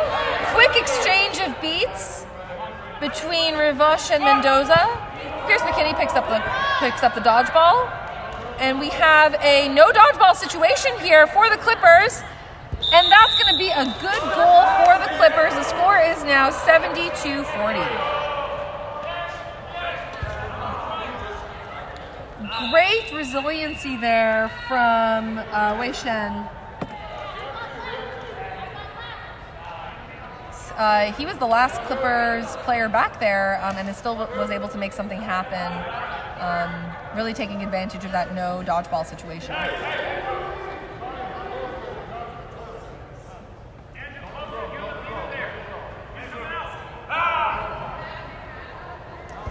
It's a quick handoff from the U Ottawa Quaffle players, from the U Ottawa Chasers rather. Pass back to Pavel, who's wearing the white headband now. Pavel tries to send it off pitch, but the pass is just a little bit too wide. It's picked up by Genevieve, who dodges the tackle, but unfortunately it just gets popped out of her hand there. But we have an amazing midfield tackle from Tan on the Clippers. The Quaffles changed possession about 3 times in the span of 10 seconds. Ultimately, Gola comes out victorious there with an underhand goal. The score is now 80-40 for the Clippers, and they're pulled just out of range of the runner here.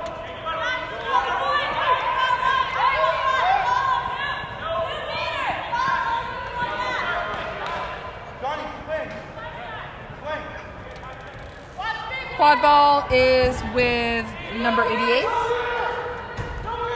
There's a call of no beaters from number 88, but Popov sends the shot just a little bit too wide. 88 recovers it.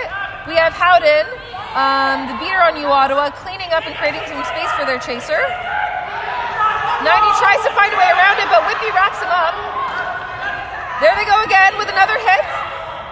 But they are tapped out. Great block from number 90 as well. Slips off the tackle, tries to send it off. Shot goes wide, but it's still recovered by number 13 on U Ottawa. Ball's being passed around the hoops by U Ottawa. It's deep in the Clippers zone. 88 once again comes out with it. Clippers weren't able to wrap up that rebound quickly enough, and 88 is able to get the goal. This puts the game, I think, back in range. Though I'm just confirming here, it looks like 6 now. It looks like, my apologies folks, it looks like a couple goals have been missed here on the stream. So the score is indeed in range, but it is 60-90. And Alberta has just called a timeout.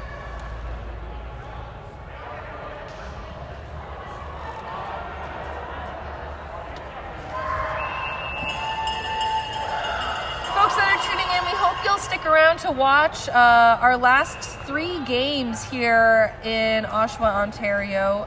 Just after this, our 5th place game will feature an incredible university matchup between the Waterloo Warriors and the Guelph Griffins. Waterloo Warriors, of course, hailing from University of Waterloo, Guelph Griffins from the University of Guelph. It's a Tri-Cities rivalry between those 2 universities. They've faced off many times before. Great parity between those 2 teams, and they'll be playing for 5th place. And that's going to be right after this. And then, of course, following that, we'll have our bronze and our gold medal matches.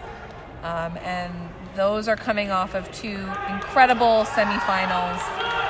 The Flamingos Vanguard game was just on this pitch just before this. And so if you were watching that, you'll have seen sometimes the score can be a little bit deceptive as to the parity that was in that game. The Vanguard played Flamingos very close. And then unfortunately for the Flamingos, Flamingos were able to catch it and then use their speed to pull that game out of range. So that's what you missed earlier in the day if you're just tuning in.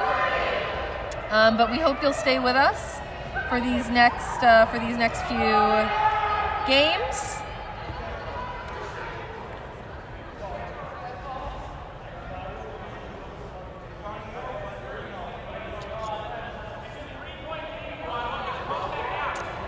And And we're getting a call from Matthew Brockman here to his players, letting them know it's a 3-point game. So the game is absolutely in range here.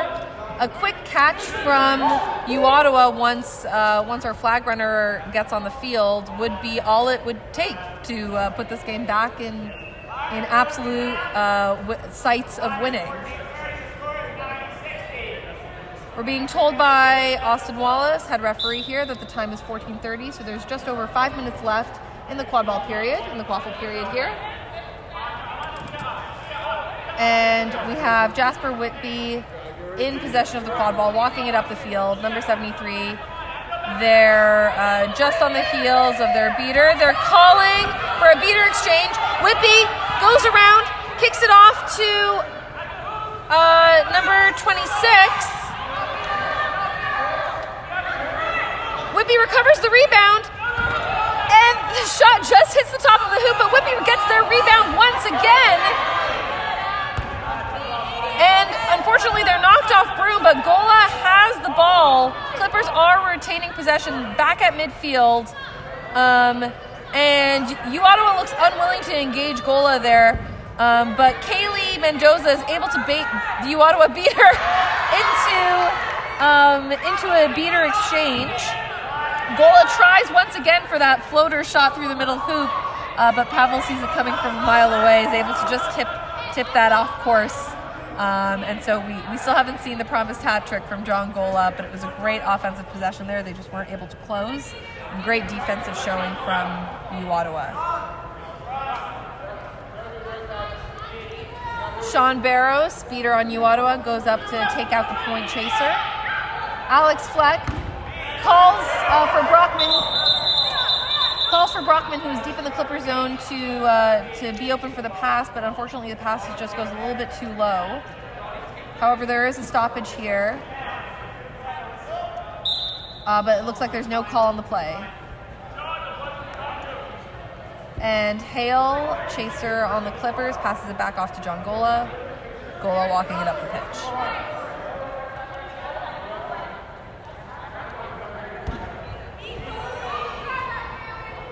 Gola to Genevieve. With a missed beat from the U Ottawa beater, Genevieve once again tries to get it off, but takes the hit. That was quite a big hit, but Genevieve is back up on her feet. Unfortunately, the quad ball does turn over to U Ottawa. Brockman running it up the right side of the pitch, kicks it off to 13, who releases it, but not before they're beat out. And that's going to be another stoppage. Looks like it's going to be a call of pass after beat. So 13 released the ball. Tegan Freed released the ball there a little too late. Sometimes in the heat of the moment, those dodgeballs come at you faster than you think. The quad ball does turn over to the Clippers. Genevieve takes it in hand, passes it off to her keeper, and is going to sub. We have almost a full line change here. Though Kaylee Mendoza and John Gola, who've been riding, I'd say 90% of the minutes of this game, very much still on the field. Some great leadership from both of them. Great recovery play from Kaylee Mendoza. Clippers have regained control of both dodgeballs. Strong screen from John Gola, trying to create a lane for Whitby. Whitby isn't able to go downhill though. Crosses the pitch laterally and unfortunately isn't able to close the goal, but the quad ball remains in possession with the Clippers.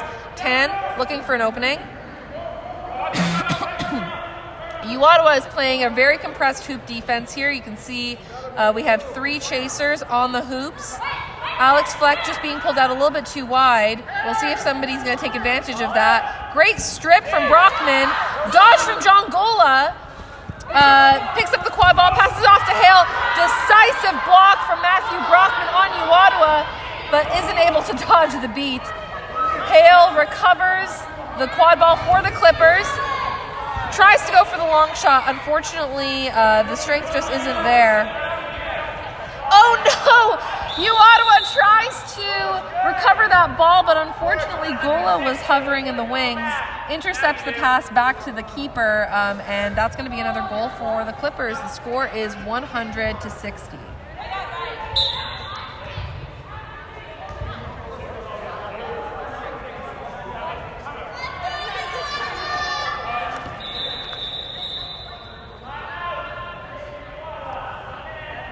We're getting a timeout for U Ottawa. We're getting pretty close to the 20-minute mark here.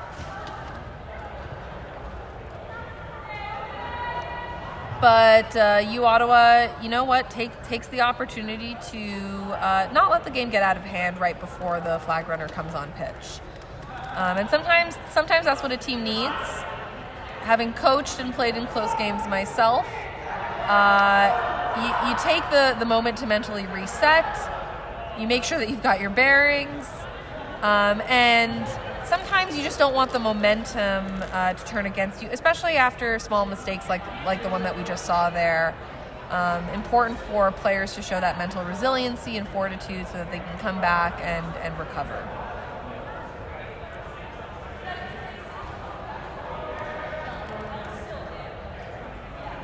We do have some referee clarifications being provided by Saleh Heaney, who is an assistant referee for this game. Saleh Heaney, of course, also the events director of Quad Ball Canada and very much the brainchild behind this incredible tournament. The largest tournament that Quad Ball Canada has put on since our pre-COVID days. 10 teams, nearly 200 athletes here. And we're so excited to be back in partnership with Sport Durham to showcase the best of Canadian quad ball here. Play is resumed. U Ottawa has control of both dodgeballs. Beating for U Ottawa, we have Meg Howden and Alex Rivoche, who have been the starting beaters for this team.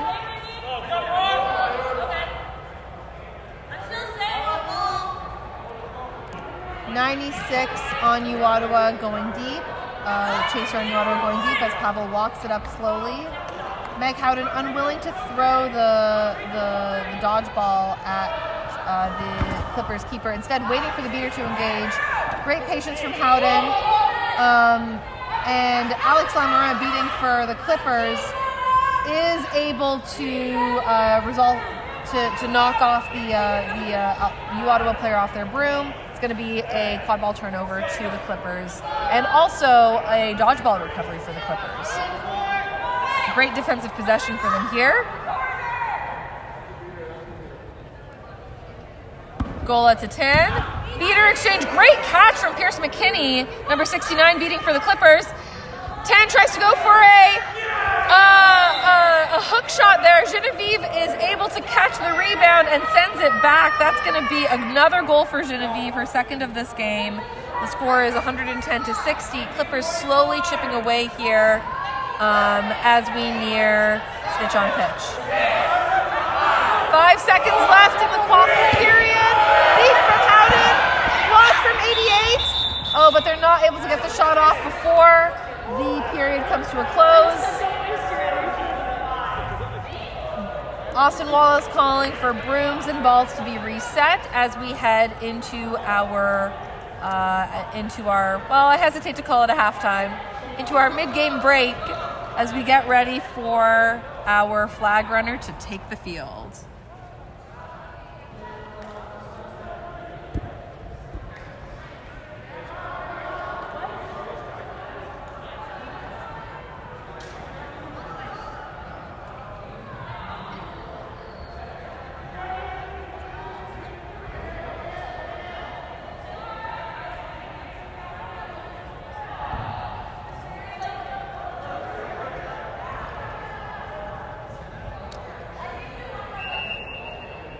Once again, we want to take this opportunity to thank our amazing partners, Sport Durham, City of Oshawa, Kijiji, and of course, the incredible staff here at the Oshawa Civic Center. I'd also love to thank St. John's Ambulance. The Durham unit has been incredible. We've worked with them many times over the years. I actually had a great chat with the St. John's Ambulance unit chief here. Lots of great synergy between our organization and theirs. We're both national volunteer-run nonprofits, and you know, we care a lot about safety here. We're very fortunate to have such experienced partners working with us, keeping our players safe. And I'm sure they and we all appreciate being indoors this year. This is actually our first time hosting a major event indoors in Oshawa. Those of you that have tuned in to our events previously over the years, our regionals events and that have happened here, you might be more familiar with the outdoor facilities here at the Oshawa Civic Centre, which are of course amazing, but I'll say not quite as comfortable as having a roof over our heads. Weather can be predictable here in Canada, as we all know. And we have our flag runner on the field here. Great thumbs up from him, as he I think is going to show a lot of confidence here. I'll say, as a volunteer with Quadball Canada, I always feel safest cheering for the refs in any given game. I feel like that's the most neutral way to go, and so we're cheering for a Snitch win today, folks. I'm not, because I don't want to run for 10 minutes with him as the Snitch. I see. I would like him to get caught by either team at any point in time. Interesting. We have perhaps some suspect requests here from our events director. I'm sure that this is all above board, folks. If anyone would know it would be Soleil. But no, we've actually seen some really great snitching here. Like I said, either team, any point in time. No favoritism there. Anthony Boyko, am I saying that right? Anthony Boyko, our snitch for today's game, has done some great games here and at regionals as well. Super strong showing from him as a flag runner.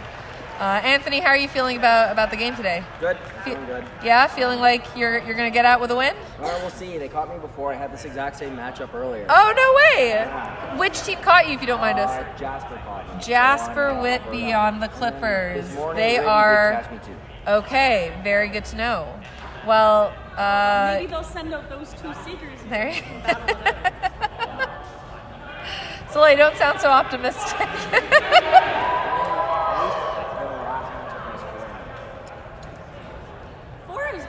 I'm so happy if you make it into like the extra time, the 5 to 10. I've had a lot of snitch wins with this SR. So now there's some pressure. Many games. That's true. Those of you that have run tournaments, and I'm sure there are some of you on the stream here today, know that as much as we love to cheer for a snitch victory, the biggest victory of all is ending a tournament on time. And so that is ultimately our goal today, folks.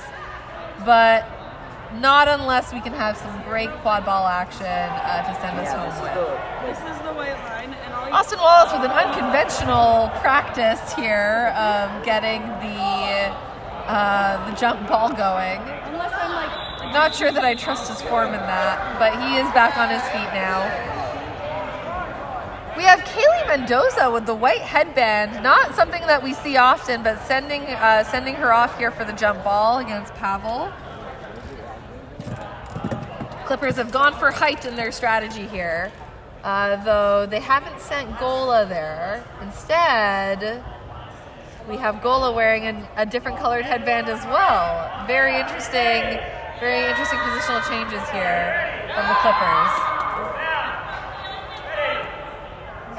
Brooms are now up, and some self-awareness from Austin Wallace about the throw, but the Clippers do recover the jump ball. We have John Gola wearing the black headband here. That's going to be we're going to have John as a beater. An immediate stoppage here on the play. Not totally sure what the call is here, folks, but as soon as I know, you will too. We have Sean Barros, number 27, beating for U Ottawa. Walking to the penalty box with a little bit of guilt there. Self-awareness on all counts. Looks like it's going to be a contact card for the beater. That's a tough penalty to take with the flag runner on pitch. Beaters being, of course, extremely critical for the catch, and U Ottawa being down was really, I think, hoping for perhaps a quick catch to turn the tide of the game. But that's going to be a minute penalty for U Ottawa. But interestingly enough, the Clippers are not keeping beaters on the snitch. They're instead just focusing on the score here, focusing on running up the score. So, the Clippers have elected to leave the flag runner on their own. Beaters from both teams are leaving the flag runner on their own. Clippers just trusting that the game is still out of range, that they're comfortable with the fact that U Ottawa might result in a catch there. We have Pierce McKinney, formerly beating, tries to wearing the green headband now, and that's going to be a goal for McKinney. The score is 120-60 for the Clippers. So it looks like the Clippers have quite a mishmash of a snitch on pitch strategy here. We're having a lot of players playing out of position here, though they're all extremely experienced players, skilled at playing multiple positions. And sometimes the unexpected is a strategy in of itself. It's a long pass from the U Ottawa chaser to the other side of the field, but they get beat out, and Genevieve recovers, passes it off to Mendoza. Mendoza walking it up the ball here.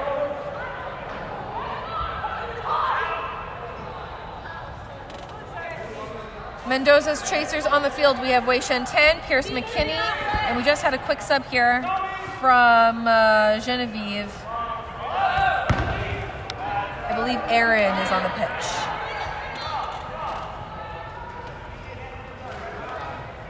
It's going to be a turnover to U Ottawa. Kaylee tries to initiate a tackle on Matthew Brockman. Brockman, not really wanting to deal with that tackle. Sends the quad ball to Bleakley. Bleakley kicks it down to 96. 96 tries to pass it off, but the pass just goes a little bit too wide, and Aaron Whitby recovers the ball. It's going to be another stoppage here.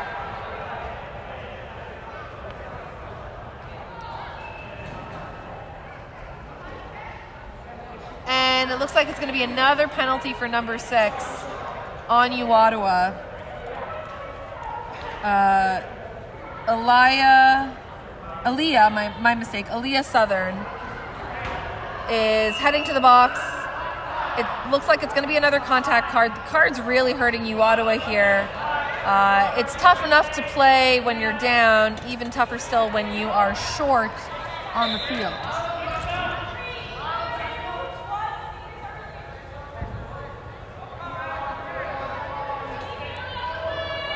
But Alex Ravoche, who is seeking for U Ottawa, is still getting tons of time with that snitch. Clippers not really sending their seeker to engage too much with the flag runner. Meanwhile, over by the U Ottawa hoops, Pierce McKinney recovers the long rebound and drives it down. No resistance. Sends it down for a dunk. That's going to be another goal for the Clippers. Score is 130-60. U Ottawa hasn't put up a goal here yet since the flag runners come onto the field.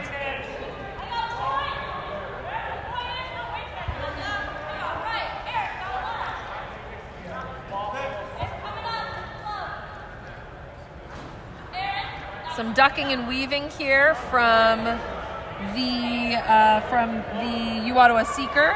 Tries to get under Anthony Boyko. Oh, I think Alex Ravoche had a hand on that. But wasn't quite able to pull it. Alex Fleck is beat midfield. Heo from the Clippers picks up the quaffle, but is stripped by number 88, who's running downhill. There's no dodgeballs.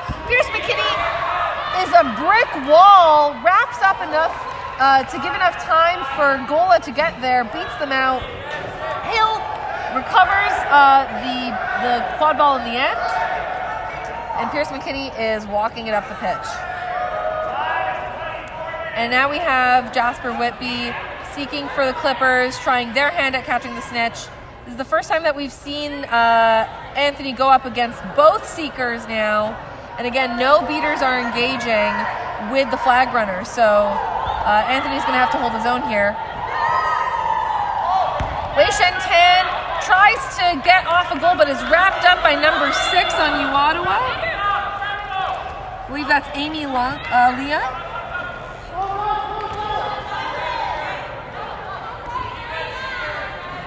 Predictable chaos here with the flag runner on the pitch. U Ottawa passing the quad ball back and forth. Number 88 on the far right hand of the field, calling for the pass from Fleck.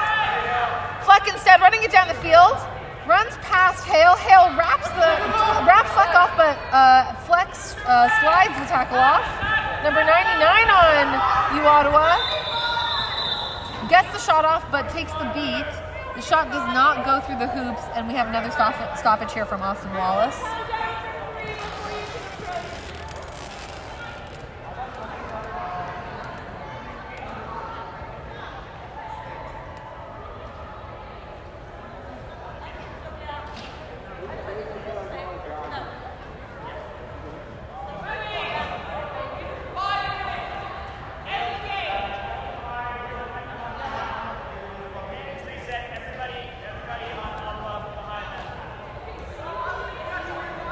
Austin Wallace calling for a full reset here behind the midline.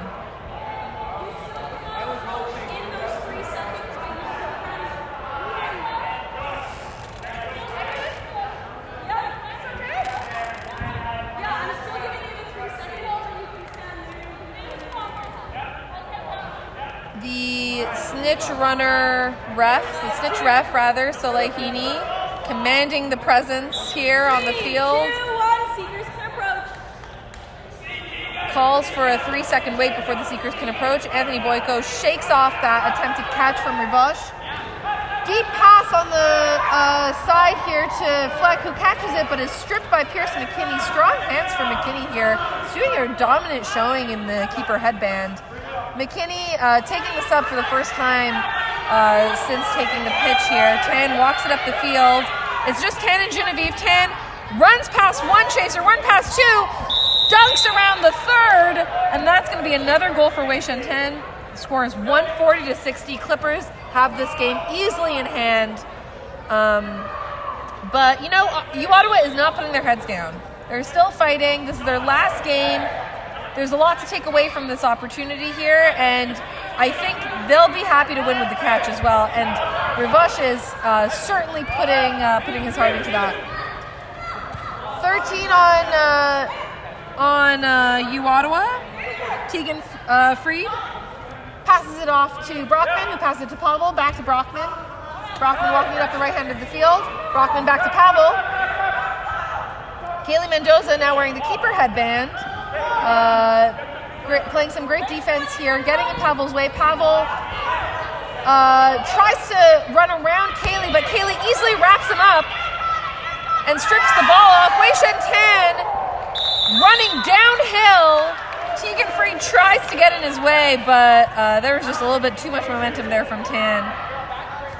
That's back-to-back goals for Wei Shen for the Clippers. Score is 150-60.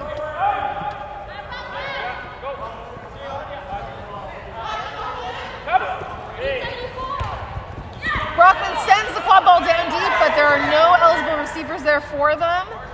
It's easily picked up by Kaylee Mendoza. John Gola here with the beater headband. Extremely dominant performance. Not the first that we've seen from him wearing the beater headband. Great strategy from the Clippers. Kaylee Mendoza loses the quad ball in a wrap from Matthew Brockman. Brockman with back-to-back tackles here. Injury. And just a call here for an injury stoppage. Extremely forceful hits here from Matthew Brockman. Great tackles, but we just have, again, a cautious stoppage here to make sure that everything is okay. I heard him call me. I got it. Once you were all And 10, getting back up on his feet, walking off the pitch. And Clippers are going to take an injury sub here.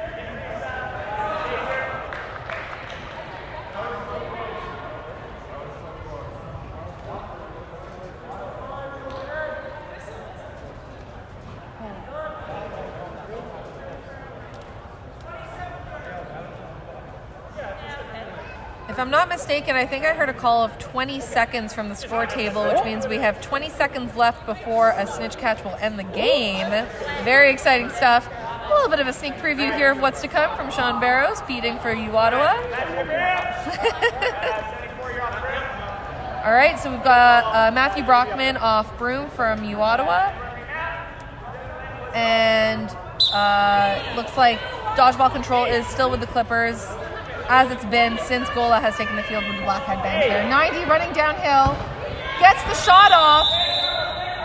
Though they are beat, not before Pavel is able to get the score. That's going to be the first goal in a while for U Ottawa. The score is now 150-70.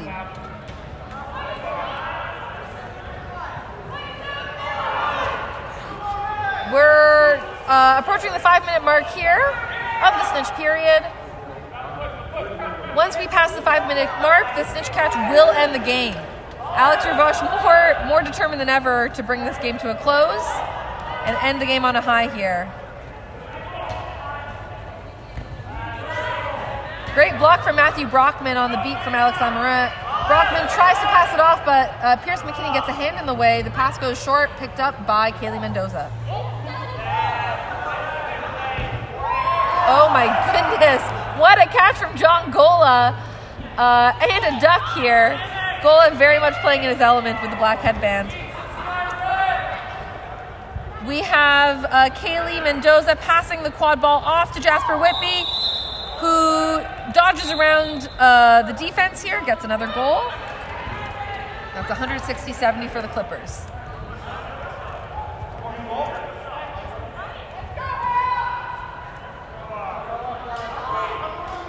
Alex Fleck walking up the ball. Howden trying to clear a lane for her. Beats off the point chaser.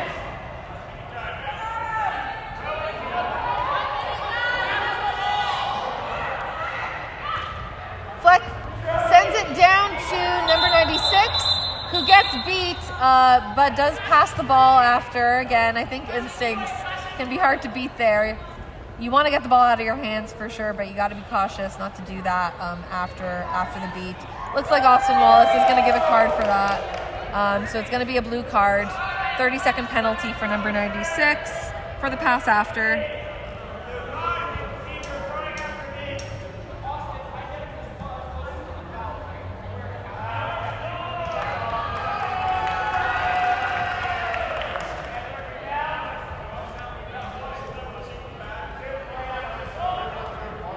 And Anthony Boyko here doing his damn best to give us the snitch victory that we've all been looking for. He's been holding his own here against some extremely persistent seekers.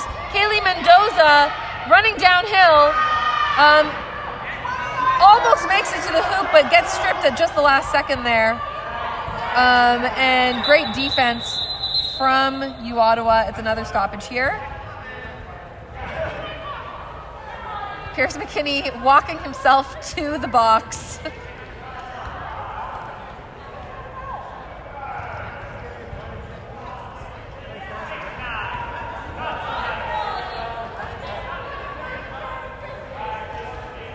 I believe the call was for a swat.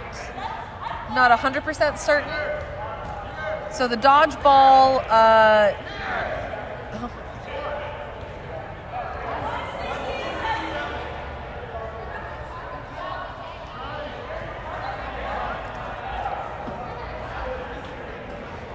sorry, folks, just taking some time here to try and pick out some noise from the field to make sense of what's going on here.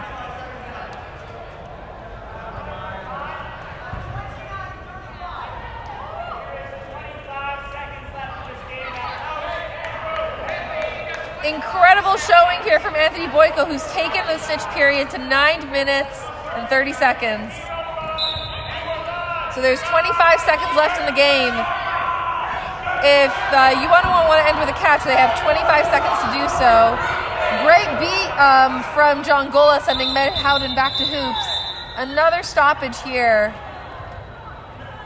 Oh, looks like it's going to be for another injury here. I think everyone's okay. The player has rolled themselves off the pitch. We're getting some laughs from the bench, from the Clippers bench here. So it seems like everyone's in good spirits, but again, just playing it cautious here for the last game.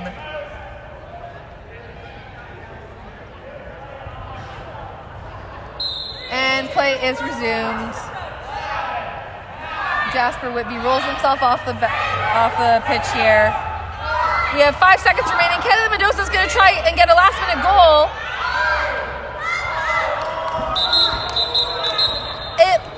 It looks like Genevieve tried to get the goal there. I'm not sure if that's going to count.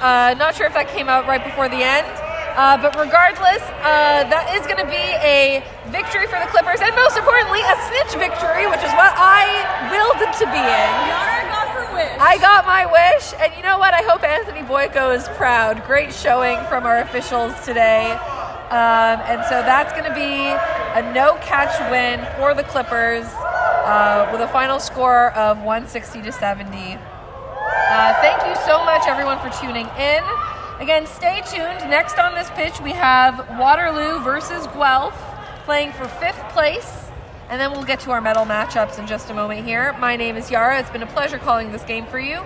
We'll see you shortly in about 20 minutes.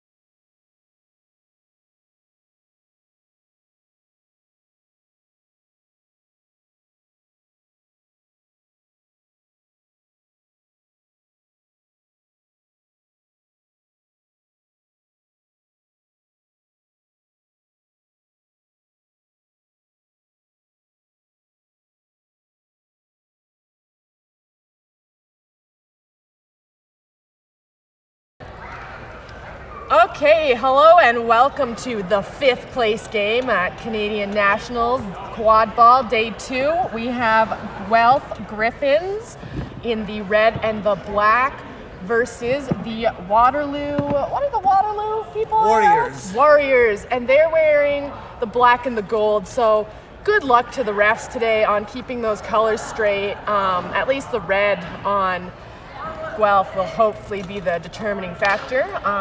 Jasper here with Alex. We just played for the Alberta Clippers versus U Ottawa. Love U Ottawa. They were great, and I'm very tired. So if I say something that's a little bit unhinged, my apologies in advance. We're here for brooms up. Guelph is very ready. They're both very ready. So we're hearing the big cheers from these teams with big benches, and that's a beautiful jump. Energetic teams, a lot of players. And here's a right off, Lachlan has the ball. He's running through. He's got 2 people on Lachlan. It does take 2 people to take Lachlan down, and he's still fighting. And what you're seeing here is the ref counting, so you can only be down for 10 seconds, but Lachlan stood up.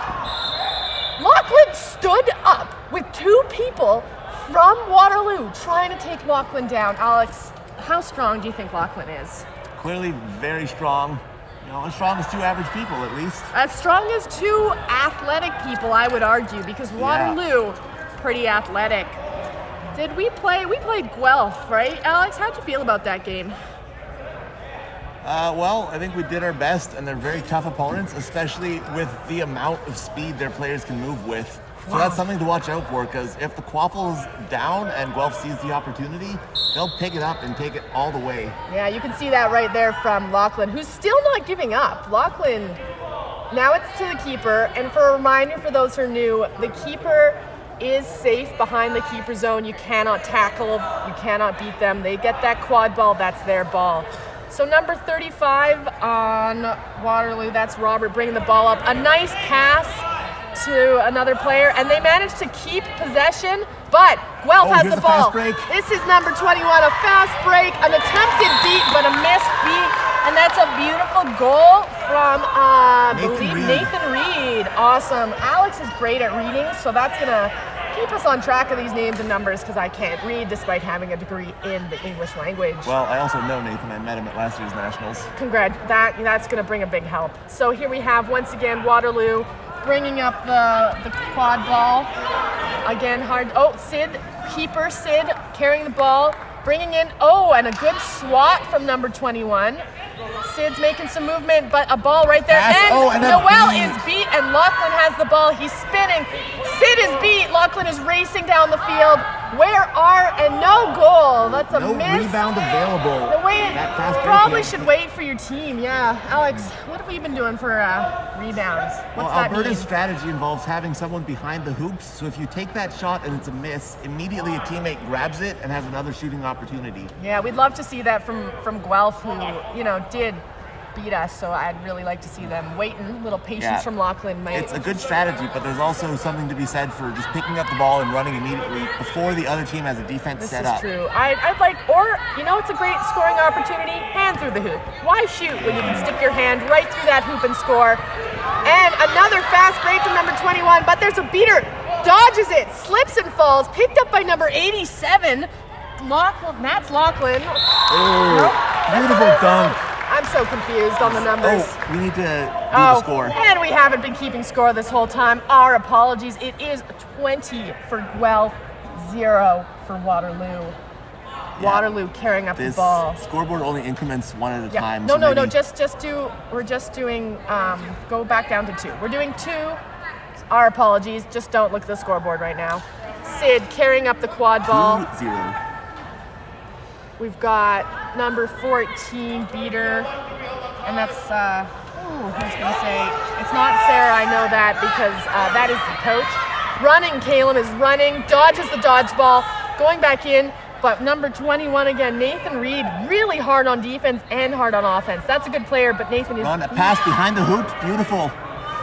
Waterloo maintains possession, and a beautiful shot, but no goal from... Advantage is signaled by the referee. So we can see that the AR has their arm in the air and pointing. So when you see that arm in the air and that point, that does mean that we're getting a naughty call. We point at the naughty team. So Guelph has potentially done something illegal. We'll wait to see what the refs say. The Flamingos, Alex, what do the Flamingos do when they do something naughty? I don't know. They have a team cheer or something? They do indeed. They boo their player because the Flamingos are all about not breaking the rules. I'd say that, but they did break a few rules. So we're having no call on the play. The ball is back in Waterloo's hands. Sid, the keeper, ready to advance it.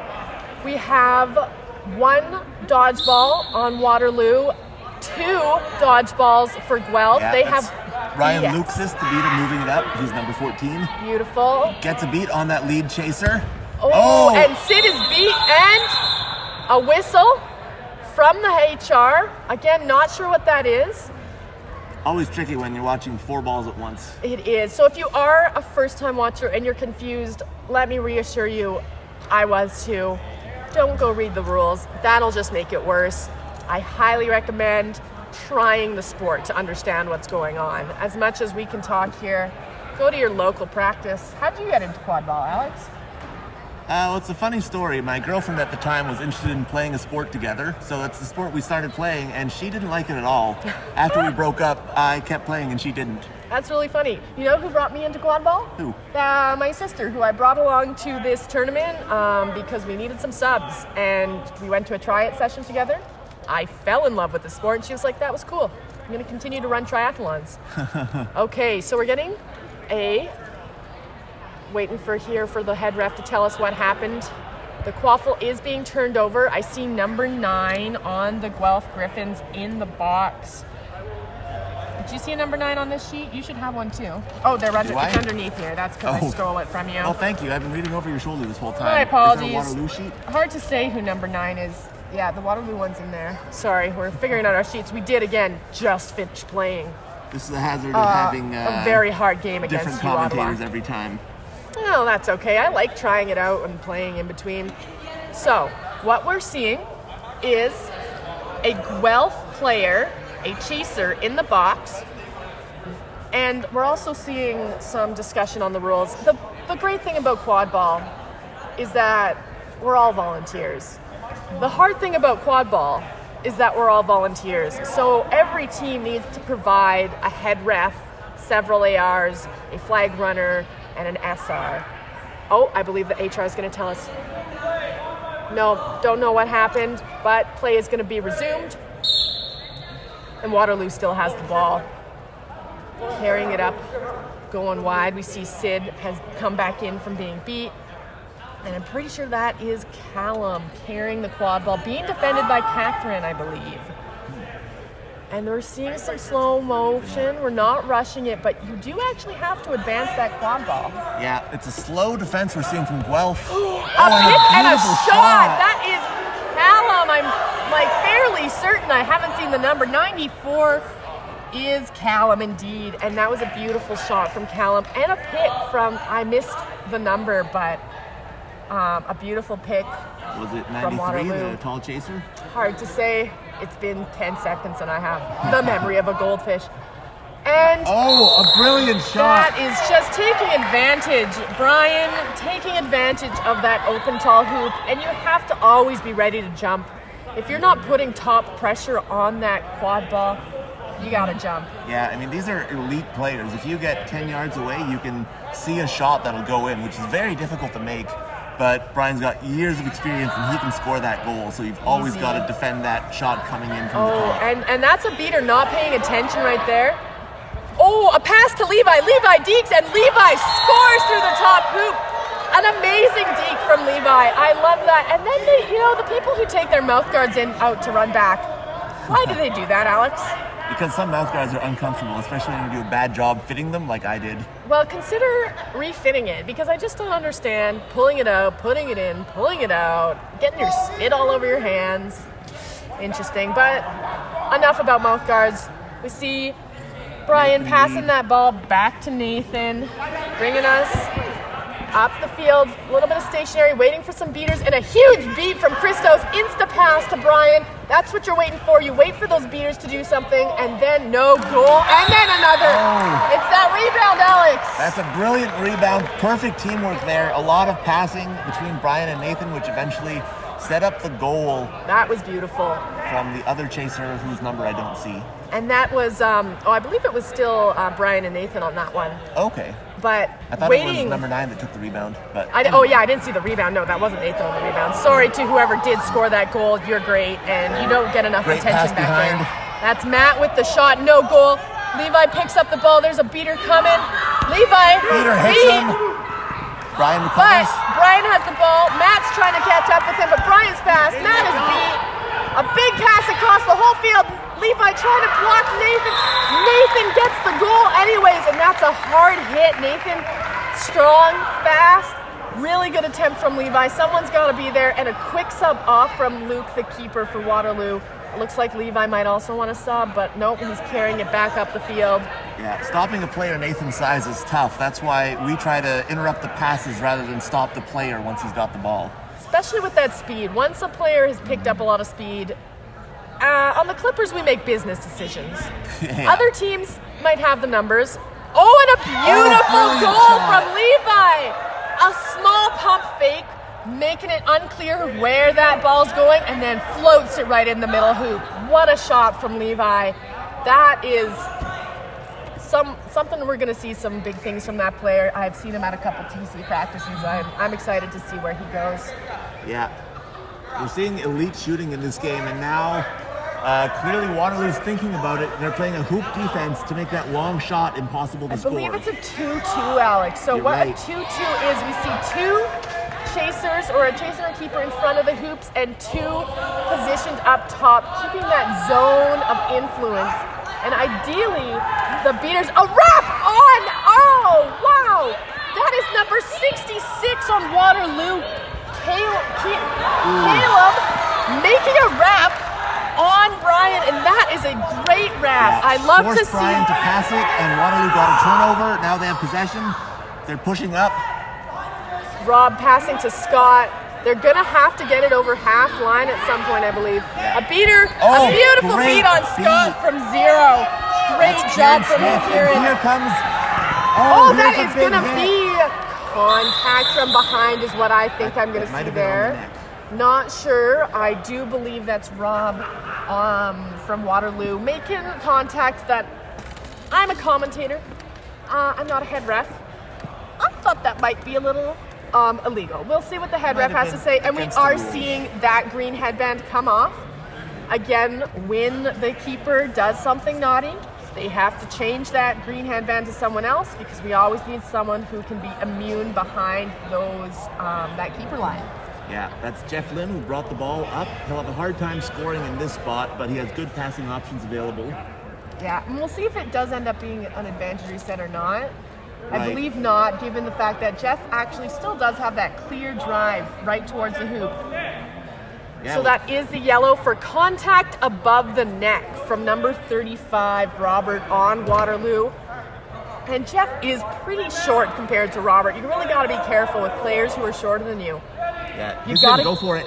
You gotta Oh get no, low. he'll make the pass. So Jeff chooses to reset as his first motion. A very smart play. And Lachlan has the quad ball with, I believe, Anthony, 95, right in front, who's put on the keeper headband. Ooh, and Jeff is beat. Oh, Jeff another is beat. beat. Lachlan is beat. And Waterloo beaters clean up. Lachlan sprinting down the field. That's what you want to see from your teammates when they're beat, is that hustle. Like, Lachlan and Jeff are already ready to go, and I don't even know. Oh, Waterloo barely got to half. That was some hustle. Wow, I wish I had that energy. It would be easier if we had as many teammates as they did. Oh, or if I, worked on my cardio in any sense. We had a few practices over at the Alberta Clippers. We do have to drive our team together, Edmonton and Calgary. We meet in Red Deer.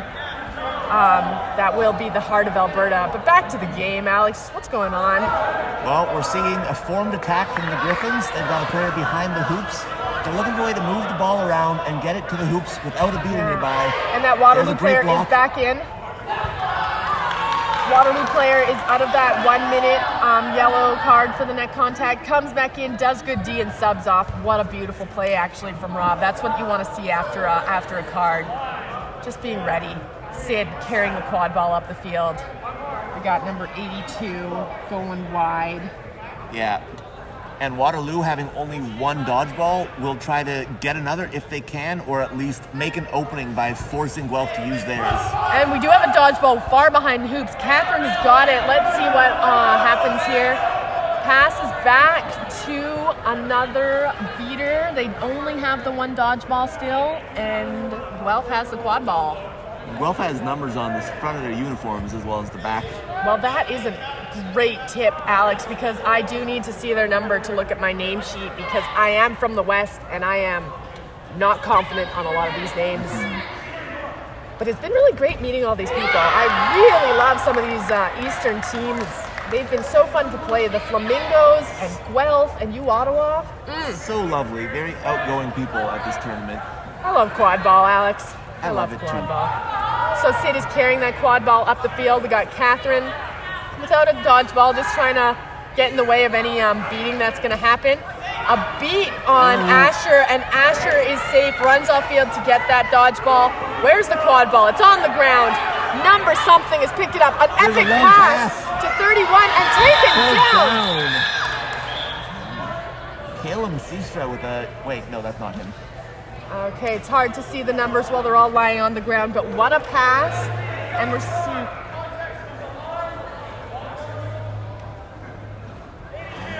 So that's 82 Waterloo, contact from behind. We got a name on that one. Jordan Kessler. Jordan, I haven't even been bothering with last names, Alex. You're doing a better job than me. Well, this is a friendly, informal kind of sport. We can go by first names. Yeah, so it is illegal to touch people from behind. It's kind of dangerous in our sport. You don't want to... Oh, and a fake! Underhanded a shot. Beautiful fake from Julian, you said, and then the goal. What a fake! But they are running. There are no beaters on defense. What a push from Waterloo. That's Asher just taking people out. Whoa! Deeks and dodges. And to Caleb goal. Caleb says, I am going to score. I am ready to go. What a press from Waterloo. I love this sport. Okay. And with these strong, fast players, Waterloo knows when there are no beaters, they have the opportunity to just sprint across the field, make the pass, take the shot. A good play. Especially with that, I might have been calling the wrong person, whoever that beater was. Amazing job. It is Asher, I was right. Oh, and beat. So just taking everybody out and leaving the field free for everyone to run up and have clear shots. So Noel has the quad ball, and Noel can be tackled because Noel is not that keeper. And Noel is looking for someone else because a big person, Noel's pretty small, but she did a great job keeping that quad ball safe. Callum beat, Luke beat. It's just Noel. Can she do it? Deke around, but she lets wrap. Amazing wrap from, and a beat, and Noel is off broom. Their final player off broom as well. A long fight, but now we'll see another formation coming up. Guelph is going nice and slow. And see, this is what I've been liking about Guelph is they're taking their time, they're setting it up, and they're being patient. And they gotta... So what you're seeing there with that head ref arm motion is you only have 15 seconds to cross half. And that's Nathan being wrapped by Callum. Amazing wrap. A beat from number, who is that? Oh, another beat from this beater. I want Purple's number. Who are they? Amazing defense from number 4 something. So I love number 45, Diana. We've been amazing. There, Diana beating Nathan. Making an opening. Diana beating number 9. It's Diana. Making space for Callum. Callum takes a shot. A great block. And the keeper has it. And there is no one. And this is Guelph also seeing that. But, a huge tackle from Luke. A huge tackle from Luke. A weird pass back. Nathan has the ball. And Waterloo's been... where are they pointing? So we got some AR hands in, and we're gonna take a quick little ref party, as we call them, to make sure we know what's happening. a shout out to Madeline of the Guelph Griffins, who stopped the goal on that last play by blocking the hoop. Amazing job. So what we have here, quick ref party, we got to discuss because there's a lot of balls in play, there's a lot of rules, and we need to make sure what affected play, what didn't, and again, everyone here has a head ref on their team, so we all want to know what's going on, what's being called, and wow, I am hungry, Alex. What are you going to eat after this? I'm thinking of going to Oddburger. There's one short walk from the hotel. Oh. I'm not sure I can do a short walk after today's games, so maybe I'll have it delivered. They got some good vegan options there. Oh yeah, it's a vegan Nice. burger place. I love it. What are you planning to eat, Jasper? Honestly, the first thing in front of me, I'd love some pasta, but whatever, again, maybe delivery is the right option. I'm thinking a big bowl of pasta. Good plan. Okay, we're still discussing that call.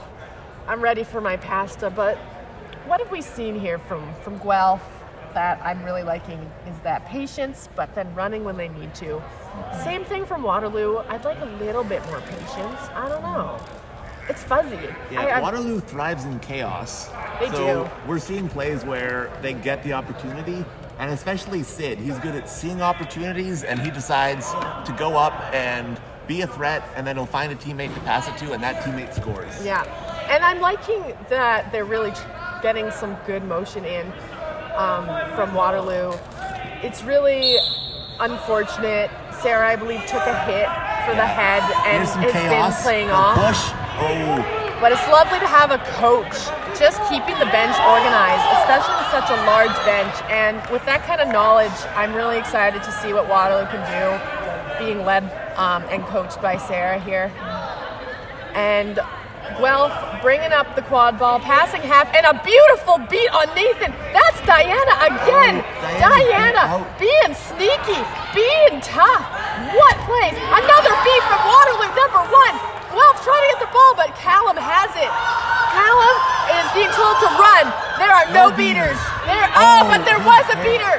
Christos was there, getting that ball off the pitch. Too slow, unfortunately. Callum's team told them to run, but it was a little too late by the time they heard the call. It was a fantastic throw by Christos from that angle. Yeah, you know, I've heard some of Christos' throws from where I've been sitting over here. I'm glad I'm not on the receiving end. They seem painful. A missed shot from Brian, a beater protection, and a beat. Oh, and that's going. We got the run, and a goal from Callum. And you're seeing the AR's hands up because I believe, again, that was a face beat. Yeah, and they may have something to say about Grace throwing a bludger after being beat.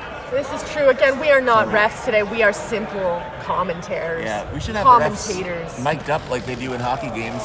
We were considering that, but here's the thing. Mics are expensive, and we here at Quad Ball don't have a big budget. A very good point. But a huge shout out to Kijiji for sponsoring us. That means a really big deal to us at Quad Ball. We've recently been able to accept sponsorships due to the name change, and that just setting our sport up for future success, which I am so excited to see. Is the score 50-50? I may have made a mistake. It's really hard to say from here, but we can... Yeah, it's 50-50, I'm assuming. But again, we will update the score at the end, and you can always check our social media for what is going on in terms of score, in terms of next game, and in the future, in terms of the cool interviews we've been taking after each game. So keep your eye on our social media for some fun player insights. I thought that was a great addition in this tournament. I'm really excited. Sav and Brittany and Scott and Noelle have been working really hard. I've been there too, mostly making a few. Wow, a handstand from Callum. Who has that energy? Who has the wrist strength? My arms feel numb today. These young people Oi. with big teams. Yeah, I guess they can do whatever they want. A lot Cartwheel all day long. Now, I don't recommend cartwheels personally. I've watched someone pull a hammy doing a cartwheel, and it was pretty brutal. But Callum, fit, can pull a cartwheel anytime. So that's Isabel Kirby of the Guelph Griffins serving a penalty now. I didn't hear what for, but I'm going to assume that face beat that we saw because it was right in front of us. And Misha, the AR, we trust Misha. Another really experienced player. Started out in Victoria, I believe. That's Correct, right, Alex? UVic. Oh, Playing for UVic. 10 years now. Played for 10 years, went out east, and would come into, and by east I mean so far east there are no quad ball teams, but would still come in and play with the Ontario area, and I believe is now back in the Carleton region. Question mark? Maybe, I don't know. Great to see Nisha still in the game. Love that commitment. We're still having a ref discussion, but I don't think there's any who's the longest playing person on Guelph and Waterloo here? These are some young teams. Yeah, certainly. Like, Brian Melchior's been around a long time. Yeah. He may have been playing for 10 years, I'm not sure. Holy, okay, But never mind. Not young. I may Sorry, be getting Brian. that wrong. It's mostly a young team. You're young and spry in spirit and heart. I mean, I could be wrong. He just feels like he's been around forever. Very experienced and knowledgeable. Yeah, and you can see that in his play, really setting up his team for success, making sure. Oh, Christos has been around for forever. That's another old man.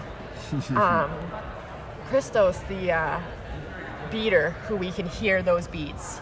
Yeah. And I just don't want one. I'm pretty sure, I don't know who threw that bludger at TC practice on Friday, but I have a bruise the size of a bludger, a dodgeball. Still working on that name change. On my thigh. It is swollen, it is purple, it is nasty, About to resume. and I'm really proud of it. All Okay. right. Advantage for Guelph Griffins, so they get to do whatever offensive formation they want. And they will take it slow because they've only got one dodgeball in their possession. It is really hard to have a beater in that penalty box. You don't have that extra person to get in the way. We're seeing a 2-2 from Waterloo. Yeah, a nice long pass. Yeah, getting that movement. The way to break it too. Oh, a goal from Nathan! Nathan takes a long shot Holy! and it goes in. The The way to- rebound. Yeah. The Sorry. rebounder was available, which is a great strategy, but they didn't need it because Nathan had that precise shot. And you know what? Score twice is our motto. Robert coming in, a quick pass. Oh, and blocked by Brian.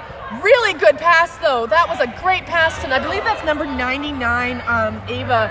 I commentated a previous game against Waterloo and was really impressed at Ava's tenacity and just hopping on that ball. I'm really hoping I'm pronouncing your name right, Ava. But real amazing tenacity and drive. And we're seeing that the Guelph beater out of the box, and Christos managed to acquire BS, or beater superiority, meaning they have 2 dodgeballs single-handedly, and that's the experience you expect from old man Christos. Sorry, Christos. Oh, did you hear that beat? Ooh, a great and block a and a goal good shot. from Brian. Ava is featured on my bingo sheet as she's a vegetarian. Oh, One yeah. of the 25 people I needed to find. That was a fun bingo sheet. So I believe it was Soleil Heaney who created. Was it Soleil's idea? Well, it was brilliant. It was. Soleil has done some really great things. Oh, a good Ava tackle taken from down, Lachlan, but but she Matt takes the grabs pass. the quad ball. Matt running up. There's a beater. What is Matt going to do? Back off. That's beautiful. The beater is gone. Sid has the ball. We're slowing it down. Matt backing up. I really hope that's Matt. I was told it was Matt, and maybe I'll check, maybe I won't. It is Matt. And a missed shot, and Sid is beat. Sid is beat and throws after beat. And Sid hears it and eventually goes back to room. It is pretty chaotic. It's hard to hear with your team screaming, the AR is screaming, and you're like, I don't know who's what, where, and how. Shea recovered the ball and passed to Brian. Guelph moving up in formation again. And congrats to that goal ref for fixing the hoop. We love a goal ref. We have some non-playing volunteers doing that goal reffing, and we really appreciate it. It means we get to sit more. A beautiful block from Sid, the quad ball's in the air. What? Oh my Brian gosh. attempted a shot. It did not go That in. But almost was a spike off of the block, and that was almost some volleyball with the volleyball. Wow, that was something cool. Levi's bringing up the quad ball. Can Levi deke through Lachlan? What's he gonna do? He's going fast. Right. Lachlan's also fast. Levi pulls. Levi's deking. It's Levi and Lachlan, both Team Canada wannabes. And Levi gets out of the wrap from Lachlan, hiding behind a dodgeball. Beat, and oh, it's 21 Nathan with the Nathan ball. against Sid. Sid is trying, but Nathan Nathan's in all the front. way. And Sid makes the business decision to not tackle from behind, and we respect that, Sid. We Also, respect that. a legality decision is you can't make a running tackle from behind. It's a business decision. I stand by my, legal. Oh, and we're seeing a timeout from Waterloo. We're going to pan to that beautiful middle of the pitch. And I know you've seen a lot of this center pitch, but you know what I like about this center pitch? What? There's a painted line on it. That sure is nice to have. I would really like to thank the Civic, oh my goodness, what's this place called? I've only commentated like 3 games. The Oshawa Civic Center for their amazing facility and their workers who have been just so great. Having painted lines on a quad ball field makes a huge difference for us. We rarely get this luxury, and you can just plop those hoops down on the dots, and it's my favorite thing. You can see how this field has markings for soccer and some other sports I don't even recognize. One day, we'll be painted on permanently too. That's the dream. Another the big goal.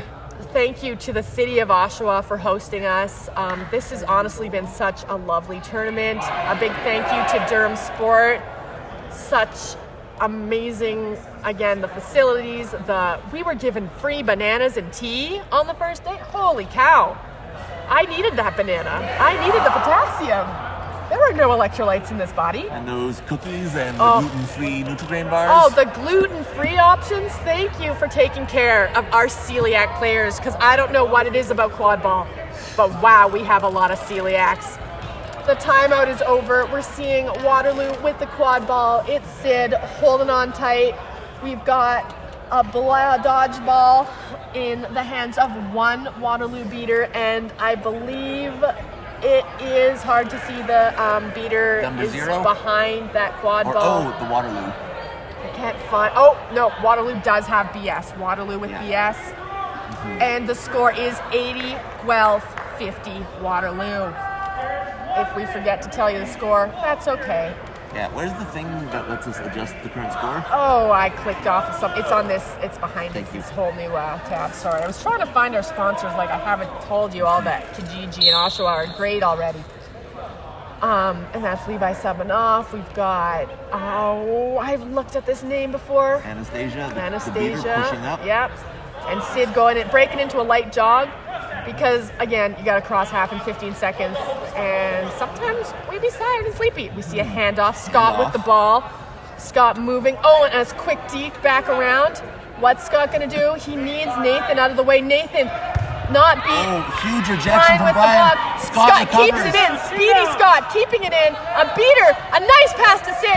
A beater top. Oh, he was called beat and save. Confusion for Sid. Not sure what's going on. Didn't know who. And there we go. We see Nathan passing the ball to someone who hasn't scored as much and had an equal amount of hustle to be there. Yeah, so we great love teamwork that. From Nathan with the pass to Lachlan. Oh, and denied. That's the end of the squaffle period. So we saw that long shot because you might as well. If it goes in, great. If not, no problem. And we really love to see that teamwork, because as we say on the Clippers, teamwork makes the dream work. Thank you, Alex. That was beautiful. What else do we say on the Clippers? Hydrate or dihydrate. And so that's why I'm going to be leaving Alex alone for 2 minutes. Your water bottle. Well, this. All right, folks, time for me to do this all on my own. Yeah, we've seen solid play from both sides. I think the Warriors have been thriving on chaos, and Guelph has been thriving when they get a chance to build the formation they want and then push through the Warriors' defense. In the Snitch period, in order to win, the Warriors will need to not only score a goal, but also catch that snitch, that flag runner. That means the Griffins can keep doing what they're doing. The Warriors will need to find a way to support their flag runner and support their chasers, make sure they're communicating and timing the plays so that they get the ball where they need it to be. It's been a solid, well-played game in this matchup for 5th place, I believe, in the national championship. We're going to see them form starting lines after this meeting. You know, I'm a big baseball fan, and in baseball there are long periods with not much going on. So the announcers will tell long, rambling anecdotes. I'd like to tell a long, rambling anecdote. Perhaps something about my own team's experience. You know, we got to play against 6 different teams this tournament. A shout out to the organizers for making a schedule where no team had to play 2 games in a row, and every team played against a wide variety of opponents. That's something we've greatly appreciated.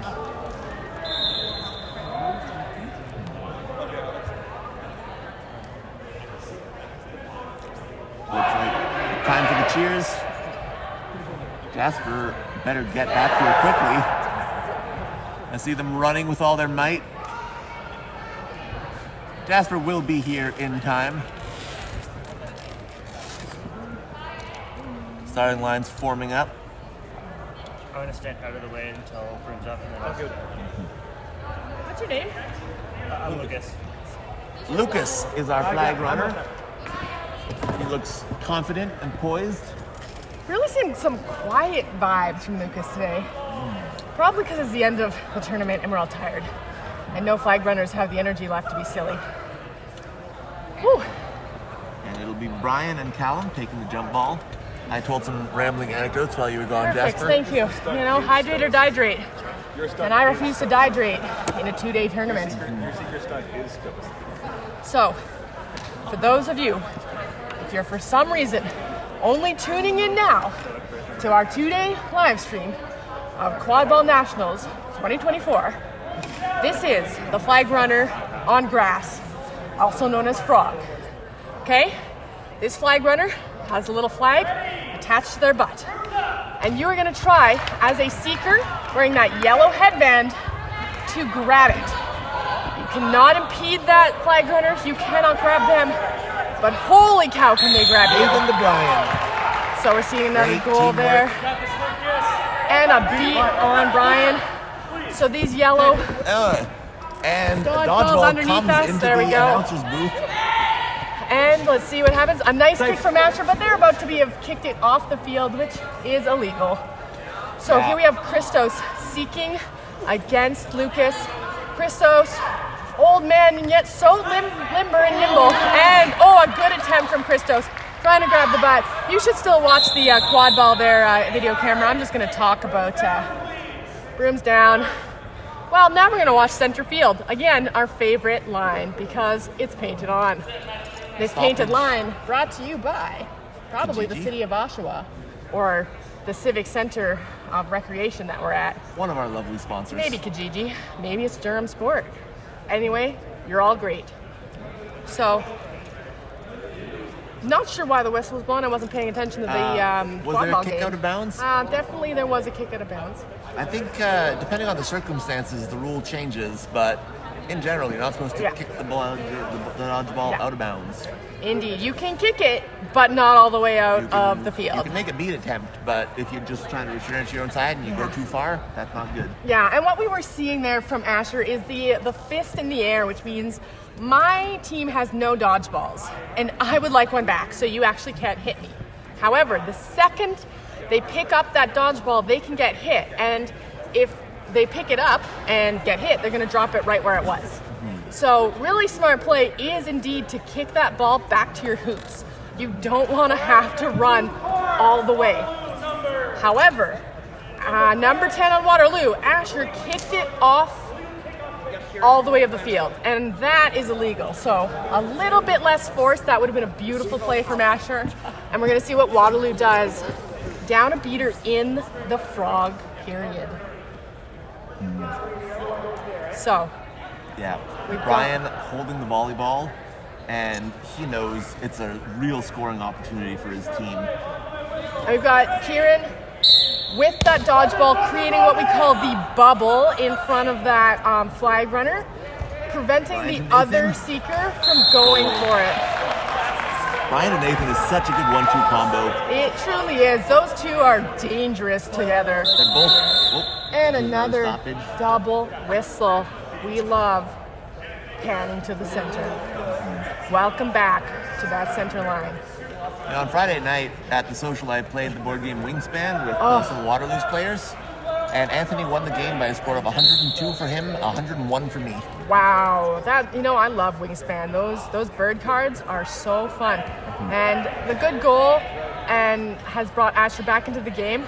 And going to a beater battle, Asher makes a beautiful beat, and that is Waterloo creating the bubble of influence around the flag runner, giving Sid some alone time with the flag runner. Oh, but the flag falls off without being in the hand. So, Alex, when we catch the flag, it has to be in our hand, correct? That's right. There was even a game in the U.S. where the player caught the flag and in his celebration threw it away, and it was ruled no good. Oh, and a catch from Sid! A catch from Sid! What a catch from Sid! Reaching around onto Lucas, grabbing the butt and maintaining control. Let's wait to see if the refs deal that it's a good catch, because we must confer the flag runner can't have been impeded in any way. There can't have been any naughty fouls before that impacted that play. Waterloo needs to come back from down 6 goals. This could be huge for them because not only have they got 35 points, they've also got Sid available again to try and score some goals for them. This could be huge. We are not sure how much time is left. The catch is good. So that is +3, 5. Hard to say, but it's going to be 85 Waterloo, 110 Guelph. And this game will end once that first 5-minute period is over. So we don't know how much time is left. 3 goals for Waterloo would get them the comeback victory. Brian wants to score, you can tell. Yeah, and Nathan is off broom. We've got 2 Guelph players waiting for the cut. Oh, Guelph comes up and steals a bludger. Fake handoff from Brian. And don't turn your back. Don't turn your back. It is still, so it is illegal to tackle from behind. 2 exceptions. One, hurting your back. Oh, and Callum has caught the ball between his legs, hopping backwards to safety. What a beauty, passes it to Luke. Yeah, a fantastic push forward from Madeline, but there was a beater and a chaser there to stop him from scoring. And Waterloo prevents a Guelph goal, which allows them to take this opportunity to score.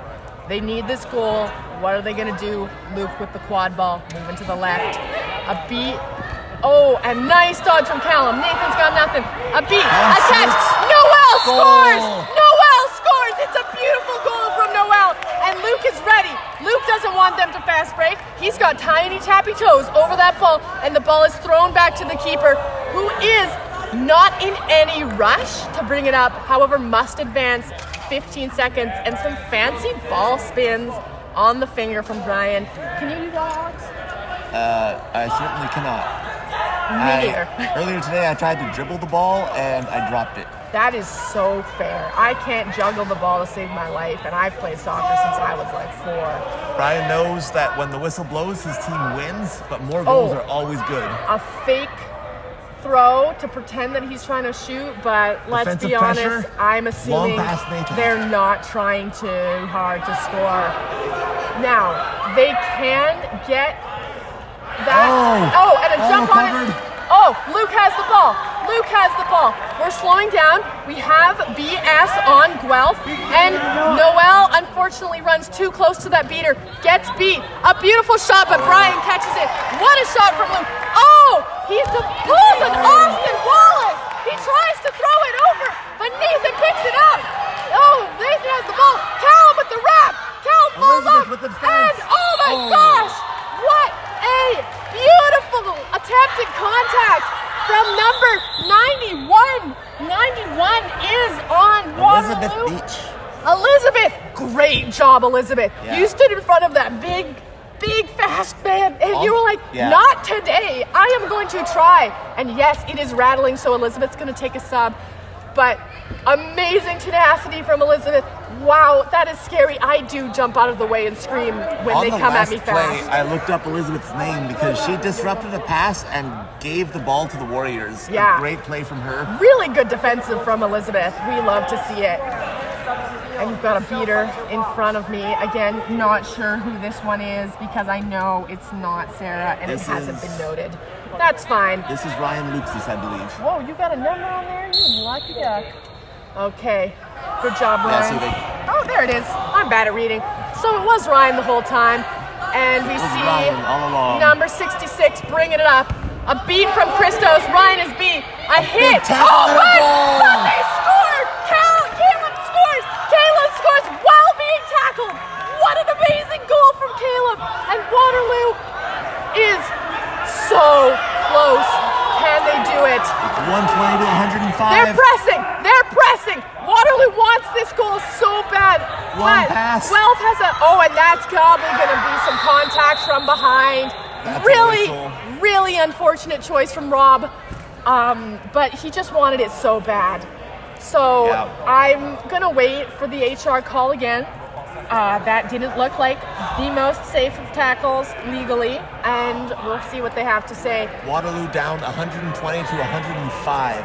They want those 2 goals. Wow, that was an intense run. I can't believe the ability to get a ball through the hoops while someone is hugging you aggressively and trying to get you on the ground. Very difficult. I can barely get the ball through the hoop when I'm just standing there. Well, I'm a beater, so don't expect me to throw the ball through the hoop. However, Alex, I do believe you scored 2 goals in your quick stint as chaser for the Alberta Clippers. Is this correct? That's true, I did. And how do you feel about those goals? Very good. Thank you. Thank you. I also scored, but I'm always a chaser. I never beat. It's too hard for me. Something we didn't mention is the difficulty of beating. There is so much going on. Who do you hit? The other beater, the chaser? Is it the seeker? Is the seeker on? What am I going to do? Do I fake? Do I throw? Holy cow. And they're I giving respect Rob beaters. a yellow card.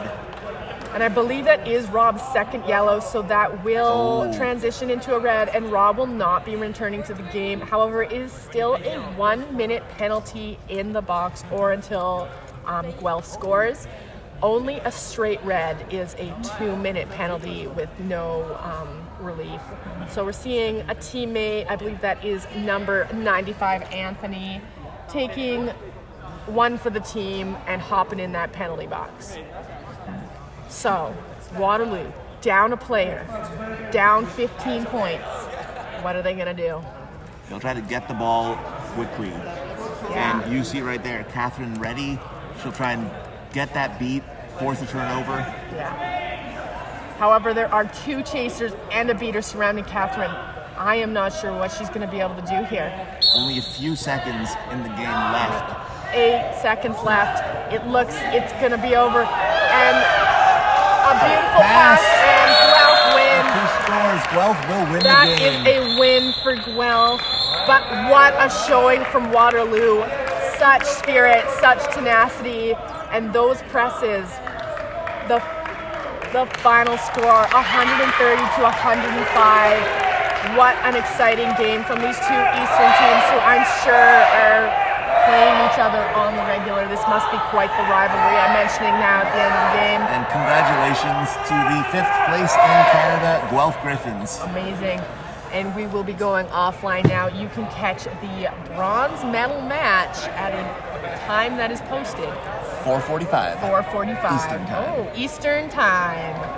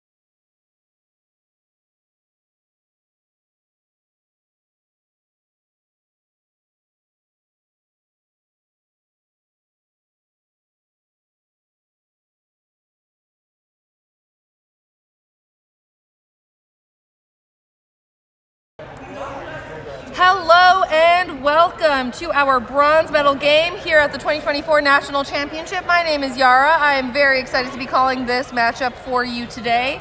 To everyone who has been following us all weekend long, thank you so much for following the live stream here for the Kijiji Pitch. Thank you so much to our partners, Kijiji, for your incredible partnership. Kijiji is more than just classified ad sites, folks. It's a community that thrives on connection, diversity, the spirit of competition, and they are so proud to sponsor this year's Quad Ball Canada National Championship here in beautiful Oshawa, Ontario.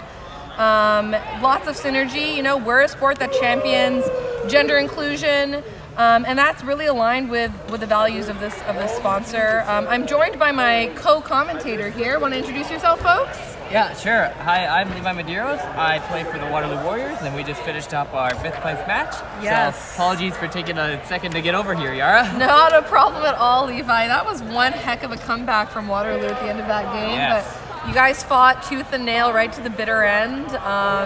And I feel like 6th place is not really an accurate showing of like the resiliency that you guys have showed all weekend. So I just really absolutely appreciate agree. that. I thought our team played wonderful.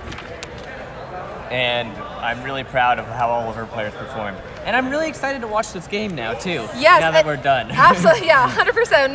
No way to get your mind off of quad ball, like some more quad ball, right? For folks that are interested in some fun facts here, this is actually a repeat of our 2022 championship finals matchup where Vanguard faced off Valhalla, and that was after facing off in that tournament 3 times previously. They were both the 2 games earlier in that championship, I think, were within 10 or 20 points. Do you remember that? I remember them all being super close. Yep. I was there for all of them. I mostly goal refed them, though, not behind the microphone. It's a different kind of stress, for sure. Though Valhalla was able to take it away. So Valhalla, champions of 2022, this is their title defense. Obviously, they won't be making it to the gold medal podium, but they're fighting for bronze. You love to see it. They're a very different team than they were last year, though you will see some familiar faces. Alex Scherger, typically beating, but is going for the jump ball here. We have Atana Crow, strong vet in the keeping position. Joanne Lamb, also chaser here alongside Matthew Bunn. Number 13, he'll be chasing. The starting beaters for Valhalla will be Piotr Makuch and Emma Sherwood. Very exciting here. You want to call the line here for Vanguard for us, Levi? Sure. So at keeper, we've got Austin Wallace going for the jump ball. In the chaser game, we've got, if I can spot everybody here. I'm not able to see their chasers. They're just blocked by our AR. I do know we have Soleil Heaney and Chris Rothery as starting beaters. That's going to be Brooms up. Scherger immediately goes for the tackle after the Vanguard win the tip-off, but the Scherger gets quickly beat out. Austin Wallace recovers with the quad ball. So that's Max Schmidt flanking Austin's right, and scoring there is name please reading is challenging Eric Vanderhelm with the goal. And that's going to be 10 points for Vanguard. Decisive dunk to start off this match. And Atana Crow recovering the quaffle here. We have Brian Melchior directing traffic as the AR. And an extremely high press from Austin Wallace. Matthew Bunn trying to set a screen here, but Austin ducks around it. And it's going to be a stoppage here. It looks like there's been some off-pitch beater exchanges happening in the far corner between Sherwood and Rothery. So we'll see what happens there. I assume that kicked ball crossing across the top of the camera might be the matter of discussion here. Yes, I'm not sure if our bit rate caught that at home, but yeah, there was a bludger that's been sent, or a dodgeball rather, that was sent far off pitch. And I think there's just some deliberations as to who it belongs to. My goodness. Let's just hope the camera didn't pick that one up. I mean, listen, sometimes sports makes your bodies do some weird stuff, folks. So what can I say? Looks like it's going to be a yellow card for Sherwood for a head beat. The dodgeball is going to turn over to Chris Rothery. And we do start off for Valhalla with a beater in the sin bin. Which is not the way that you want to get this game going, but let's see if the Quaffle players here are able to recover. Matthew Bunn tries to go for the strip. Unfortunately, not able to get the beat off, and so that's going to be another goal for Vanguard. Scores 20-0.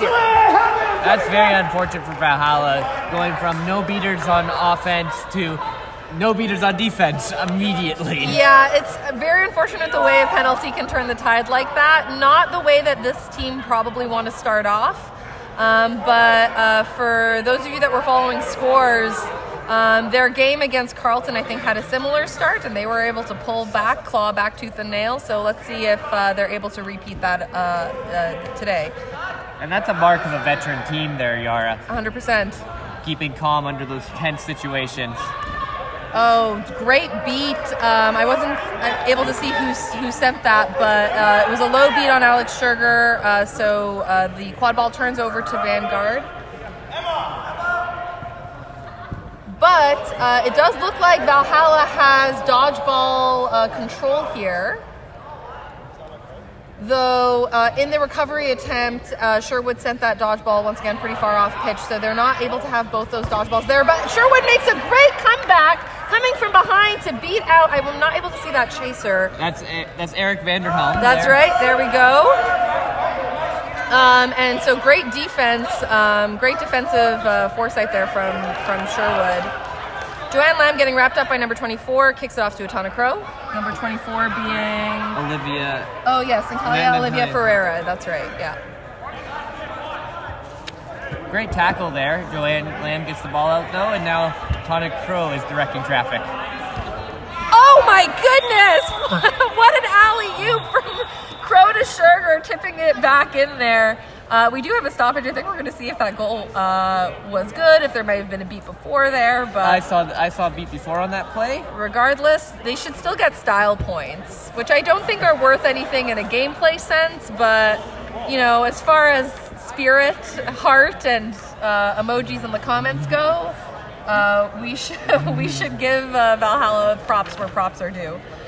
The crowd loves the style points. Absolutely. That's what really matters to them. What would you say is your most stylish play there, Levi? My most stylish play? I'm not very a stylish player. I usually am.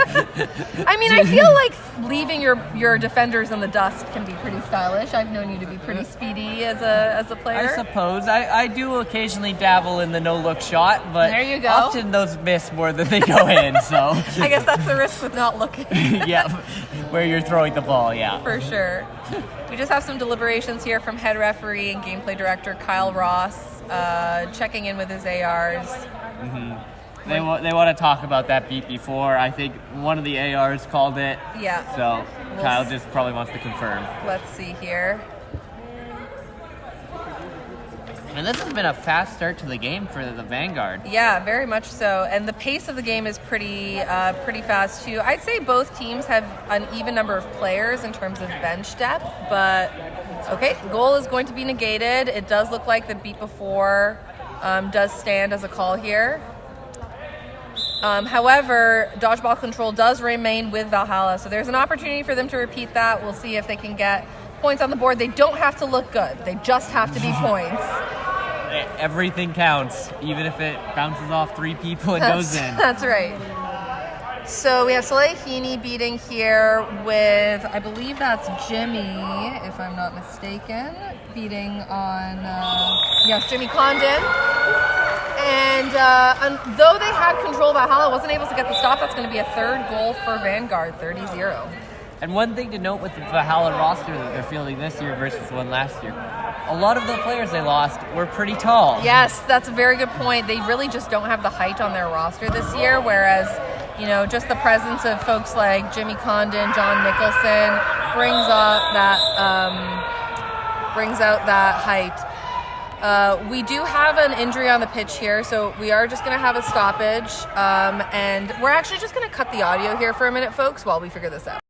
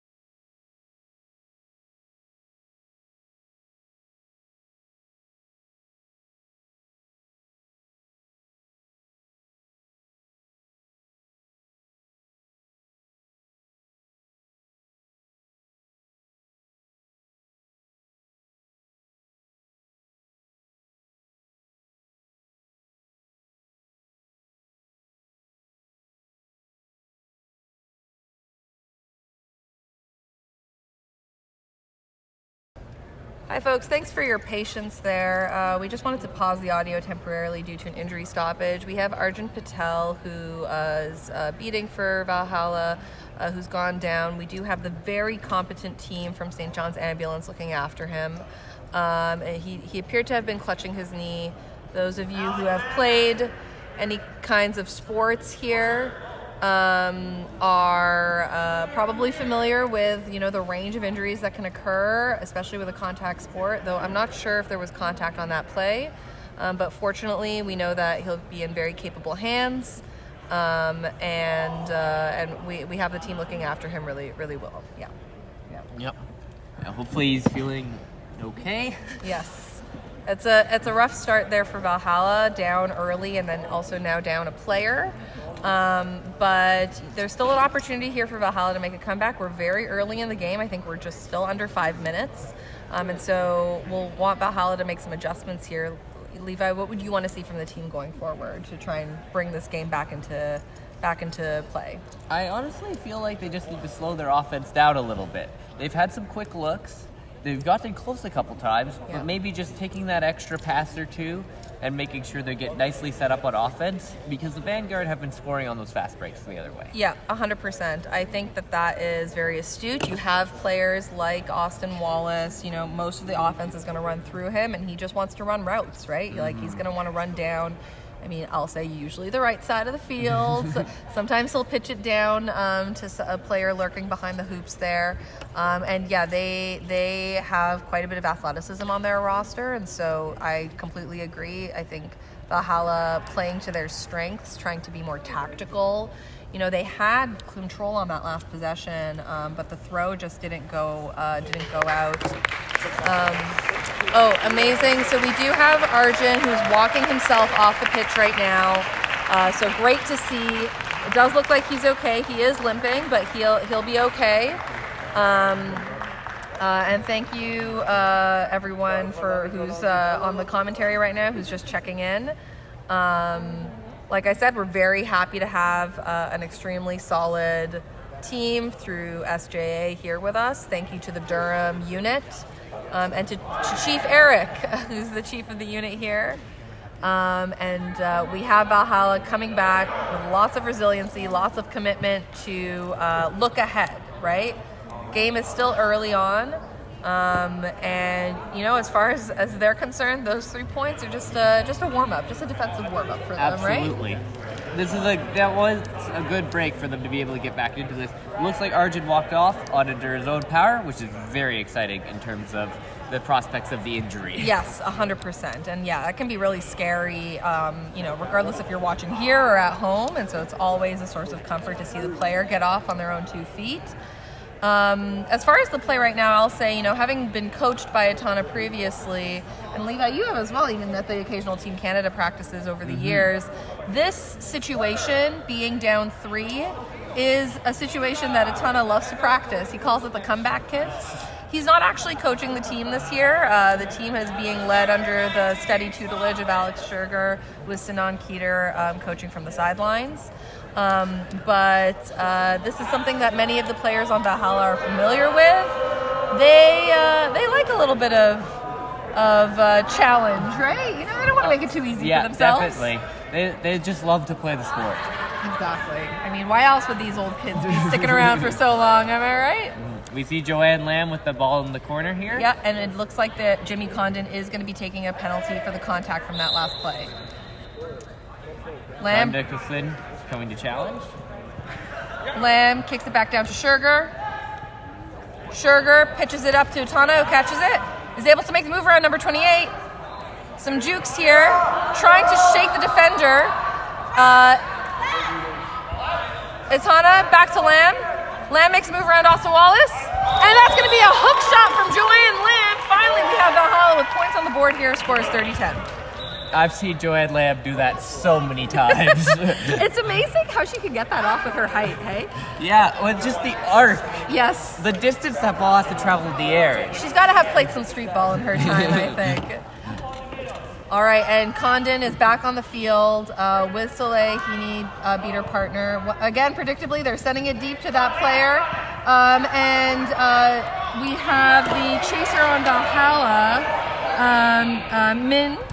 Min, who falls on it and is able to send it to their keeper, Matthew Bunn, wearing the green headband right now.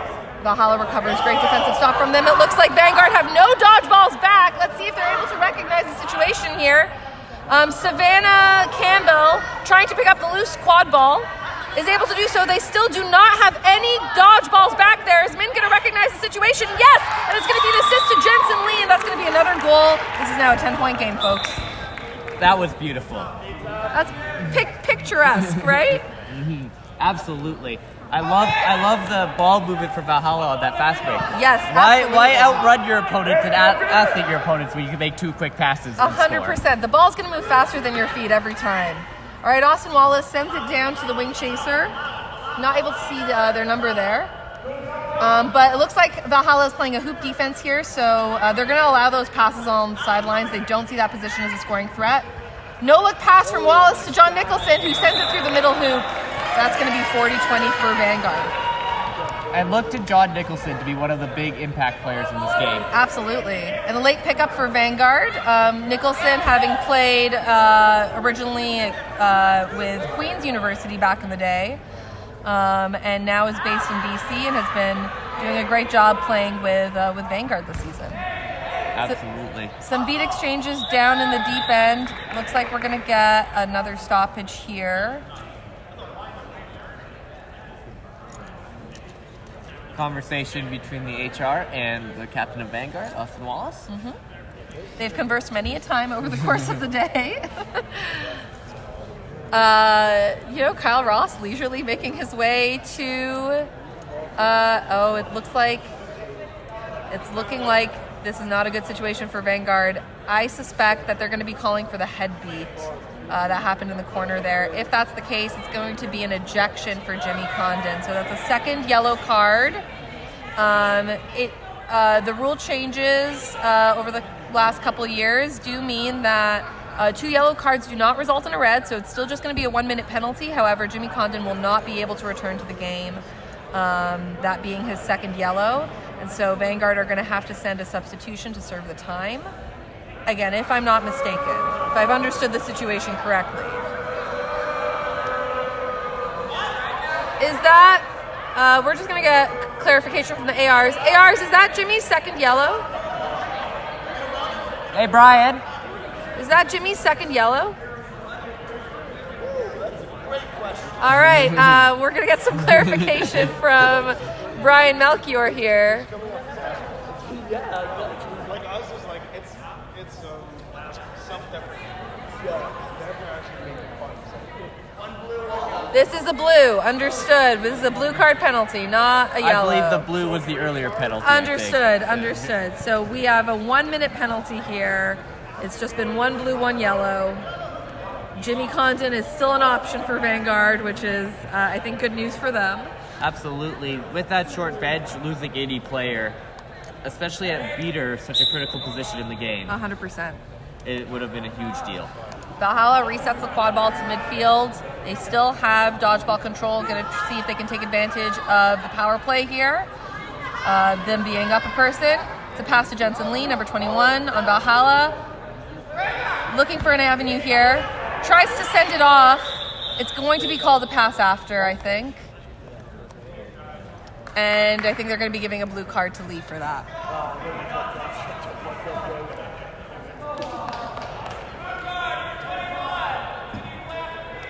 Yep. There's, as you said, there's that play after beat call. And what was an advantage for Valhalla turns into more of an even playing field. That's right. They still do have dodgeball control, though. I would argue, and I'm not trying to diminish the quaffle of the chasers here and the keepers, having been one myself, I'd argue I'd rather be down a chaser than a beater any old time. At some point, it's just math. 4 players versus 2 players. That's right, exactly. Valhalla sticking to that hoop defense. There's an attempt from Chaser Graham on Vanguard to send it to John Nicholson, but the ball goes out of bounds. Min is going to bring it back in for Valhalla. Beater exchange happening over in the corner there. Scherger's beat attempt on Rothery sends that dodgeball off pitch. Min kicks it off to Savannah Campbell, number 77, who gets gang tackled by Graham and by Nicholson, and the quaffle gets recovered by Austin Wallace. Sugar beats. Jensen Lee's trying to pick it up from number 42. Sarah Dykstra, reffing for the game, sends Graham back to hoops. Jensen Lee's able to put it through the hoop. Oh my gosh, what a play. The ball changed possession so many times there. Great beating from Alex Sugar there in order to knock both of those chasers off Broom and then get the keeper as well the moment he stepped out of the zone. 100%. And that field vision, the play for me actually started way back in Valhalla's corner when Sugar's beat attempt on Rothery sent that dodgeball off pitch. Rather than waiting for that dodgeball, Sugar booked it to the other end of the field here to beat Vanguard to their own dodgeball. And that put him in a perfect position to beat off an unsuspecting Austin Wallace on his way to score. We do have another stoppage here. Not quite sure what the call might be. But Levi, what are you thinking? Are we seeing those adjustments that we were looking for from Valhalla? I think so. I think the ball movements look better. They've been playing more with their beaters, and I think that's making the biggest difference. Valhalla with a yes chant, an Alex Sugar special. Yes, absolutely. Some good bent knee action there from not just Valhalla, but Vanguard as well. And the entire crowd. We have the entire stadium calling yes. And some great dance moves from beater Chris Rothery as well. And it looks like Kyle Ross has succumbed to peer pressure. The goal is good. Never tell him I said that, folks. And Austin Wallace returns. Great dodge from Chris Rothery here right in front of the live stream camera. Austin Wallace is trying to outrun everyone, sends the no-look shot to the right hoop.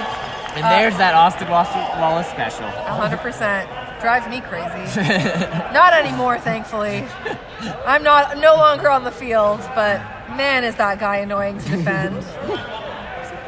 Joanne Lamb ball carrying for Valhalla now, brings up the ball. We have a line change here, or rather a sub for Valhalla. Suraj Singh, another old school Valhalla vet, deep in the corner here. Lamb to Crow. Tana with a beautiful move to get inside. Now flanked by two, and he gets beat. Ball is turned over to the Vanguard. It's like that old rock, paper, scissors thing. Chaser just does not beat beater. Number 22, great shielding there from Min. Oh my goodness, great defense from Min, staying in front of number 22 on Vanguard, Shira. And Min was able to slow down my mistake. Number 22, Ty Miller Gauthier. My apologies, folks. I had the wrong score sheet in front of me here. But yeah, Min was able to slow that possession down in time for the beat to go off on Ty, and that was a great stop. And here we're seeing some patience again from Valhalla. 100%. Sing to Crow. Crow is looking for an option here, calls for the beat to go off, is trying to cut through 1, 2, 3, 4 chasers, and a keeper to boot. And that's going to be a goal for Atana Crow. The score is 50-40 for Vanguard. And in that moment, Atana is just seeing, I think I could get through all of these players. Yes, absolutely. Atana, sometimes he uses his speed, other times his size, other times it's just sheer force of will. I'd say that was an example of him using all three, maybe? Yeah, I'd go with all three. Sure. I find the biggest thing when trying to defend him is actually the shiftiness. Yes. The eyes, the ball, the hips, they're all moving all at once, and they're all doing different things. Yes, absolutely. Like a strange cyborg, every part of his body moves independent of itself. They call him Twinkle Toes for a reason. We're just getting confirmation here. Yep, no, the goal is good, and my mistake. Ty recovers the quad ball here for Vanguard. Valhalla still in their hoop D here. Yes, and still with that dodgeball control as well. It's been a pretty dominant showing from Valhalla in that regard. Great beater exchange between Sherwood and Rothery, and a great interception from Lamb. Tips the pass, and though she wasn't able to recover it, she was able to hit the person that did. Yeah, that being hit by Joanne is kind of like being hit by a bullet, I think. Small but deadly. Absolutely. I've seen Joanne take down players 3 times her size. Yes. And I don't understand how it works every time. It's the midfield tackles for me. It's a lot of bone density in that small frame. That's a dodge from Atana again, and a shot through the middle hoop. Back-to-back goals for Atana Crow. It's 50-50, which basically means it's 0-0, right? Like, we're just starting over now, which is exactly where Valhalla wants to be. And critically, on their last offense, Vanguard actually had achieved control of both dodgeballs. Yes. And Valhalla just took it back. Yes. Wow.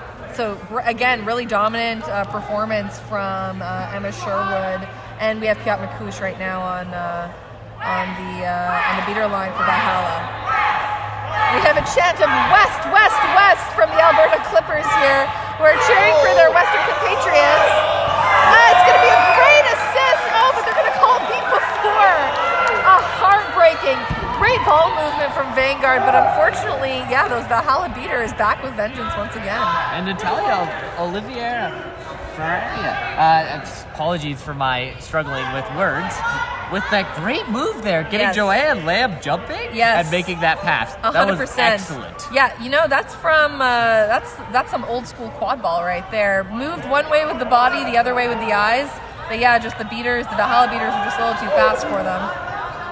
Itana currently shaking off a couple defenders here. Max Schmidt really wants this tackle. But Sugar's not going to let it happen.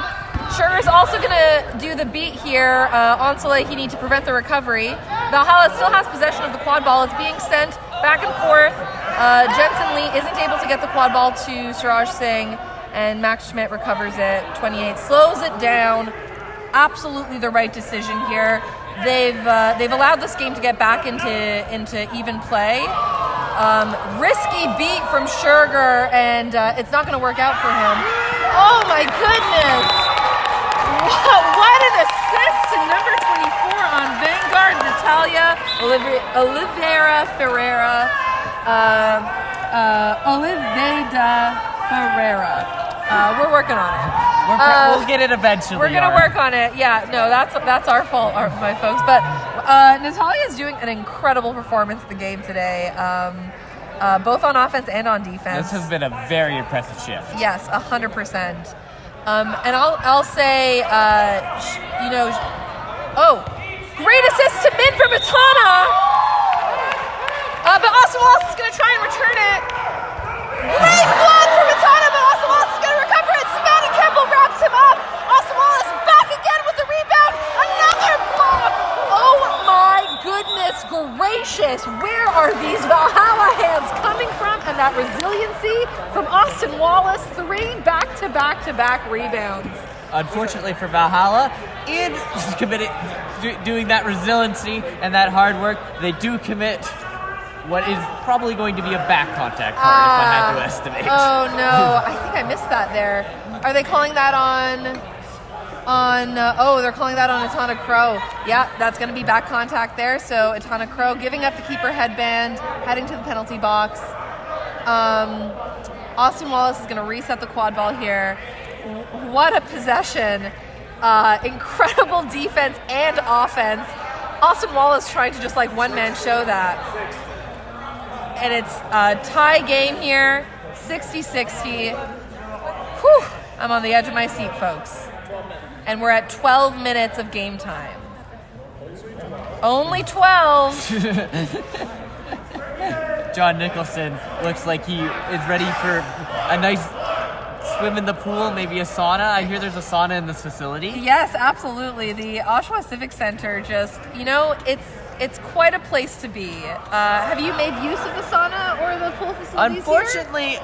I've been playing, commentating, or trying to nap. You've had your priorities. I respect the heck out of them. That said, we're so grateful to our partners with the City of Oshawa and Sport Durham for providing this absolutely wonderful facility. Our athletes have had such an amazing time playing indoors. Cannot stress enough the comfort having a roof over your head during our unpredictable springs and summers. Well, springs. For me, it's the lines on the field. Yes. The painted lines on the field make a huge difference in terms of knowing where you can go, knowing whether you're going to step out of bounds or not, and also those resets that are very critical to the game. Absolutely, yeah. And I was here early this morning watching the Oshawa Civic Center staff repaint the lines that got faded away yesterday. So they've just been really committed to ensuring a quality game experience for us. We are so grateful to them. If you are interested in any kind of sporting event or activity, I can urge you to consider Oshawa as your hosts. They've been gracious and extremely efficient and amazing to work with. That said, we're about to get back on the Kijiji Pitch here and resume this game with a penalty kill from Valhalla, possibly, or a power play move here from Vanguard. Here I'd be looking to Austin Wallace or John Nicholson to be shooting on that middle hoop. Yes, I think so. And Vanguard do have dodgeball control, so I'll say it's unlikely that Valhalla is able to pull something off on the defensive end here, but we've seen some crazier things today. Austin Wallace pitching it back to Natalia. Makes sense. She's their star player of the shift. I mean, I would be looking for her as well. Natalia trying to edge for position against Savannah. Instead gets it to John Nicholson. It's going to be a wide shot that gets picked up by Graham. He's trying to make a move here. Gets wrapped up by Savannah. And it's going to get recovered by Suraj Singh. That was a huge stop for Valhalla there. Oh my goodness. And I think it's just that missed shot from John Nicholson went just a little bit too low. And you know what? I'll be eating my words. I said they couldn't pull it off. They got the stop off. Now they just have to kill the rest of this penalty. Unless we have do we have everyone back? Oh, no, not yet. Itana getting ready to get back in the game. About to expire. Oh, we have a midfield turnover here. Salehini beating out Min. And Austin Wallace, unfortunately, right as Itana gets back in there, Austin Wallace is finally able to get that coveted goal. You know, he really worked for that one. So I feel like he's earned it. I think that still counts as a goal on the power play. Yes, absolutely. Absolutely, they took advantage of the player advantage there.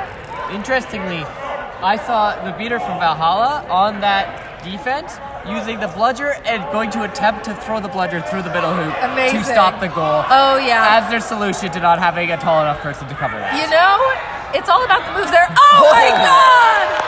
We're back with the style points. Another alley-oop from Itana Crow, this time to Savannah Campbell, who sends it through the middle hoop. And immediately Austin Wallace thinking run. And charges right through the Valhalla defense. Amazing. Spins off the tackle from Matthew Bunn. It's like oil on water, folks. Valhalla's going to have to find an answer here for Vanguard's Austin Wallace.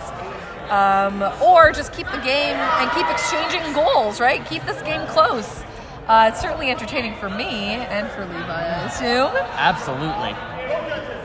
I'm very pleased to be commentating this game. Yes. This is, it's fun to see a game with so much parity. Crow to Bunn. Bunn fakes the pass down to Lee, back to Crow. We've got bludgers flying everywhere. Yes, as is the case at this point in the game. And that's going to be another goal for Valhalla. The pace of this game has come back up to that level it was at the very start. Yeah, and you know what? It looks like the Valhalla is really opting for the half-court offense there. Oh no, and it's going to be a dropped pass. Austin Wallace trying to find John Nicholson. Nicholson not able to get a hand on it. Valhalla recovers. Great recognition from Itana Crow, not going for the run there, as Soleil had wisely gathered both the bludgers through this defense. Oh, Itana trying to go for that midfield shot. He's no John Gola. If you know, you know. Gola earlier today scored 2 shots from midfield, John Gola being the keeper for the Alberta Clippers. Just another little Western reference shout out, but unfortunately Crow's goal is no good. John Nicholson, number 13, trying to find a shot here. Oh my goodness, a block from Jensen. Suraj is going to try and fall on it here, try to get it to Matthew Bunn, who's keeping here for Valhalla. What a block from Jensen Lee. John Nicholson just not able to find the hoop today. Beater exchanges going all over the place. Vanguard finally able to get the exchange here. We're going to have Piot Makuch try and get the recovery. Goes up against Soleil. Goes for the hit. Is beat. And number 33 on Valhalla beating here. Rose Zhu is able to clean that up. I don't know how our name sheets are duplicated, I know, but it's I appear to amazing. have both of them now. Yes. I only had one before. I look down and I see 2 Vanguards, 2 Valhallas, which is pretty much what it looks like on the pitch. These folks are both moving so fast, just struggling to keep up on the call sheet here. All right, so we have great patience from Joanne Lamb, who dodges the beat, sends it to Min. Min blocks the beat, sends it through. That's going to be a goal for Valhalla, and if that goal is good, which I've preemptively put on the score table that it is, but if it is good, that is going to be the first lead Valhalla has had this game. And there's that veteran presence leading that comeback, as we discussed. Absolutely. Great resiliency from Valhalla. I mean, you have that same veteran presence on Vanguard as well. It really That's speaks true. to the evenness of these two teams. Whew. There's a reason they went head-to-head in the gold medal match last year. So, yeah, 100%. Here's my question for you, Levi. If you had to play one of these teams right now, which would you consider to be the most favorable matchup for Waterloo? So for Waterloo, I actually would consider Vanguard to be a more favorable matchup for us. In general, we tended to be a very physical team at this tournament. We had great tackling, and we played them pretty close in our earlier game. That's true, you did. To be fair, we did lose to both teams by the same margin.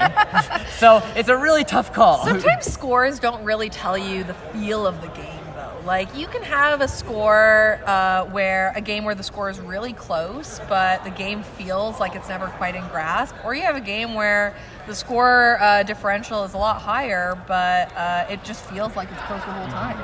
I will say both of these teams really gave us quite a bit of trouble. Yes. But you gave them a run for their money. Oh, yes, definitely. I mean, the scores reflected that. Lost by 4 to both of them, I believe. Oh my gosh! So just a catch and a little bit of juice there would have sealed the deal. Absolutely. Well, we'll see Waterloo come back with a vengeance next year. I have no doubt in my mind. And we're still deliberating here on, I'm assuming, whether that was a goal or not. I'm not sure. Kyle Ross with some stern words for both captains here, Austin Wallace and Alex Scherger. Maybe stern is too strong of a word, but look, providing some clarity here. The goal is good, so it's going to be 90-80 for Valhalla. Again, the first lead for Valhalla today in this game, and we are back with Ty keeping for Vanguard in possession of the quad ball. And Ty passes it off to Vanguard. To Nicholson, rather. Nicholson waiting for the beats from Rothery to clear a lane for him. Nicholson looking for a lane, dodges around Matthew Bunn, tries to get the dunk. Joanne Lim with the block. Nicholson has been looking for this goal all day and has not been able to do it. A great dodge from Min. Sees that bludger from Rothery coming a mile away. Min to Lamb. Oh my goodness. Min shakes up, passes it back to Bunny. Matthew Bunn running down the lane here. Kicks it to Siraj. Siraj rolls it over to Joanne. Joanne tries to go for the fake, and it's going to be an assist from Lamb to Min. Min scores. That's a 20-point lead for Valhalla. Great plays there. Everyone got involved in that play. That was beautiful to see. Wow. Just wow. I'm really seeing this Valhalla team dig deep and get absolutely everyone involved to try and make something happen here. We're at 18 minutes of game time. That means we just have 2 minutes left here before the flag runner comes onto the field. Austin Wallace is slowing the game down here. It's going to be a block, a tipped pass from Atana, blocks the pass from Austin Wallace. Austin Wallace, Atana read that passing lane there. That's going to be, I think, 3 back-to-back stops for Valhalla. There's a call of no beaters. And Atana gets taken to ground, but is able to get the ball out. It's going to be no goal on that possession. Vanguard dug deep there. Great hit on Atana. I wasn't able to see who laid in that hit. But Atana Crow got taken to ground, lost the quad ball there, and every Vanguard chaser came out to make that stop. That was incredible. We have 1 minute remaining here in this period of play before the flag runner comes onto the field. It's a pass to Vanguard number 3, who I'm actually not seeing on my sheet here, but Eric Vanderhelm, that's right. They're saying no goal there. I presume because the hoop was fully on the ground, if it was still falling, that would have counted. Fair enough. Yeah, these hoops can be fickle. It's just like a basketball rim. Sometimes it spins your way, and sometimes it just inexplicably ends up on the ground. Austin Wallace trying to meet a ton of Crow head on here. Great beater exchanges. Again, we have the dream team of Emma Sherwood. Oh! Yes, that's going to be a goal. Crow passes it down to Lee. Oh my gosh. So much is happening here. I think that's going to be another goal for Vanguard as well. I believe so, but we're going to get confirmation here. So much just happened, Levi. I want to break it down here. In the middle of the field, we had Emma Sherwood and I believe Jimmy Condon engaged in a massive beater tackle. Meanwhile, over on this end, Vanguard took advantage of the chaos to try and get a goal out. I think our score is 110 to 90 for Valhalla. I'm checking the score table here. It does appear to be accurate. Wow, just wow. I wish I had more eloquence behind the camera here. I mean, Levi, let's see. What are your key takeaways of the game here? I think the key takeaways have honestly been those Valhalla beaters starting to get involved more. Absolutely. It was a slow start for Valhalla, but they came out in full force. Full credit to Emma Sherwood, Alex Scherger, Piat Makuch for the heads-up plays. They have been really incredible for them. And, they really rallied after losing Arjun midway through. So they're playing down a beater, and they just dug deep. I think they're channeling Arjun Patel's force of will here, making his presence known even if he can't be on the field with them due to that injury. And then from the Vanguard side, we've also seen some great things. Yes. I believe rookie players have been making some excellent plays. Oh, absolutely. I want to give a special shout out to Graham Verscheri, who is from what I understood in conversations with him earlier, this is his first major event with Quad Ball Canada, previously having only played fantasy tournaments. And I've seen Graham involved in so many offensive and defensive possessions here. Again, Natalia Oliveira.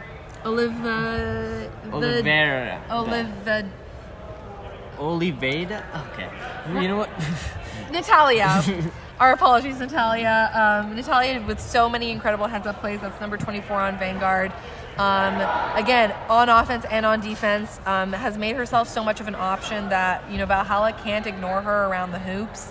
And had some great moves, shaking off defenders here. Great showing here from those chasers. And, the Vanguard beaters, they've played down, they've played without control for most of this game. And the game is still close. And they were up for most of the game too. So even without the resource of that extra dodgeball, they've done a really great job, keeping Valhalla at bay. Now, of course, we have a flag runner on the field now, and that's going to make this an entirely different game. Corey Smithson, so far uncaught this year. Nope. Oh, a sad head shake from Corey. It's a too soon call. One catch in 12 games. Yes.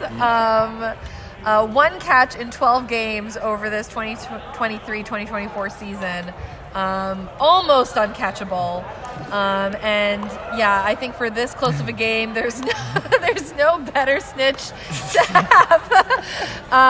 Just ensuring that all the equipment is set and ready to go I think here. we should maybe check the snitch tail again. Yes, just one more time. Make sure that there isn't anything everything is above board. That's really what we're looking for here. Corey with the quick test gives the shake for the camera. Absolutely. And he looks ready to go. I'm interested to see who they're going to be sending as seekers here. It looks like rookie Graham Verchere is going to be showing up here as seeker against Matthew Bunn, who has a lot of experience under his belt, both as a seeker and a snitch. Oh, the experience being just so-so, according to the expert opinion of our snitch, of course. So very excited to see how this shakes out. Snitch on pitch makes this a completely different game. We're about to get started here with the jump ball. It looks like Joanne is trying to get the jump ball. It's going to be a beat, and it's going to be a stoppage here. It looks like it was play after beat for Vanguard. I saw that pretty clearly. Some protestations from the Valhalla players. But yeah, it did look like Vanguard came away with the jump ball, but the beat from behind and just a few too many steps after is going to lead to a quad ball turnover for Valhalla. Yeah. I think that beat hit both the players there, if I'm correct. I think so too. But let's see here. Etana Crow regaining that quad ball, keeping it firm in hand. And we haven't even got to the seekers on the field yet. No, not even yet. Oh, and there we go. With that, we have our seekers on pitch. Etana getting wrapped up by Austin Wallace, trying desperately to slow him down. Etana persisting all the same. Sends it to Jensen Lee, who dodges around the chaser there. Joanne Lamb is able to pick up the rebound, coming from behind the hoops, but is getting wrapped up. And it's going to be easily picked off by the Vanguard chaser. I believe that is Eric Vanderhelm.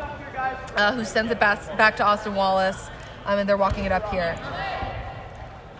And I'm not sure what the directive for either of these teams' beaters is at this point. They appear to be currently splitting who is helping with Snitch and who is helping with the quad ball game. Yeah, it looks like they've really taken advantage of, oh my goodness, great shot there from Max Schmidt on Vanguard.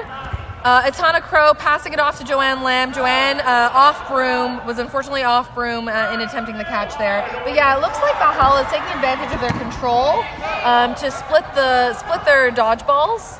And so they have one on the seeker and one on the quaffle game. However, it does look like Vanguard have brought this game back. I'm just going to try and get a confirmation from the score table here. I'm pretty sure it is a tie game for Vanguard right now.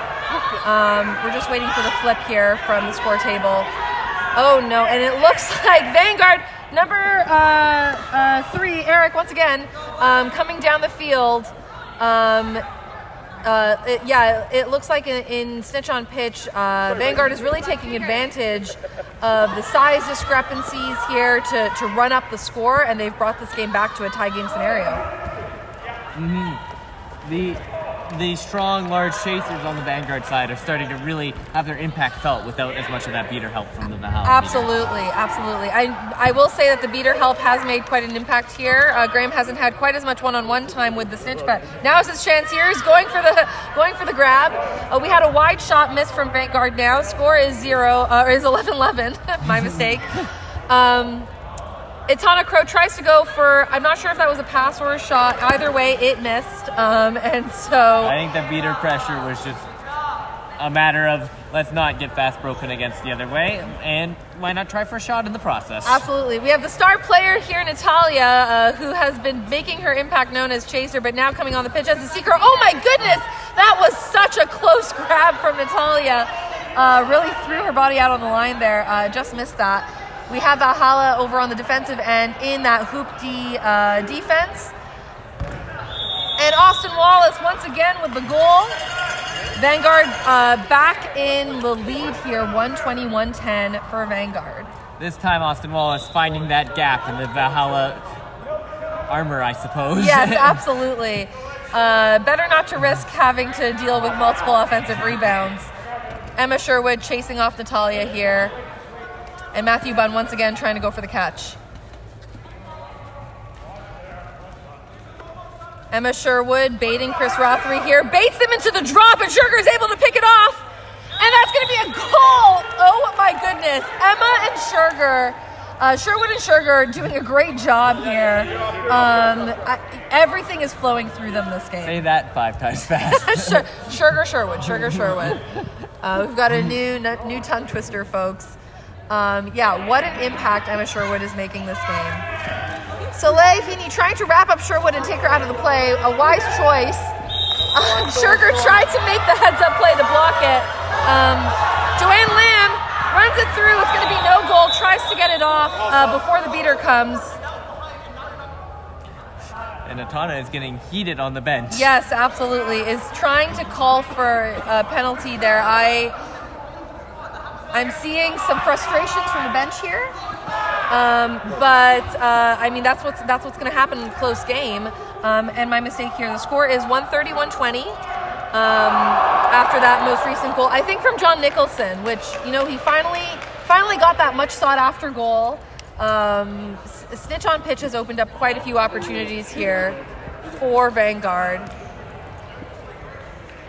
And we have a stoppage here.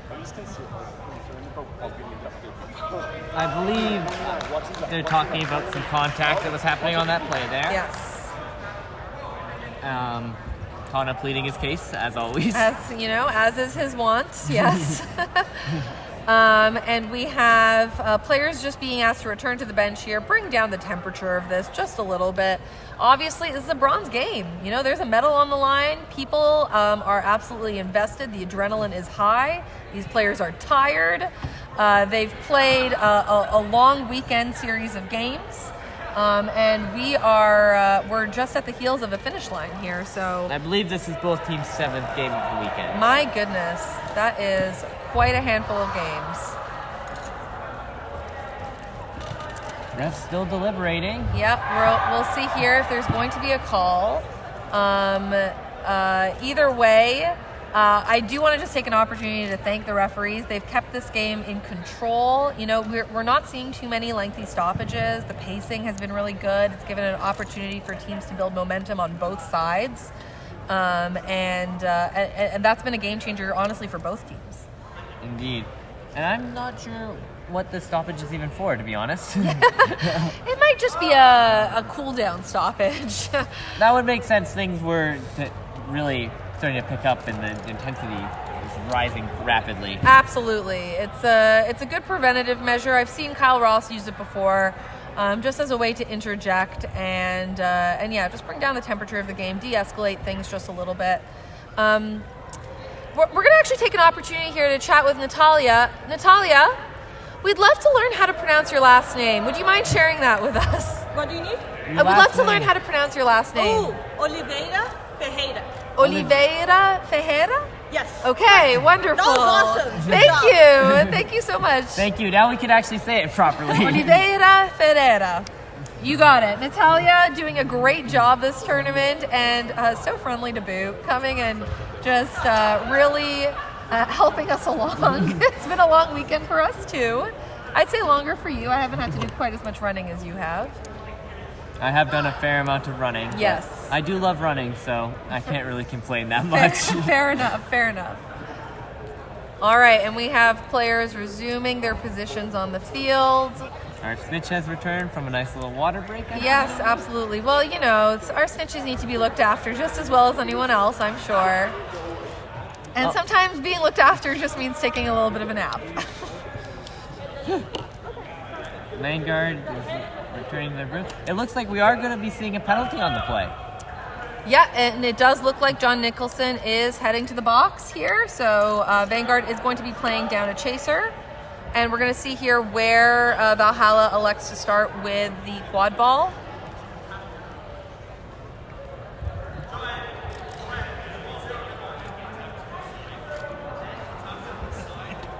And I believe it's going to be a back contact call on that last one, if I had to guess. Some mischievous... some mischievous workings here from our flag runner. We're going to try and get the attention of one of our ARs to figure out what game time is here. Derek Taylor, do you know what the game time is? They appear to be busy They have sorting some out other the bludger yeah, situation they have here. some other things to do. Brian, do you have game time? Brian, do you have? Oh, well, wait. We are definitely not the priority here, which honestly is fair. And okay. So they're doing the full reset procedure. Gotcha. In this case, treating this like a delayed call. Okay, it is 4 minutes 15 seconds. That means we are just shy of heading into the overtime period. If the snitch is caught within 5 minutes, we play out the full 5. If it's caught after 5 minutes, this catch ends the game. Min tries to kick the quad ball off to Savannah, who's struggling to grab it.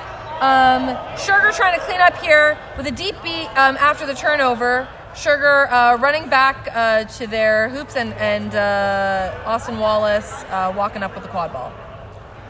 Good stop from Vanguard there. Absolutely. Get back into the game. We have Rose beating alongside Alex Sugar for Valhalla right now. Soleil trying to engage. Oh, great heads-up beat from Chris Rothery, who gets Sugar across the pitch there. A great tackle from Savannah Campbell, who's now trying to grab the quad ball and brings the Vanguard chaser to the ground. That was great speed in that step from Savannah Campbell to make sure that play died. 100%. We see Vanguard maintaining control at this point. Yes, absolutely. I think that's the first time in a while that we've seen Vanguard with 2 dodgeballs. Let's see if Sugar can try and regain the possession here. Joanne Lamb trying to go for the heads-up shot. Unfortunately, it gets blocked here. John Nicholson recovers.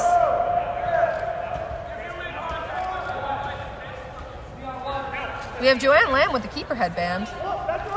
And we have Matthew Bunn and Graham Vercheria once again going at the snitch here. Valhalla back in their hoop D formation. That's going to be a shot and goal for Vanguard. And I think Austin Wallace might have realized that middle hoop is a little more free than he initially thought. Yes, that is the penalty of having someone like Joanne in the keeper headband. You don't quite have the height that you might need for those kinds of blocks. It's 20-point lead for Vanguard here. And if I'm not mistaken, I think we are in overtime, so a catch is going to end this game. Confirmation from the Seeker. He would know better than I would.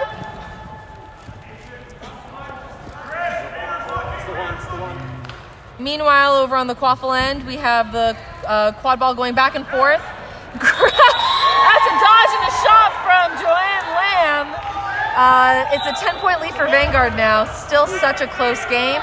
And Valhalla Beaters doing a great job keeping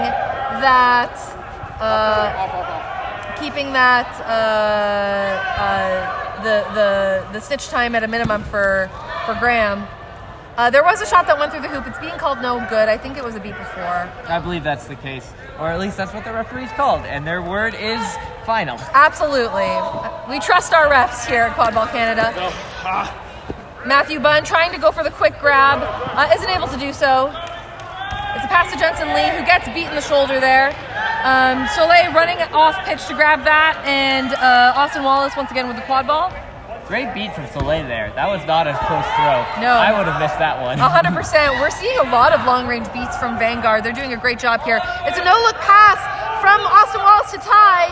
The shot does not go through the hoop. Itana Crow tries to kick it off here. It's a wrap-up down by the hoops there. It's going to be another stoppage. And I think they're just going to call the play dead, sort out that pile, make sure everyone's okay. Some calls for water from the players on the field here, and from our officials, of course. They've earned it more than anyone. Oh, look at that. We have, absolutely, we have some very gracious ARs ensuring that our flag runner doesn't die of thirst on the field. SR, my mistake. How dare I? It's not like I've played this game or anything. Quad ball, what's that, right? Absolutely. All right, players heading back on the field. Everyone seemed to just take a water break there. Absolutely. As the refs deliberate what to do with the pile that occurred just inside the Valhalla keeper zone. Some friendly handshakes. Oh no, a denial. Bit of a denial from Natalia there. Sitches and sneakers alike, just shaking hands, respecting the sportsmanship and the depth of the competition here. Oh, and we actually have a penalty called against Valhalla Chaser. Shira Hirsch. Okay, so Valhalla will be playing down a player. It'll be 3 seconds. And once again, because of the long stoppage, we're just resetting to half. Valhalla will remain within their keeper zone, and we will resume play from there. They still do have dodgeball control, and we have, once again, Emma Sherwood out there. Emma's been a real dominant force. Maybe that'll be enough for them to kill the penalty. However, Austin Wallace is accompanied by a really strong quaffle threat in Max Schmidt, Ty Miller-Gauthier, and great wrap up there. Oh my goodness. Yeah, and Vanguard are able to get that off. It's a 20-point lead for Vanguard once again. Once again, Eric Vanderhelm with the goal, finishing things up for Vanguard. And we have a call. Looks like it's going to be an advantage penalty. I'm not exactly sure what the call is. I won't speculate. We'll try to avoid speculation. That was a very nice offense from Vanguard there. Use that advantage, move that ball around. Absolutely. With those fewer players, that big space of the field is hard to cover. 100%. Austin Wallace, once again, as you were saying, Levi, understanding the ball's going to move faster than you will. It's just about finding open hands to catch it. And there were many in that case. Yes.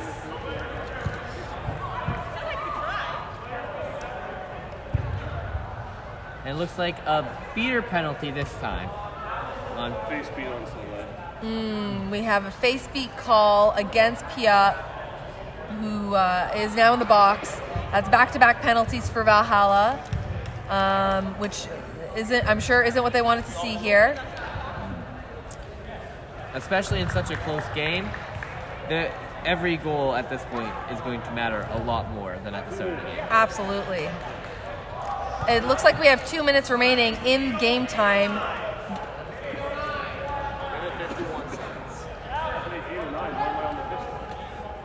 8 minutes and 9 seconds into this period of play, which means we have just under 2 minutes before this game comes to a final close. And now Valhalla looking at a very large uphill battle in order to finish off the comeback that they started at the start of the game. Absolutely. We have Savannah Campbell, who's subbed on as a seeker here. And so that's going to, but is not really able to engage with both dodgeballs in the Vanguard beater's hands here. And Austin Wallace, I think, recognizing the advantage his position is in, showing great patience. Joanne Lamb, unfortunately, got in the way of great block from Jensen Lee. Oh, no.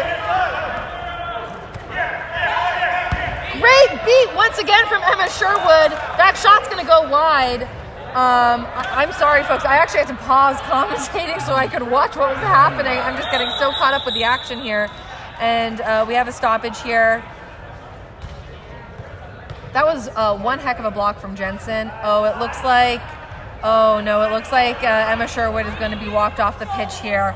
That is going to hurt Valhalla. She has been such an indomitable force this game. It's rough to see right at the end, but she's walking off on her own, which is good. But it looks like, it might be an ankle injury or something similar. However, we do have Rose Zhu, who is making the sub here. Stepping in for Emma Sherwood? Yes, and hopefully she can fill those shoes. They're big shoes to fill.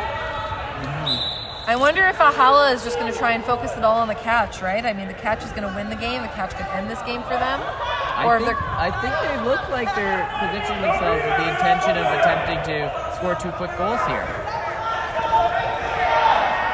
Joanne Lamb running up the field. Tonic Rowe beat in the back by Soleil. Joanne tries to go for the tackle here. At least slows down the quad ball just enough for perhaps some defenders to get back there. Rose Zhu is back there. We'll see if she's going to engage. Her presence there enough to slow down the possession.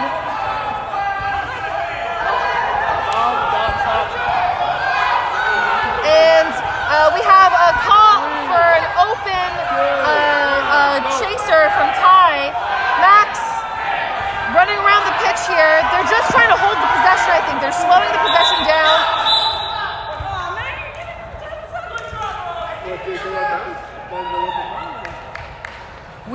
so close to the end of game time here. Yeah. I think we have, with this stoppage, they're going to put 10 seconds back on the clock. But it looks like it's going to be a yellow card, or no, a blue card rather, for Max Schmidt, possibly? Yes. And I'm assuming this is going to be delay of game. Ah, very throwing interesting. That pass to nobody over all of the hoops, not really making that attempt to a shot. That's going to be a delay of game call. Very interesting. And so Vanguard's attempt to kill the clocks here do result in the penalty. However, Valhalla is still down 2 goals, so I'm not sure if they're going to be able to make advantage of this enough to get a goal here. Especially with only 10 seconds remaining in the game. Itana gets the goal off, but unfortunately, that last goal is not going to be enough to tie it. And so Vanguard come out with the win here, 150 to 140. Corey Smithson ends on a high note. It's another Snitch victory here for him. What a game, folks. What a game. Congratulations to our bronze medal winners. And great on Vanguard for starting with that lead, going down, and then coming back. And pulling out that victory. Absolutely. Yeah, really great job here from Vanguard. As you said, like great narrative arc. And just such props to them. They didn't allow their loss of the lead to shake them. Their team really worked as a unit and came out strong. That said, Valhalla really coming out, even though they lost players to injury early in the game, they had every chance in the world to win this game. And they made it an exciting game to watch. And so great to see a repeat of this matchup, but we're so grateful to both teams and players for playing our hearts out and giving this bronze medal match something really for all of us to look forward to. Yeah, that was an awesome game to watch. Thoroughly enjoyed myself. Absolutely. That said, we're now going to be on to the main event very shortly here. Flamingos versus Carleton, Montreal versus Ottawa. These two teams making it to the finals after one heck of a season. Ravens, of course, being the bronze medal winners from last year's national championship, are looking to get back on the podium here with gold. Stay tuned. We'll be on back shortly. Flamingos versus Vanguard, or Flamingos versus Ravens. You don't want to miss it. See you soon.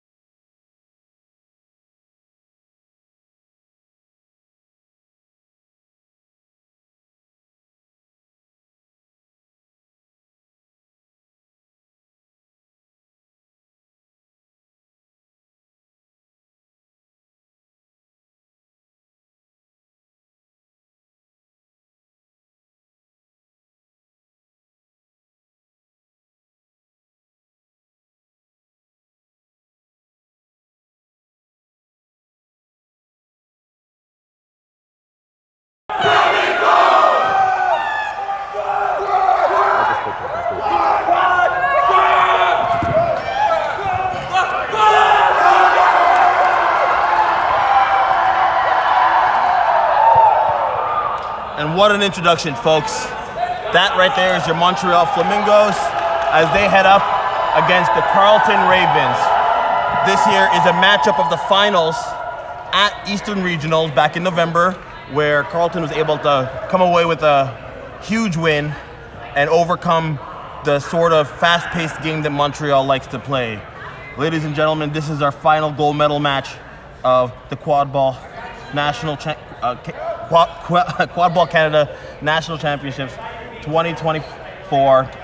My name's Itana, and I'll be joined with Yara Kodashaw later. She's just out here doing a little bit of admin stuff. I would like to take this time to thank our very many sponsors we have here. First of all, Sport Durham, and then we have our pitch number 1 here, the Kijiji Pitch. I'd like to thank the city of Oshawa and also the lovely staff and the amazing facility of the Oshawa Civic Center, as well as giving a shout out to the St. John's Met team. They have done a tremendous work in making sure all of our athletes are taken care of throughout the course of this weekend. And we have head referee Kyle Ross asking teams if they're ready. This is going to be a jam-packed event. We have the stylistic passing game of the Flamingos against the hard tackling game of the Carleton Ravens. And we're off. And immediately, contact. Carleton able to succumb to the quick blitz. Andrew Allard looking for a cross pass.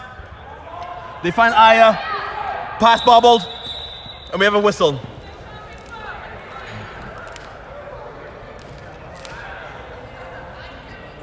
Quick whistle could be played after interaction of a beat. We're going to get confirmation from Kyle Ross. In this game, all of our officials, we have many head ref qualified officials in this game. We have Kyle Ross, Kaylee Mendoza, Brian Melchoir, as well as Soleil Haney, able to become HRs. And it's going to be a high-level officiated game. And here we have our head ref, Kyle Ross. Montreal number 15, legal head beat. And that's our first call of the game, illegal head beat. There's a new rule instituted by the league, especially with the rising concussions, as we really are making sure to make a point of limiting head injuries in our sport. And that call in effect puts a player in the box and a turnover of the quad ball to the opponent. So we get a power play opportunity to start the game with the Carleton Ravens. And that's a beater penalty, so it'll be dodgeball control also in favor of the Carleton Ravens. We should be seeing a possible scoring opportunity to start this game. It'd be shocking if you don't get a goal. And we're off. We have Emily and Zach trying to create a lane here for Darren Bell. Darren Bell goes left, right, passes, low shot on the small hoop. Is there an offensive rebound? No, there's not. It just trickles out of bounds. And then we have veteran Shaggy trying to get into the game, sprinting, gets one ball, he's gonna throw it home. Yes, he does. Sprinting for the last one. Emily Naftel on his heels. And that is a play right there to get dodgeball control as he outruns Zach. What a play by veteran Shaggy. Jeez Louise is trying to let me get a word in here. Hey, you're going them all a minute. All right. What a shot from Michael Wanless, putting points on the board for the Flamingos. Hi everyone, I'm Yara. I'm joining Itana here behind the mic. And we have an exciting gold medal matchup here. Already we have the return here with number 42 on Carleton. Andrea Allard. Andrea Allard, no, on Carleton. Yeah. Yes, Andrea Allard on Carleton. Picking up the loose quaffle here. Quad ball, rather. We have Andrea Allard with Aya, Darren Bell, as well as Ugo on the field. Low pass, but contained by Aya. Pressure by Guillaume. Pass swings back up top. We got Darren Bell, pressure. We have a little bit of a drying lane. Shaggy passes. And that's Ugo! Oh my gosh! What a lovely release from the Carleton chaser there. That's rookie Ugo, and he's having a fantastic tournament. I'm going to give the assist there to Emily Naftel too, who put the beat on the defender on Darren Bell to create the opportunity for that passing lane. We have a dodgeball-free offense for Emlyn as he shot fakes and scoops around the rookie to bring the score to 20-10 for the Flamingos. This has been an energetic start to this game. We have two teams who love to play, honestly, fast-paced, run-it-down-your-throat quad ball. Obviously, Flamingos looking for the quick returns and the fast break points. Carleton playing sometimes a more physical, at times more methodical offense. But these two teams have met before throughout the year. Carleton having beat the Flamingos at Eastern Regionals earlier this year, and so they're looking to get the W this time for the gold medal game. Both teams come into this game undefeated as Darren Bell tries to get a shot over.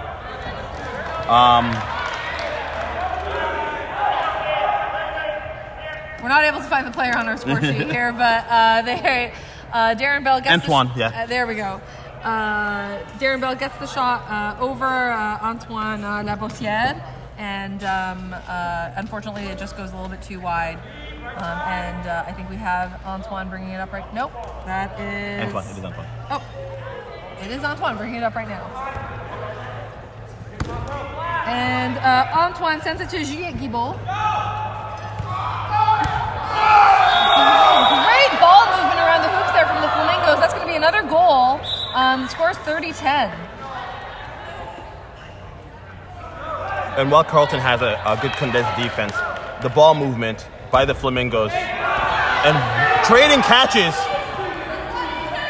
Heads up beater play from both the beaters there, but number 42 on Flamingos is going to intercept the pass and it's running down. Oh my gosh, what a beat from number 96 on Carleton. Simon D'Amato with a huge beat to ensure we stay within only 2 goals. And I think he dabbed there on the way back. That is one heads-up play from Simon. Stops the fast break and recovers for the chaser error there. We have Louis Charles Dupont who beats the Carleton beater there. Oh no! Carleton keeper tries to send it to the chaser. Doesn't realize that they've been sent back to hoops. And we have the quad ball just being sent from boundary line to boundary line. Number 5 on Carleton pushes Flamingos out of bounds. That's Osaze sending the Flamingos player out of bounds using that boundary line to recover the quad ball. And that's going to be a forced turnover from Carleton.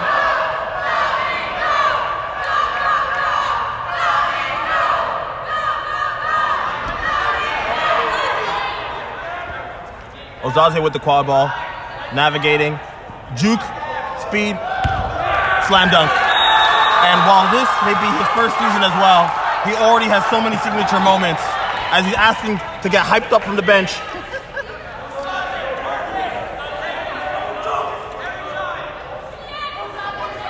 Some calls of every time from the Carleton bench for Osaze. He's looking to be like a reliable option for them, though this is his first season, as you said, Atana. Juliette Guibault finds number 6 on Flamingos, Teresa. Lucas Pauly with the incredible recovery there. And we have an opportunity with only 1 dodgeball on defense. Calls to go push tempo. Does Carleton take advantage? We have Osaze. Oh, we're going to get a pinch, possibly, from the Flamingos. Oh, but a great tackle from number 9, beating for Carleton here. Max Gaylor. It's going to be a quaffle turnover to Flamingos. Antoine with the juke. Antoine looking. Max Gaylor able to slow down the whole tempo. Pass going to go. Fake shot. What a beat him off broom. Beat his broom off him. Oh my goodness. His broom was sent off pitch by the force of that Max beat. Gaylor is playing the game of his life right now. He is everywhere. Meanwhile, we have Lucas Pauly, number 11. Shakes off the wrap. Sends it. Gwen Naftel getting pushed down. We have a tussle. Lucas Pauly. Able to get it back up. Oh no. Osaze recovers. Is able to get the ball off. Pauly gets the other rebound. And we have one heck of a tackle from Norbert here on the Flamingos.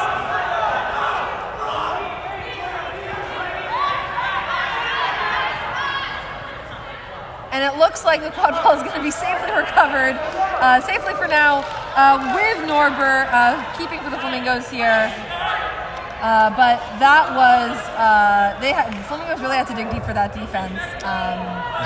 Giving, I think, too many rebounds, too many opportunities for Carleton.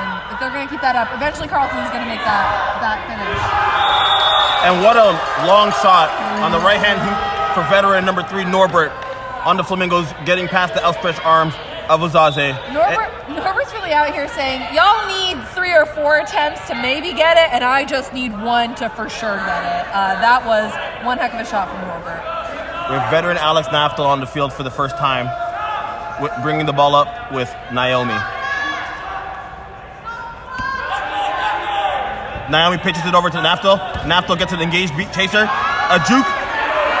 An all muscle just throws him to the floor. Naomi looking around. Naomi to Andre Allard. Andre Allard zips it. Norbert gets the block.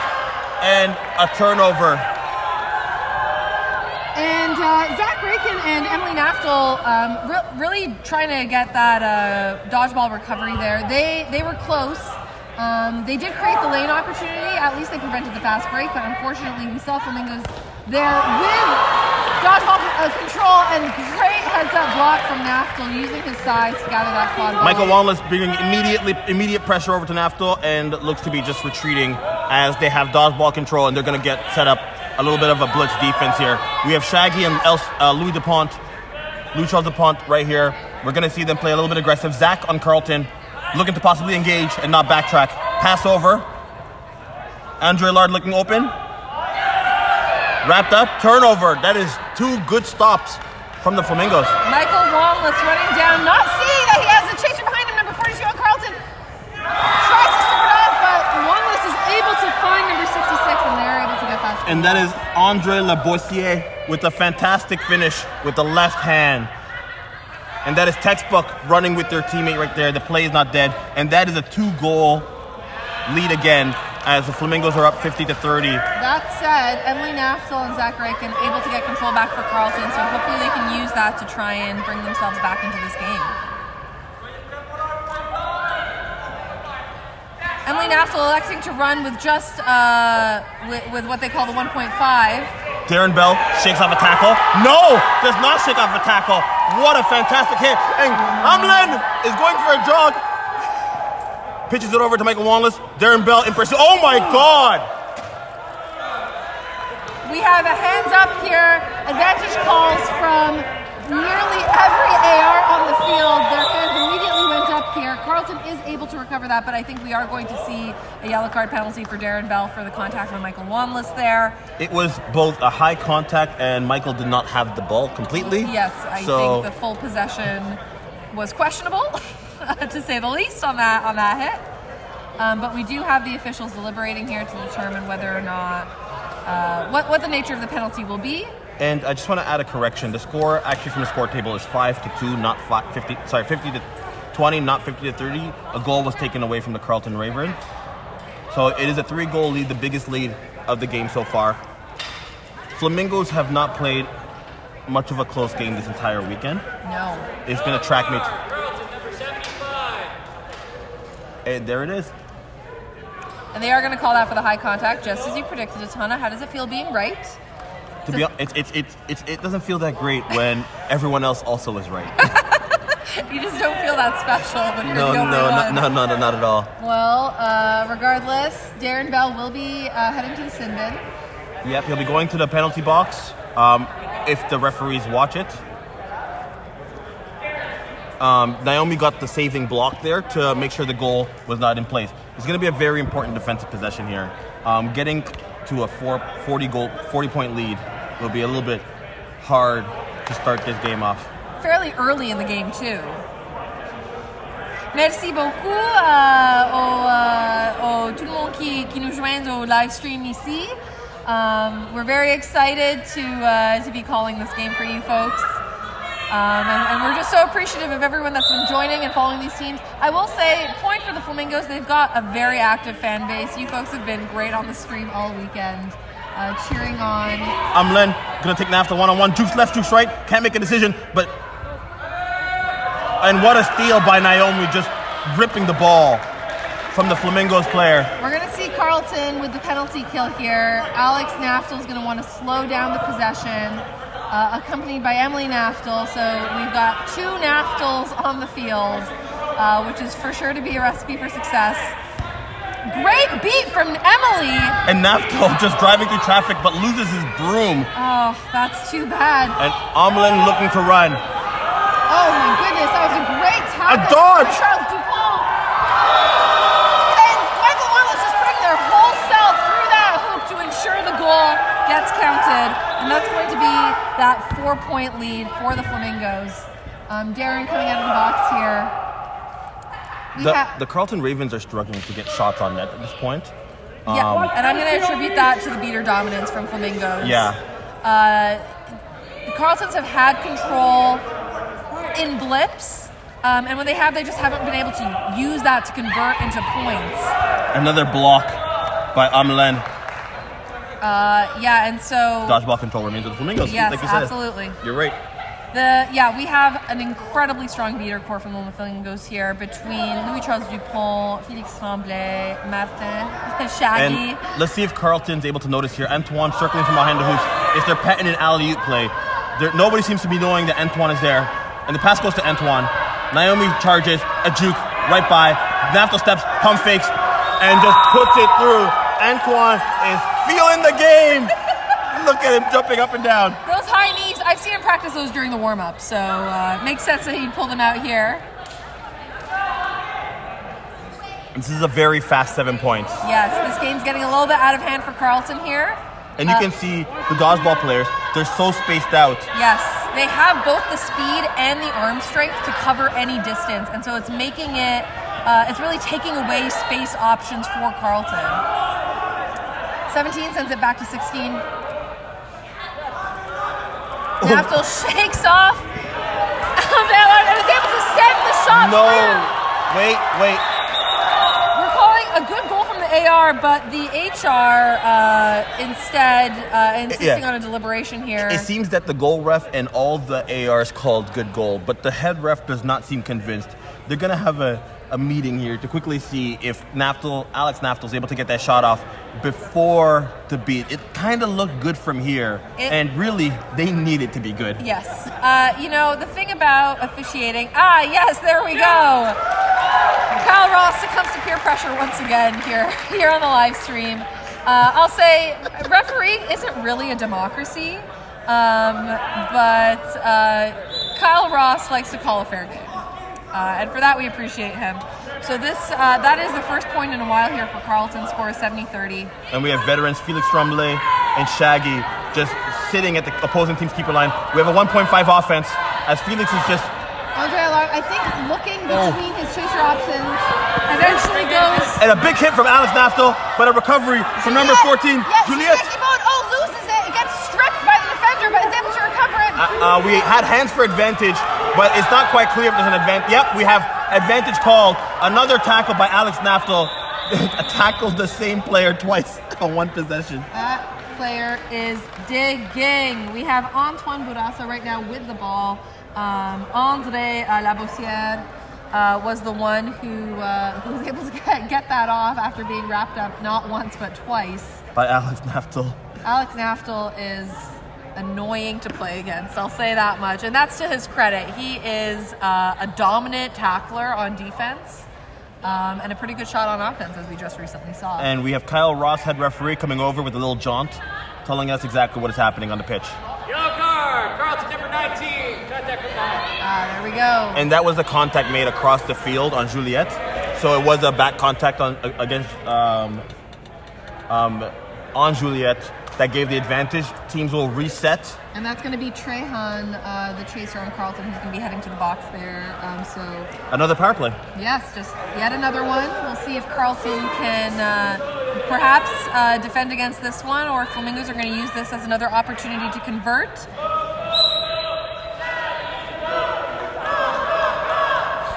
.5 by Félix Tremblay. Great tackle by Félix Tremblay. Antoine Bourassa goes up and just pops it in. Bourassa pops it in, Juliette pops it back in, just to be extra sure that the referee saw that goal. And a full court pressure by Félix and Shaggy, just disrupting this whole game as Naftel has to boot the ball down the field. A wasted possession from Carleton Ravens as the Flamingos are looking to pile on the points. Juliette bringing the quad ball down on the right-hand side. Goes on the far right end, sends it to Norbert, but we had Zach there, ready with the bludger, ready with the dodgeball rather, and is able to bring some semblance of control back for Carleton. Flamingos just coming out with such a dominant show, and we haven't really seen an answer yet from Carleton this game. No, their goals are coming after Flamingos score 2-3. They're not really going on any scoring runs here. They don't look really comfortable on offense yet. If only we could get a 3-point shot from And we're going to get an advantage call. That's a good goal by Carleton, and it will be a swat off pitch against number 22 on the Flamingos. That is Lucien Wise.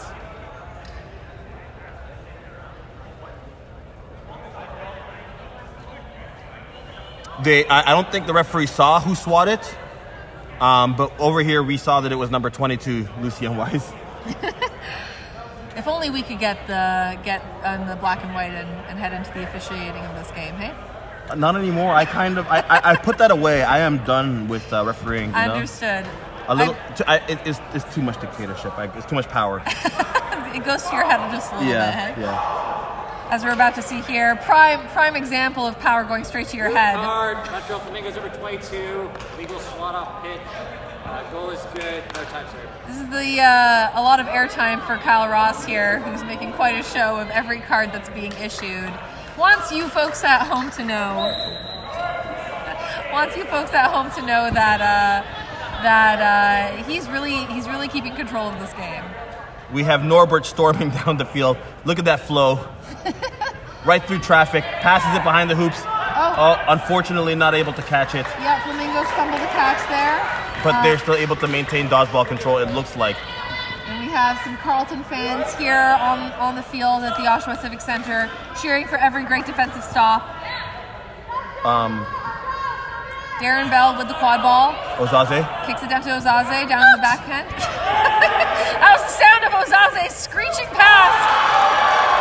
They're going to call beat before, I think. That was a great shot. It just came a second too late. Oh, some shocked sounds of disbelief coming from Carleton. That was the crowd. And the crowd.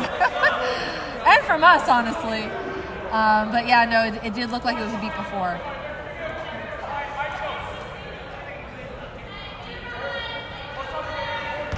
And Lex beat by every beater from Flamingos as Norbert just trucks and puts Lucas Pauly on his shoulders. Decisive dunk from Norbert, who's running for a sub. He's done his dues. He's earned his break. And we have Amelin back on the field.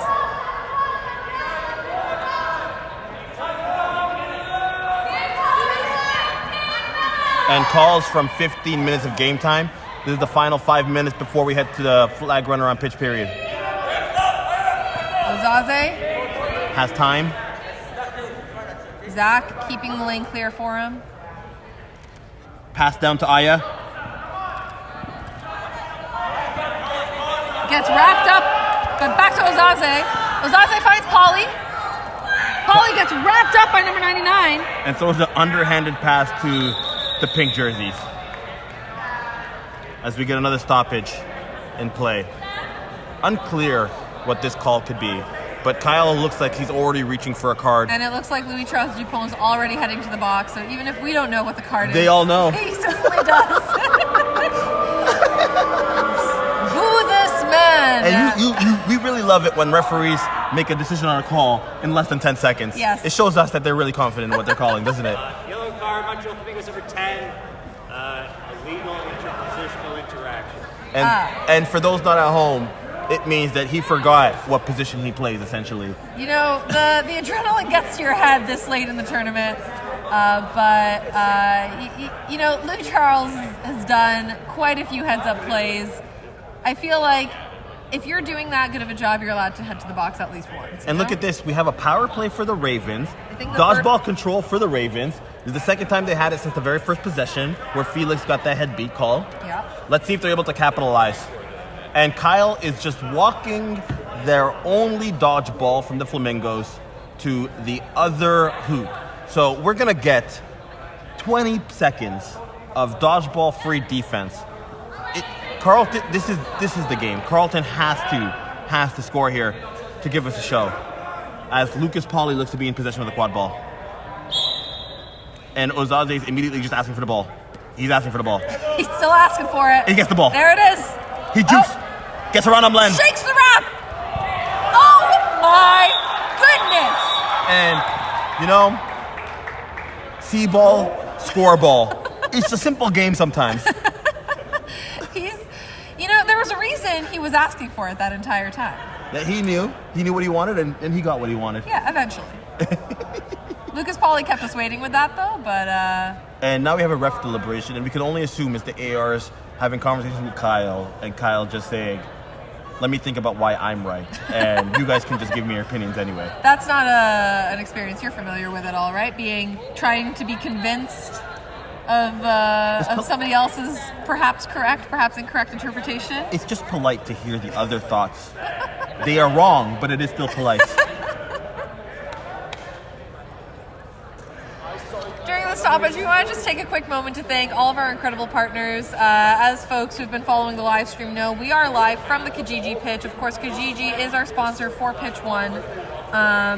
And then we want to thank Sport Durham, the lovely city of Oshawa, as well as the fantastic facility and staff of the Oshawa Civic Center, and also shout out the St. John's Medical Team for a fantastic job in helping making sure our players are all bandaged up and ready to go. As safe as can possibly be with these high stakes.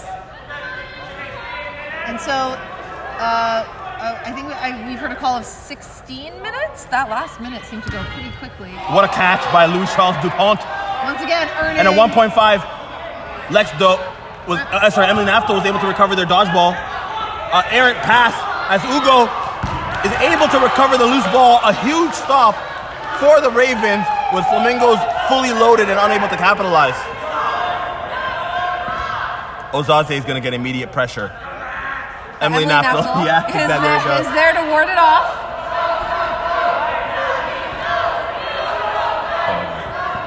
Oh! And Ozaze saw green, ran through, and before the dodgeball's connected, is able to throw that off. I actually thought that the quad ball hit the base of that hoop, but Ozaze threw it with so much force that it was able to go through and knock the hoop down. And that right there is the scoring run that we've been looking for the Ravens to bring us back to within 30 points. And what a huge response by rookie number 5, and Ozaze. I can't believe that he's a rookie. I'm actually in shock at the fact that this is Ozaze's first national championship and first tournament. What a dominant performance from this player. And great protection there from Emily Naftal, clearing the lanes for him. Yeah, we're back in flag runner range here, which is exactly where the Ravens want to be. They have solid seekers that they obviously rely on to get them clutch wins. And another point that's important is our flag runner, Corey Smithson, who has been dominant this entire weekend, but he has succumbed to one catch from Hugo of the Ravens. Interesting. And that's going to be a huge mental hurdle for the Flamingos, knowing that they have somebody on that team that can catch to get this game even closer. It will be interesting to see how these coaches deploy resistance. We hear 10 seconds are remaining in this period of play before the flag runner comes onto the field. The quad ball. No, incorrect. The time is 16:42. We were wildly mistaken, and by we I mean Brian Melchior was wildly mistaken. I was correct. Telling time is hard. Gotta cut him some slack. Absolutely. I mean, it's just numbers, right? Can I walk and tell time at the same time? Absolutely not. So we actually have just under 4 minutes of gameplay here in this period. Amlen with the ball here, keeping for Flamingos. Louis Charles going in for a 1.5. Amlen getting double teamed. What a pass. Michael Wanless finds the hoop.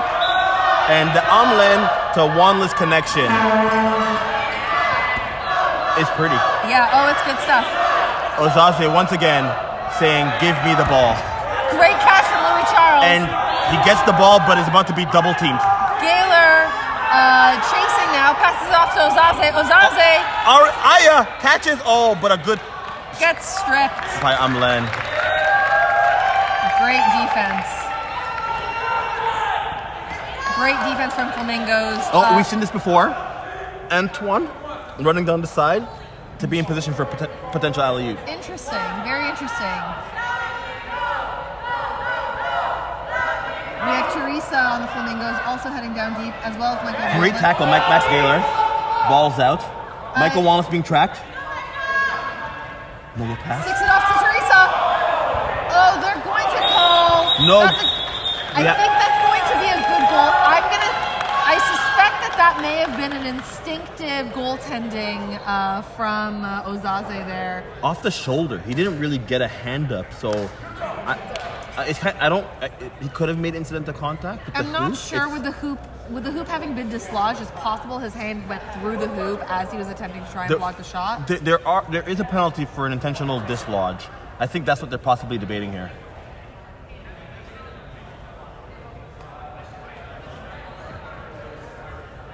As Kyle Ross leisurely. Leisurely. He had John. Oh, there we go. There's the jaunt. Yellow card, Carlton number 5, recklessly dislodging the hoop. There we go. Time negated by the goal. The time is negated by the goal. Ozaze can have the card without having to serve the time.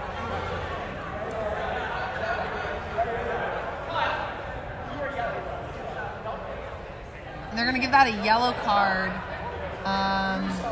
So Ozaze's got to be careful there. He's got one yellow card down. Certainly doesn't want to get another. Max playing keeper now. Had previously played Peter. And was chasing for a brief moment as well. If we can get him seeking, he'll see all 4 headbands. We have a high press coming. And was that a catch? I think it was. Oh my God, from his knees. 96, I was going to say used his feet. Oh. Gwen Naftel wrapped up. Wrap up by Michael Wanless. As they tumble and rumble. It's going to be a pile up down by the Flamingos hoops and is very deftly recovered. We've got a fast break coming in. They're going to have to make a stop on Antoine. No dodgeballs in sight. Max Gaylor wraps it up. And a break. Block from Ozaze. And Ozaze sees green. Oh, off the broom. Back to Moots. Antoine calling for the ball. Max loses their broom. Third time's the charm for the Flamingos. And that right there is Andre Lavoisier. And that run from the Ravens seems so long ago. So much has happened in so little time. We have Flamingos with twice as many points on the board here. But we have Darren Bell back on the field and Alex Naftel. At regionals, these two are the dream team. And we're back to 2 Naftals on the field. So we will see if that means anything. Oh, that was so close. A corner pass from Ozaze to Alex Naftel, but it just was a little bit too much force. Bounced out of his hands. Flamingos were able to recover the quad ball. And we still haven't seen dodgeball control from Carlton for quite some time, and I think that has been the decisive factor here with Flamingos running up the score like this. Norbert back in the game, has flanked by number 99, Samuel, as well as Michael Wanless and number 18. We have David Danos beating with Louis-Charles Dupont. Alex Naftel is able to recover it. Ozaze calling for the ball, gets the ball, 5, 4. I think he hit another gear there with being chased down by both Norbert and Samuel Galarno. I swear, I think there was like heat on the field with Ozaze kicking into another speed. And we said he's a rookie, and you know, sometimes schematics are hard to learn, tactics are hard to learn, but you know what you can't teach? Speed. You can't teach that speed. And that's going to be the end of this period of play here. We're about to head into flag runner on pitch. Again, dominant showing from Flamingos, but Carlton is not quite out of this game. And so much credit goes to Ozaze Ozawe, who really has just elevated the chaser play of the team. On both sides of the field. We are not seeing too much of Alex Naftel and Darren Bell in this game, which would be typical for Carlton. They're not being as reliant on him, and they haven't actually seen that many minutes as compared to Ozaze either. It's we know Darren Bell is dealing with a little bit of a shoulder impingement, so their inability to throw long balls kind of puts them in a receiver type position instead of a playmaking role. And with the beater domination from the Flamingos, those long shots or long passes are really not connecting. The only scoring opportunity is resulting on Ozaze having to beat 2 to 3 people and coming up with incredible goals. And that's just freakish athletic ability compared to Naftel and Darren Bell, it seems like. I'll say Emily Naftel as well has been a dominant beater for Carleton. Again, not able on her own to hold off the forces of Louis Charles Dupont, Shaggy. I mean, we'll see if she's enough for Corey here. And one thing I'd like to say is, we said that Carleton Ravens have a very physical offense and defensive play, but the Carleton Ravens have not been able to show off their physicality in this game so far, mainly due to the dodgeball dominance. Yeah, you can't hit him if you can't catch him. There we go. So it's a simple math there. But we'll see if possibly flag runner being on pitch changes the pace of play at all. I would think that might make things a little bit even more open for the Flamingos. But we know that Hugo is the only person here this weekend has caught Corey Smithson, who wanted to walk away here with the free catch, no catch weekend, and unfortunately not available. So perhaps some psychological warfare is warranted here. Maybe that'll be the turning tide for Carleton. And really, we're seeing the passing of the guard. We do have Lucas Pauly as the starting seeker for Carleton, as well as Felix Tremblay, I believe, who is the starting seeker for Flamingos. Both veteran seekers. So we have the top beating pair for the Carleton Ravens with Zach and Emily lined up. And it seems like Ozaze has earned himself minutes to start I see him sauntering over for perhaps the jump ball here. You know, get his hand on the quaffle as quickly as possible. If that's the strategy, I respect it. Great coaching, right? Yes, absolutely. Yeah. Naftel with some words of wisdom here. And he says, I need your help to make us win. And I feel that. You're lip reading. Yeah. I can see. I don't even need to see his lips to lip read. Starting for Carleton here in this period of play.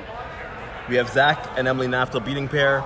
And then we have Alex Naftel as the keeper with chasers Naomi, Gwen Naftel, and chaser Ozaze going for the jump ball. And for the Flamingos, we have Shaggy, and I believe that's David Danos beating, with Juliette Guibaud, Michael Wanless. Amlen jumping. And number 42, Alexandre Gagnon. And 42's beat, balls in Ozaze's hand. Emily Naftel with the clutch beat there to result in the quad ball turnover. And the seekers are released, and we have Lucas Pauly and Felix with a patented dodge through the leg. Tickles the balls off of Corey as he shakes his finger. Not today. Ozaze shakes off the tackle, sends it to Gwen Naftel, sends it to her brother, Alex Naftel, but the beater is there. Michael Wanless recovers the quad ball. Dodgeball control is now in the favor of Carleton as they're choosing to put resources in the quad ball game as a pass is launched from Michael Wanless behind the hoops to Amlen, but way too high as we have a turnover. I just have to say, I saw Corey running for his life like I've never seen him run before. There was fear in his eyes with Lucas Pauly and Shaggy with a fantastic pass back. And that should be a back contact against no call. Ozaze off broom. And we have Antoine Bourassa with the ball here. Emily Naftel pushing Dave Danis, able to not get the beat off, but still able to get positioning to recover their loose dodgeball, shoving them, and we get a solid no beat. Oh my goodness gracious. And Shaggy is saying, I hit him with the dodgeball. Referee, I do not lie. As Carleton and Lucas is saying, I don't care what you say, I got the snitch tail. We're getting some... referees are deliberating. Some shakes of camaraderie here. Some frantic, nervous pacing from Lucas Pauly here. If this catch is good, that's going to make this a 20-point game. And Carleton will have the catch advantage. But I think they're going to call it no catch.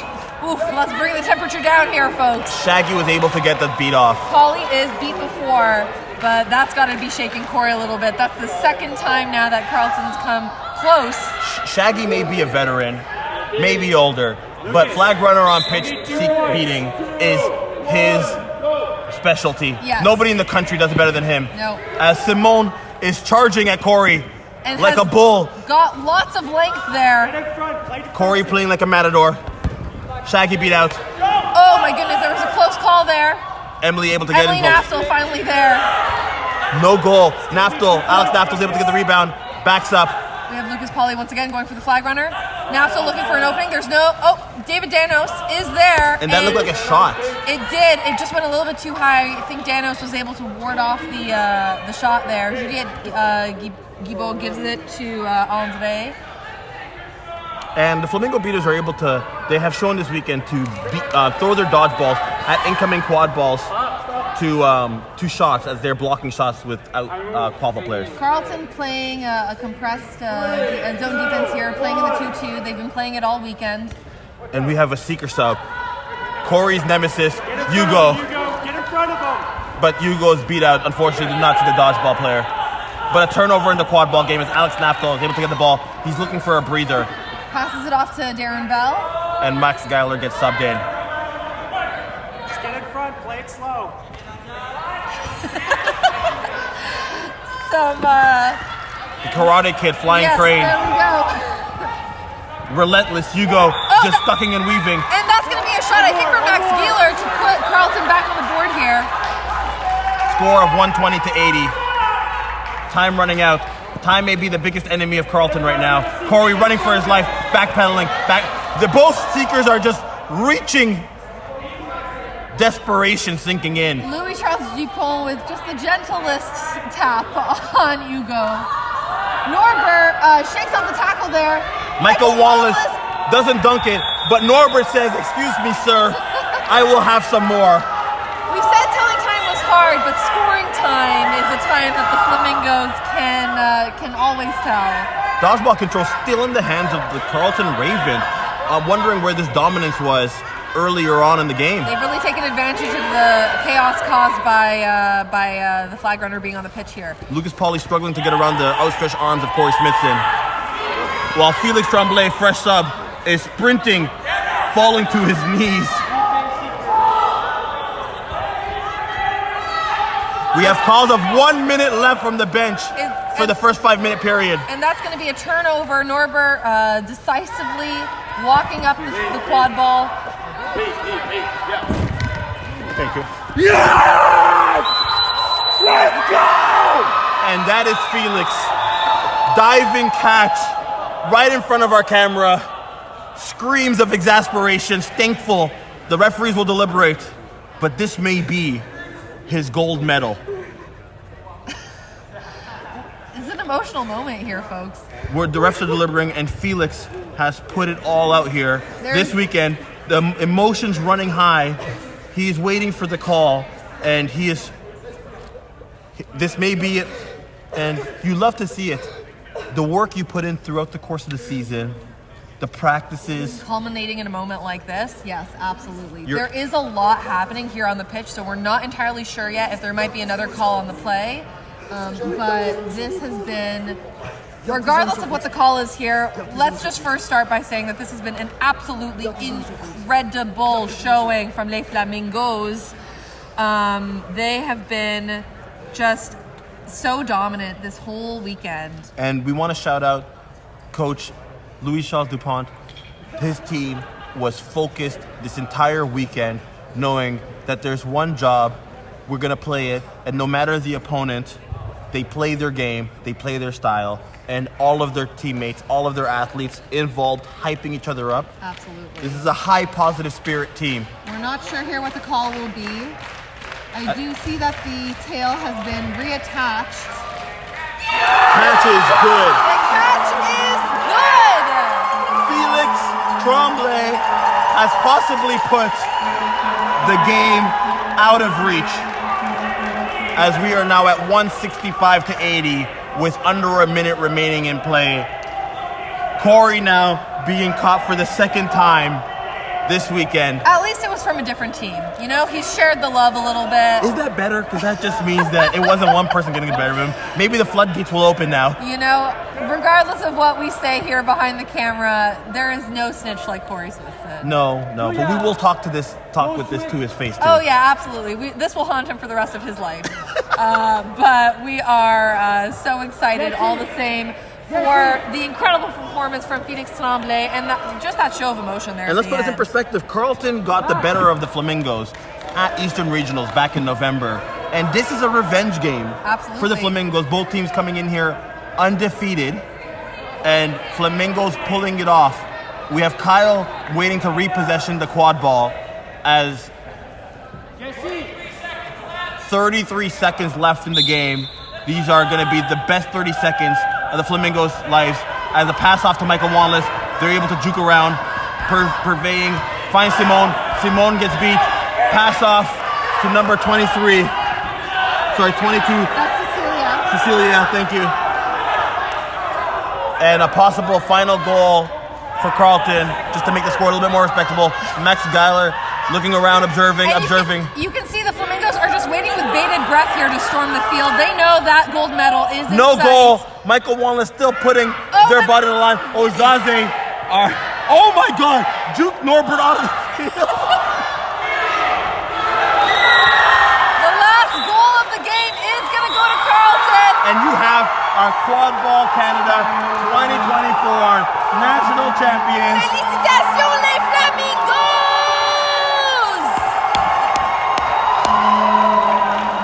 What an amazing performance! What a show of spirit! L'esprit de cette équipe ici, c'est comme on n'a jamais vu. And this is Flamingos' first gold medal. This is the Flamingos' incredible show, a testament to, I want to say, not just this season, but years of building quad ball in Montreal. From back in the days of UDM, Reethy helping run that organization. And this team is such a mix of just veteran presence and rookie talent here, and just the recruitment pipeline that the Flamingos have been building here, building connections with community. Flamingos walked Montreal Pride earlier this summer. They're sharing the love of quad ball with the entire city, and they've brought it here to Oshawa, Ontario, earning that gold medal. What an incredible performance. You know, Carleton, they gave them a run. They made it a chippy game. There is no team more deserving of that gold medal, though, I'll say at the end of the day. No one can take away a championship from you. And there's a lot of vets on this Flamingos team who have been waiting for their chance to get a gold medal. And here it is. Tears, happiness, hugging. The emotions are so high here. The adrenaline is going to be coming down for a while. But as we take this moment here to just bask in the glory of the Flamingos, we want to take a moment to thank all of our incredible partners here who have helped to put on this 2024 National Championship. Thank you to Sport Durham and the City of Oshawa. They've made this championship one of the best. The return of our full season, the first Quad Ball Canada Championship, no better host than Oshawa. We want to thank Kijiji for sponsoring this pitch. We want to thank St. John's Ambulance for keeping our players safe. And last but not least, we want to thank all of you at home. You folks have been just the most incredible audience. Thank you for tuning in all weekend long. It is a pleasure to share this sport with you. My name is Yara. My name's Itana. Thank you for joining us all weekend long. Stay tuned. Follow us on all of our social medias. We're now on TikTok, folks. And we want to thank you all. We want to thank you all so much. Take care, and we'll see you soon.